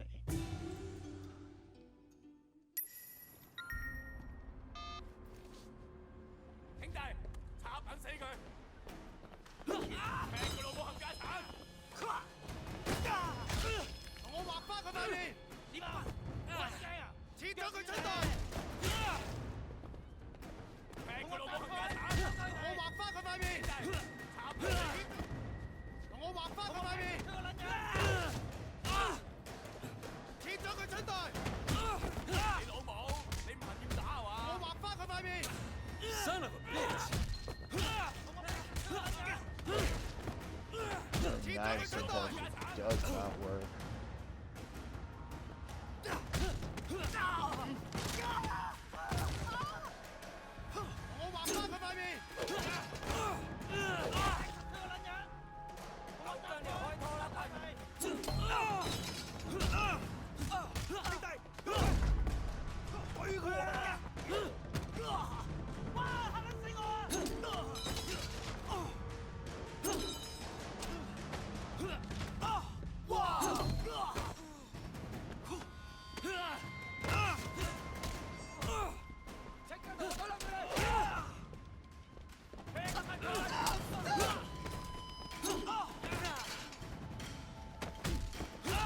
Jeez.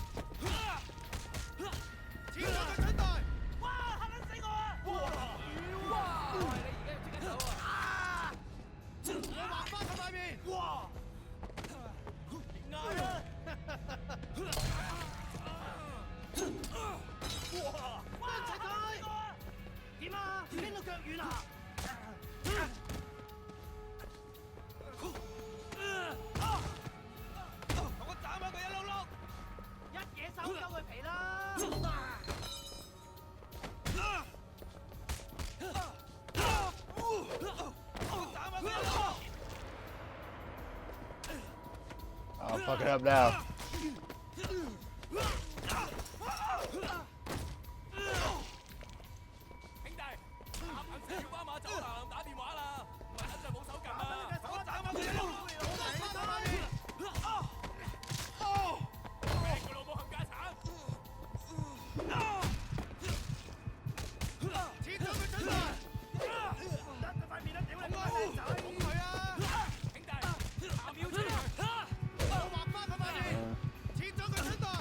Yeah, damn it.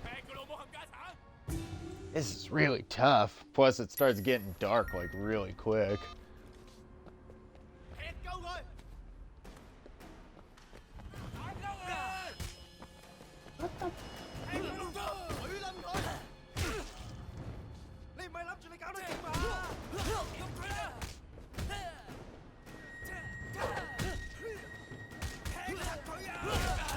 Son of a bitch!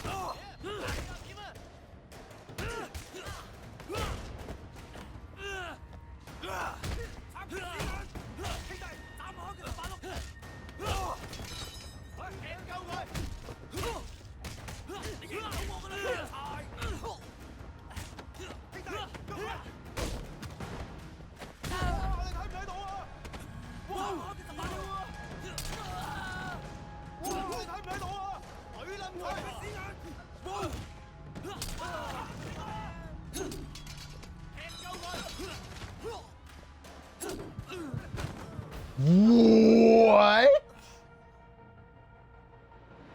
I just killed myself with my own knife. That happened. There's a fucking knife in my chest. Yeah, there's no way that wasn't my own knife.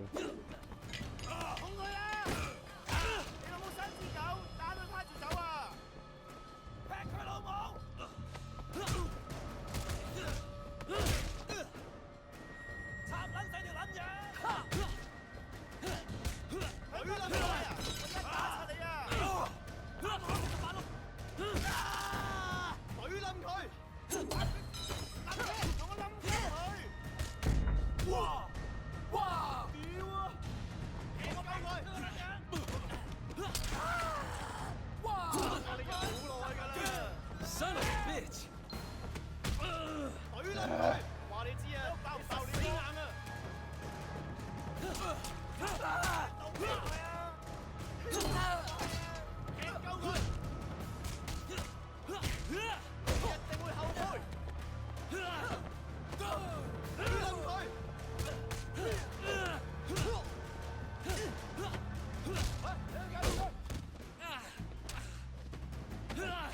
Something too early.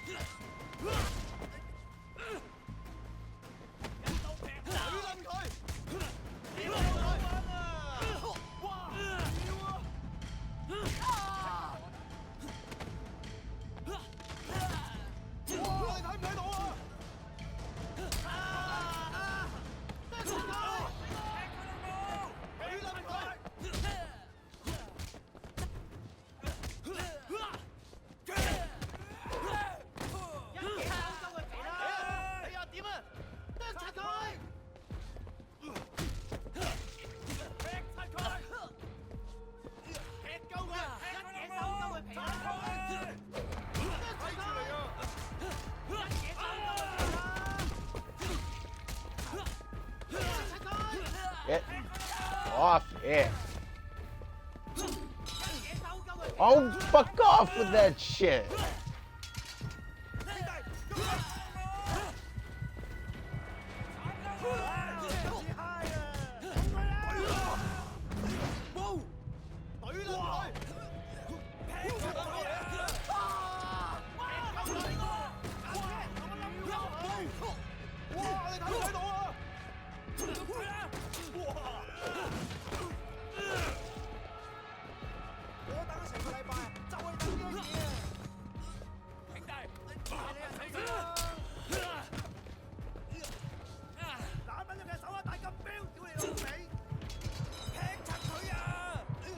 Yeah, I'm dead.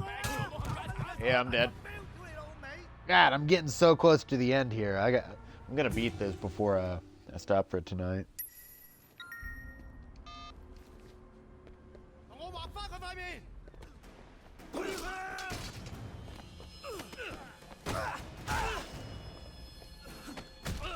It's almost more beneficial to like not have a knife in hand because you can at least counter properly.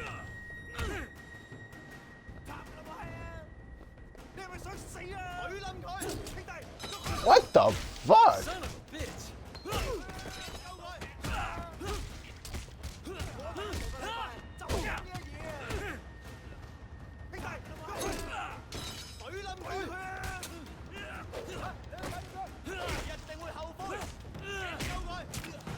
Wow.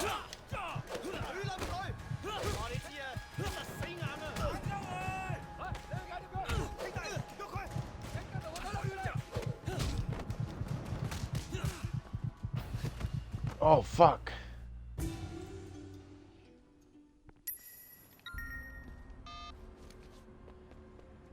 Man, I'm getting antsy. What? The fucking knife again! It's in my knee!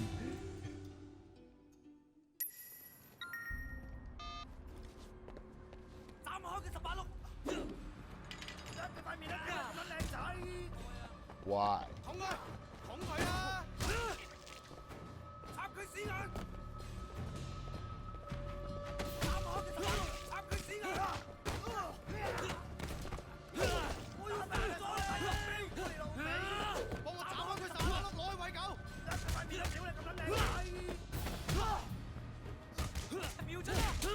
Son of a bitch!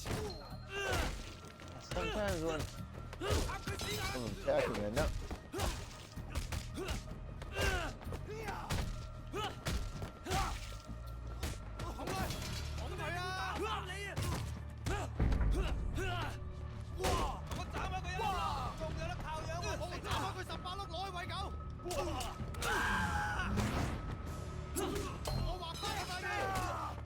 Ow!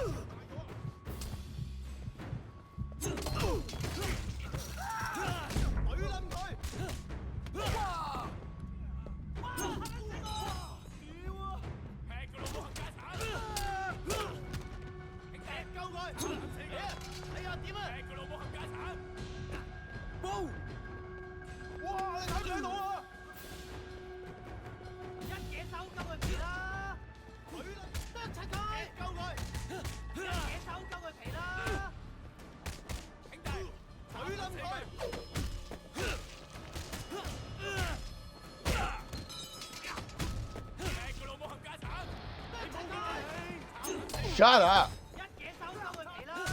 Right.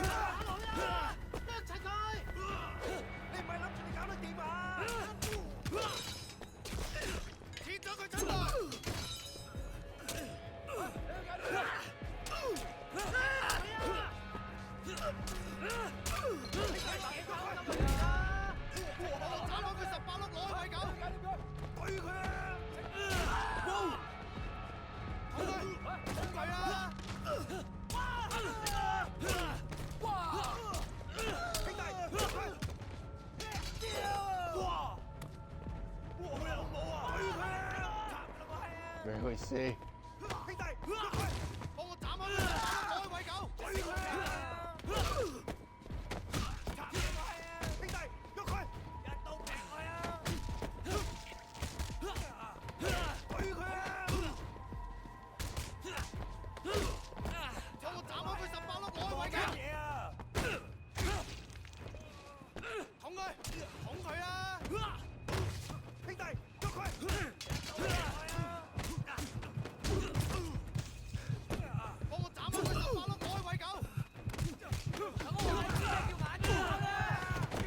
Ah, damn it.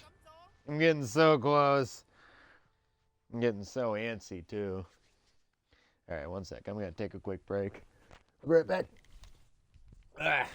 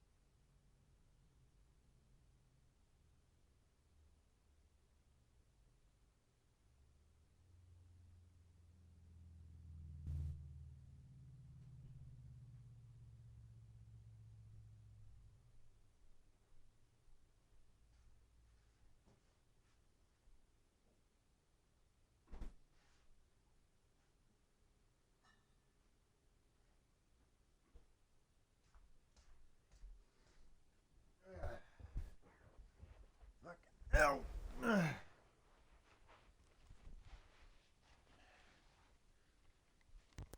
gotta relax my posture a little bit because I'm screwing myself up. I was sitting, like I was so engrossed in talking with Jack between playing this game that I didn't even realize how long I've actually been sitting cross-legged. Like, and there's just two big, like, sore spots on my legs. If I'm not careful, I could give myself a fucking blood clot sitting like that for too long. Hey, note to self and note to you guys, like, get up and move around. Don't sit in one spot, like, sitting in one way for hours on end. Holy crap. I don't even think I can't remember the last time that I've been so focused on something that I just completely lost track of what I was doing.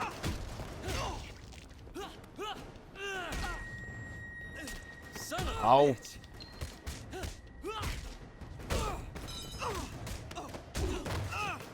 the problem? You gotta be real fucking... Ah!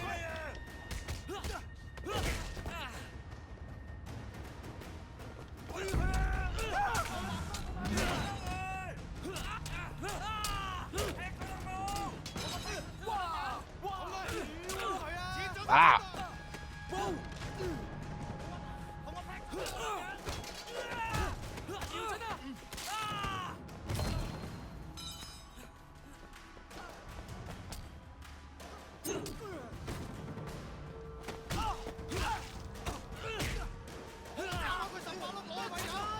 I hit the fucking button too early. That's the weird thing about this game. You really do gotta be careful when you hit any sort of button press, because you could fuck up yourself real bad. Back to focusing.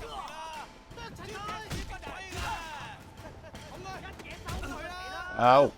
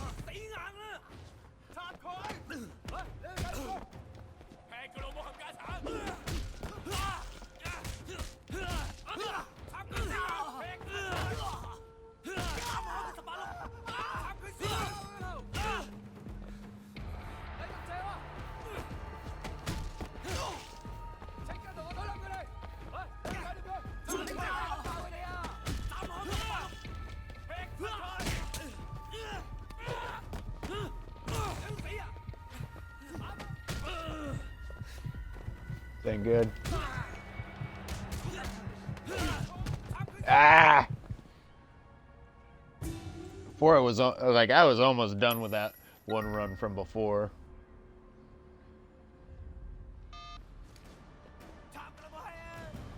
Why am I go?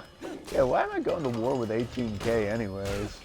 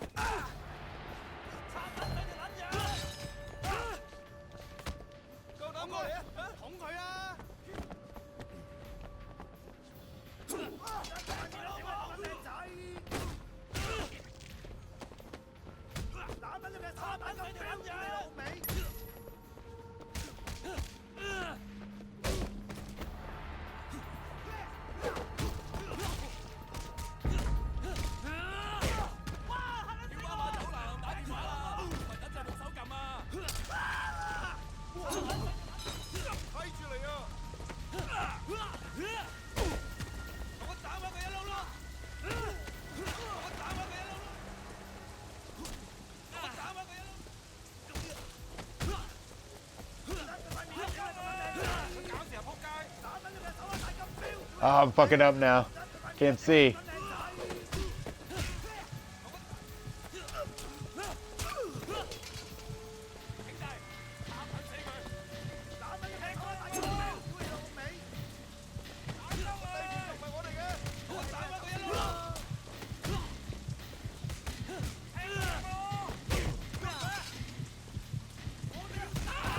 No!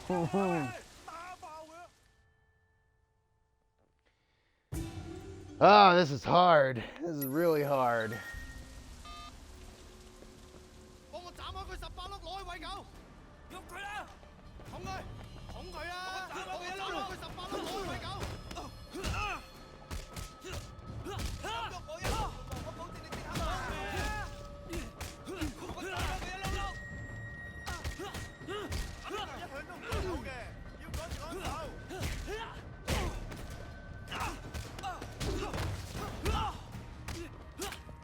Son of a bitch!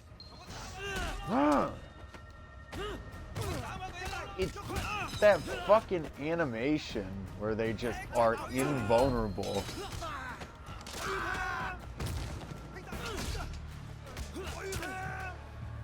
Like, they can attack right through.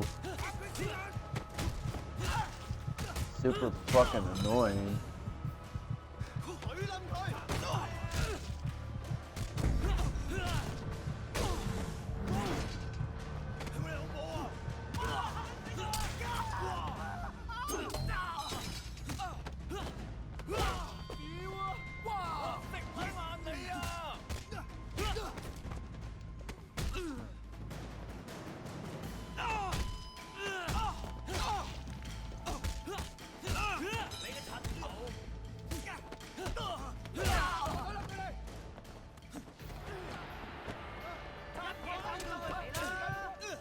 Yeah, it's like, plus the disarm tackle sometimes doesn't work.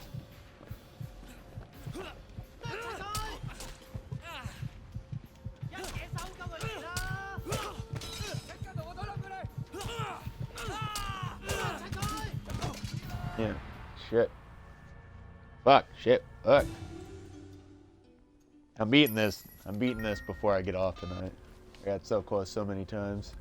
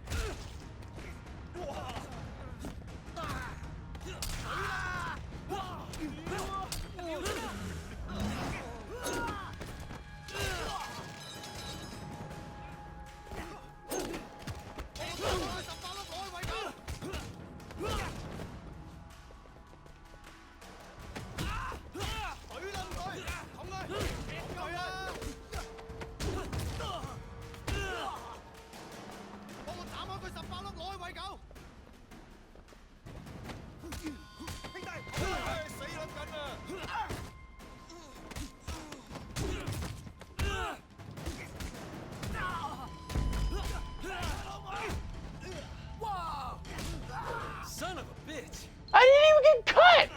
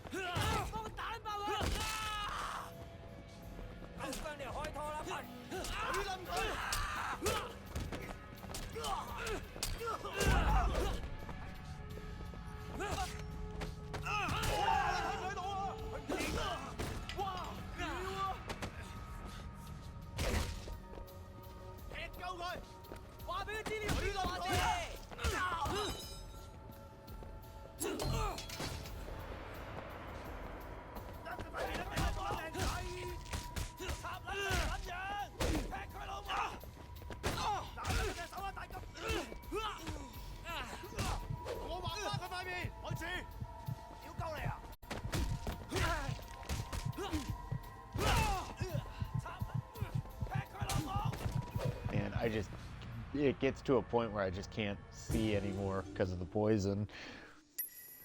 Oh man, this is hard.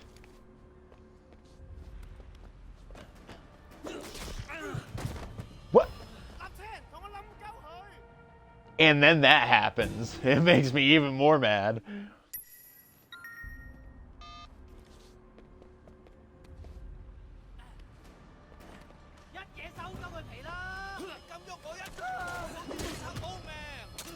Son of a bitch!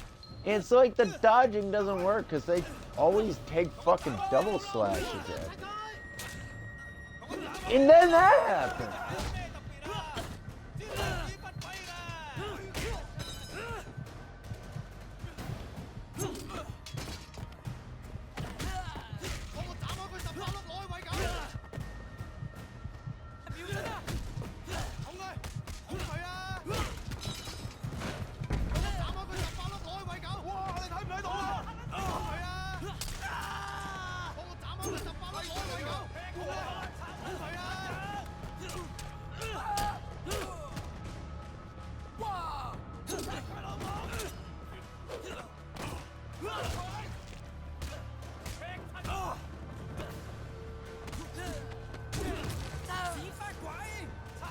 I really do not like how they can just attack through my attacks sometimes.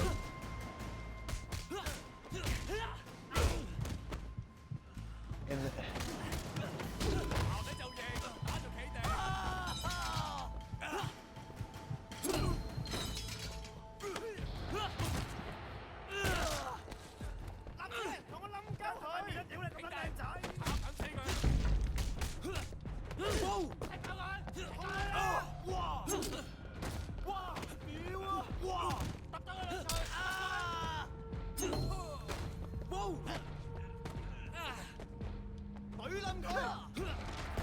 fuck up. I keep hitting wrong buttons.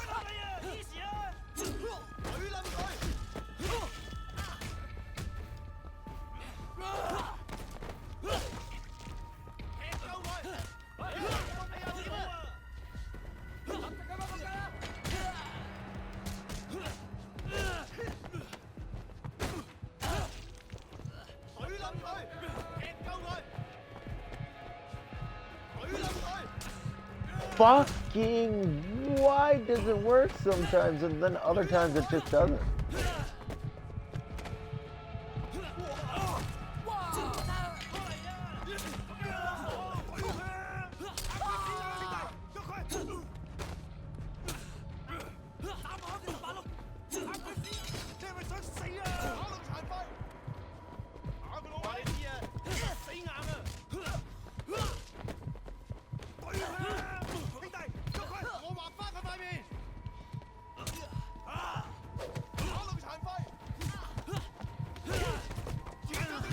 Oh, this game is so fair!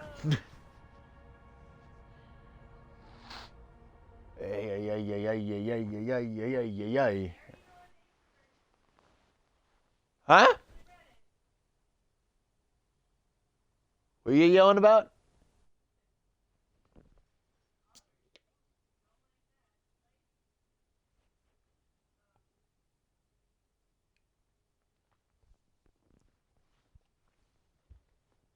Oops.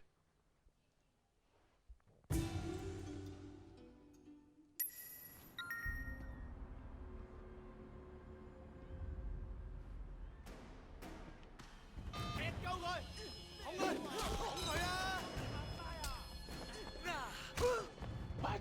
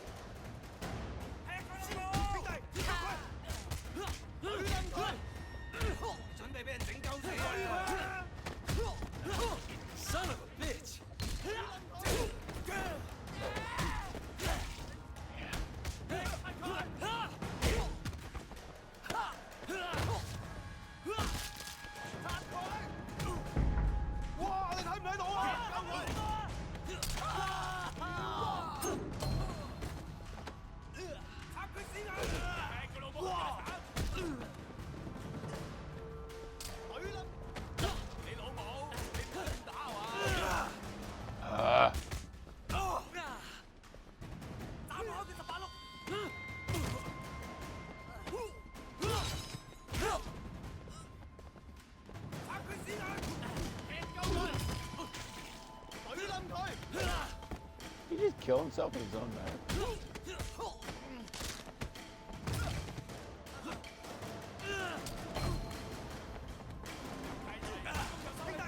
What the fuck?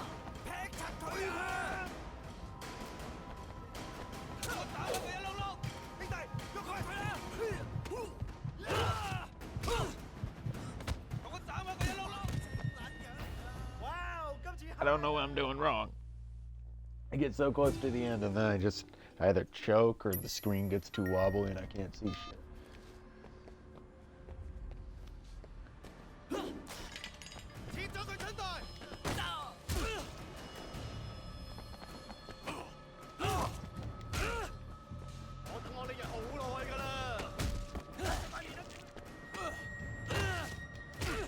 Up the damn night.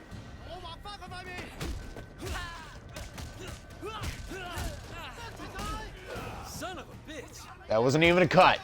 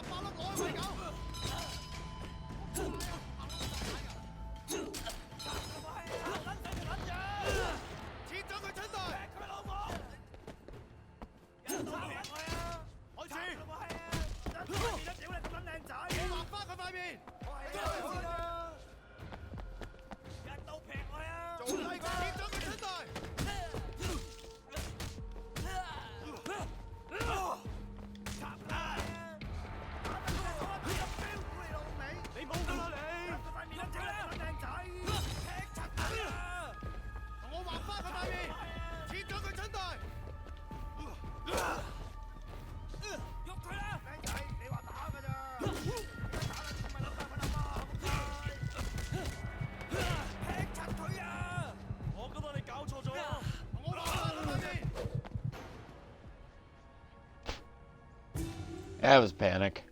That was just panic.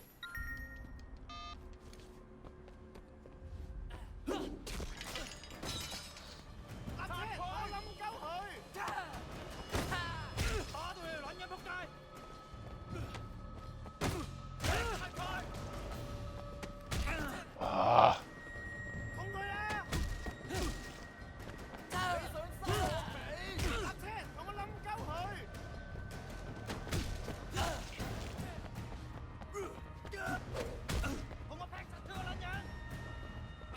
Son of a bitch.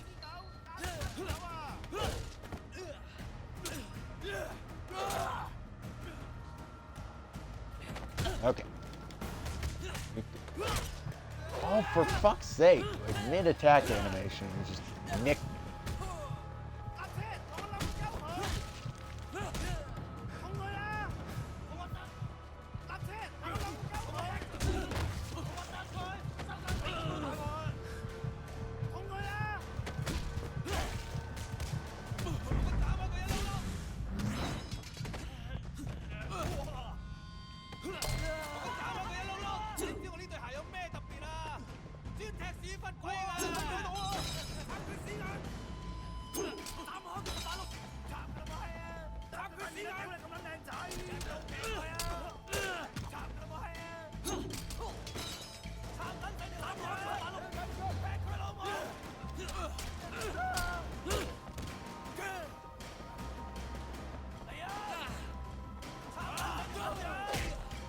Oh my god.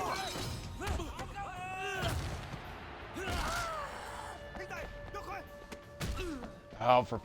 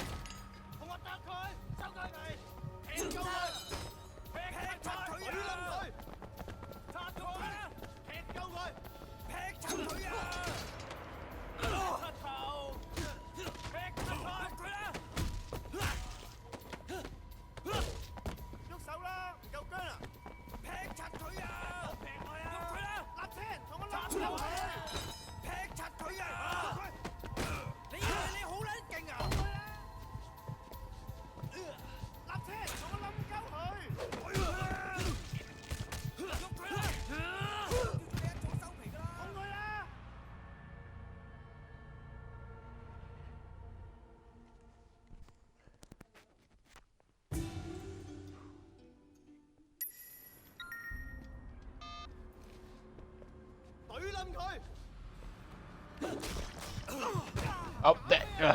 Okay. Yep. Yep.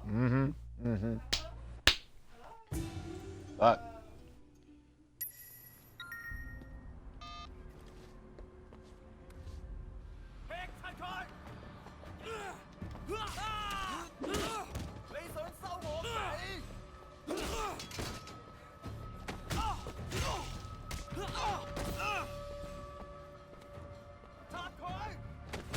What game have I played recently that pickup is fucking... Son of a bitch! Why?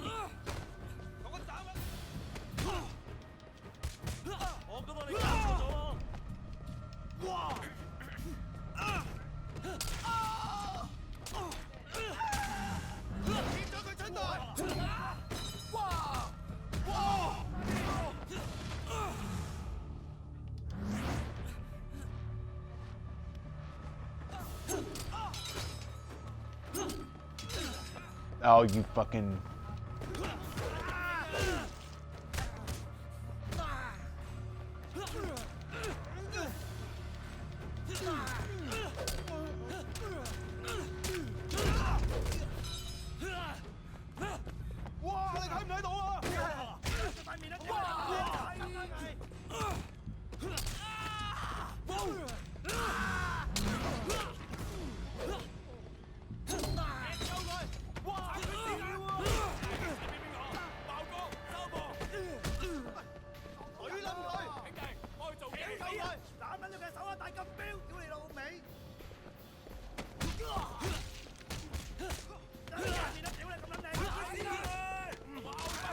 Not actually fighting against...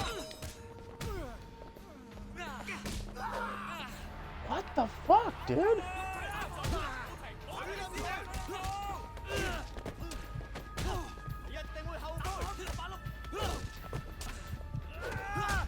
I'm just getting tagged up.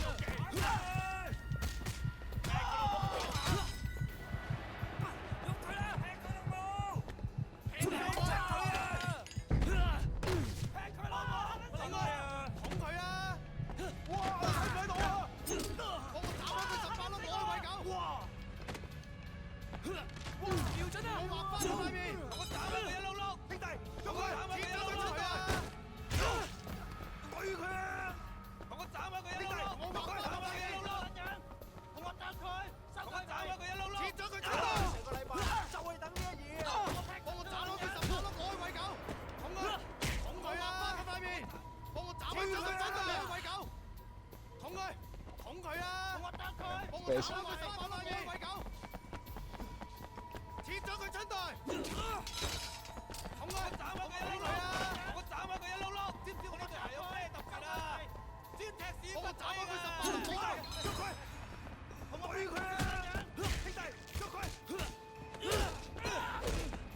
Man.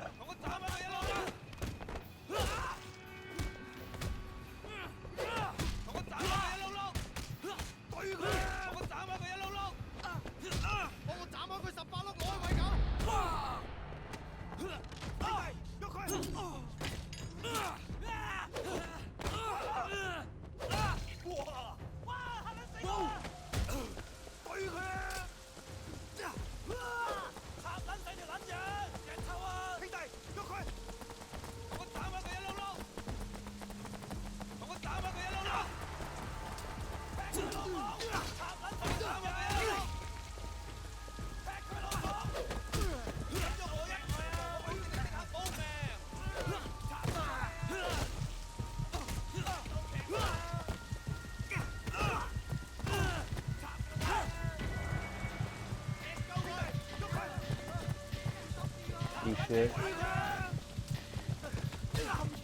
Oh, did I die? Yep, I died. Damn it.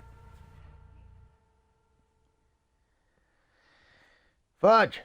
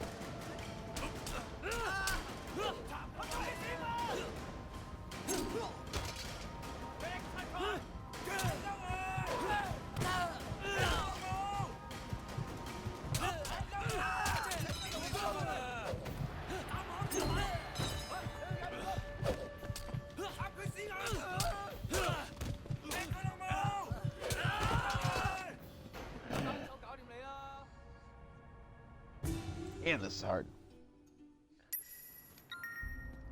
It's so close.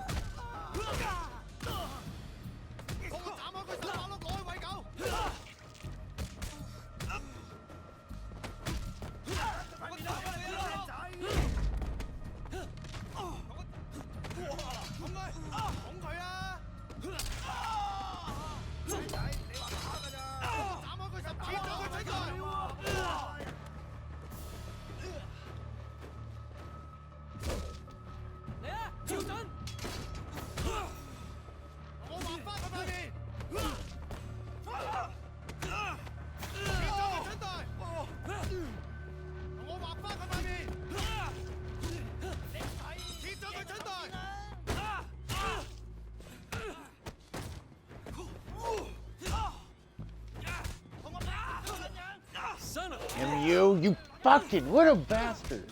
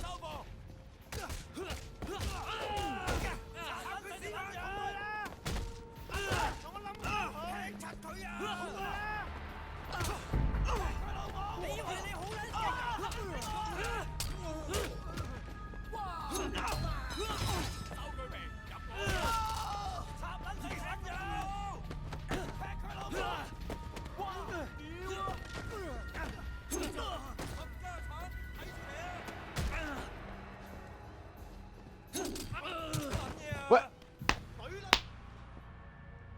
Ah!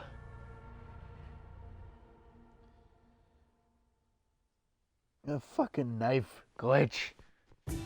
He just deflects off of the guy because he goes into an animation and then fucking jukes me up.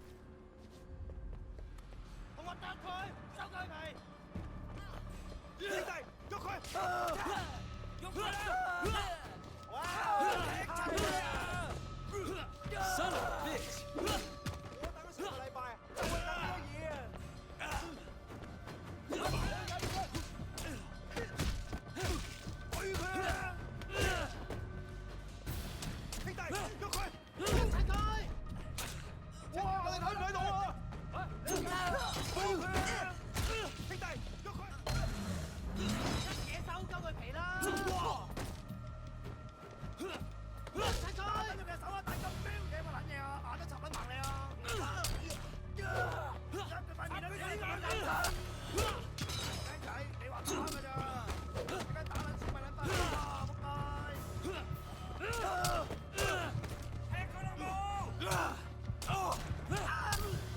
That is fucking bull.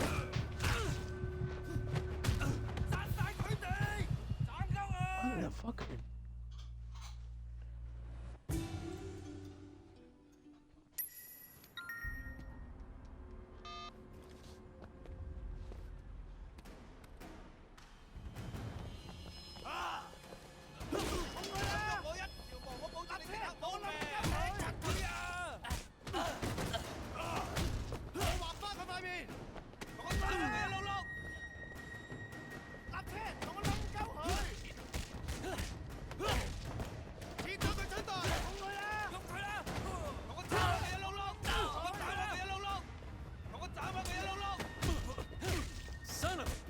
Glad the game just screwed me right there.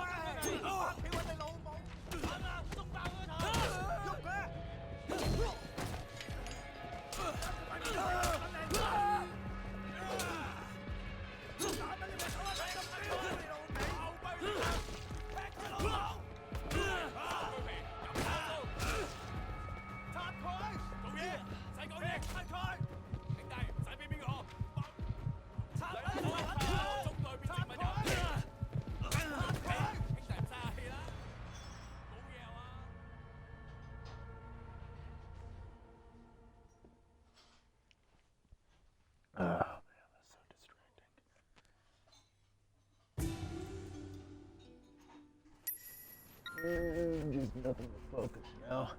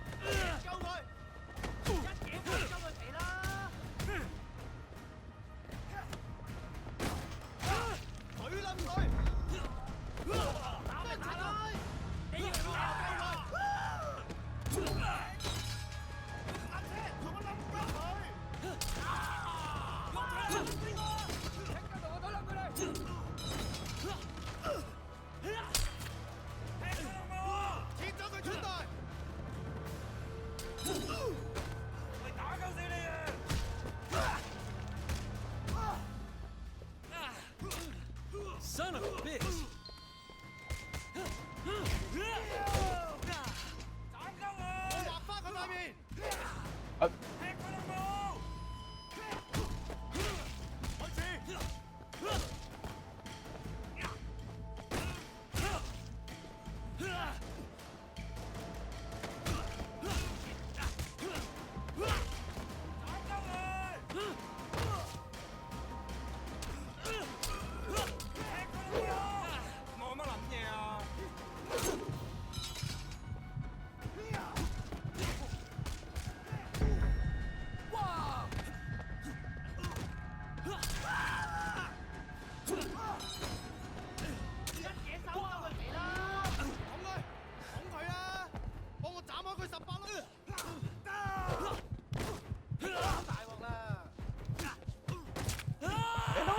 That if you can hit the counter too quick, like, it just doesn't register.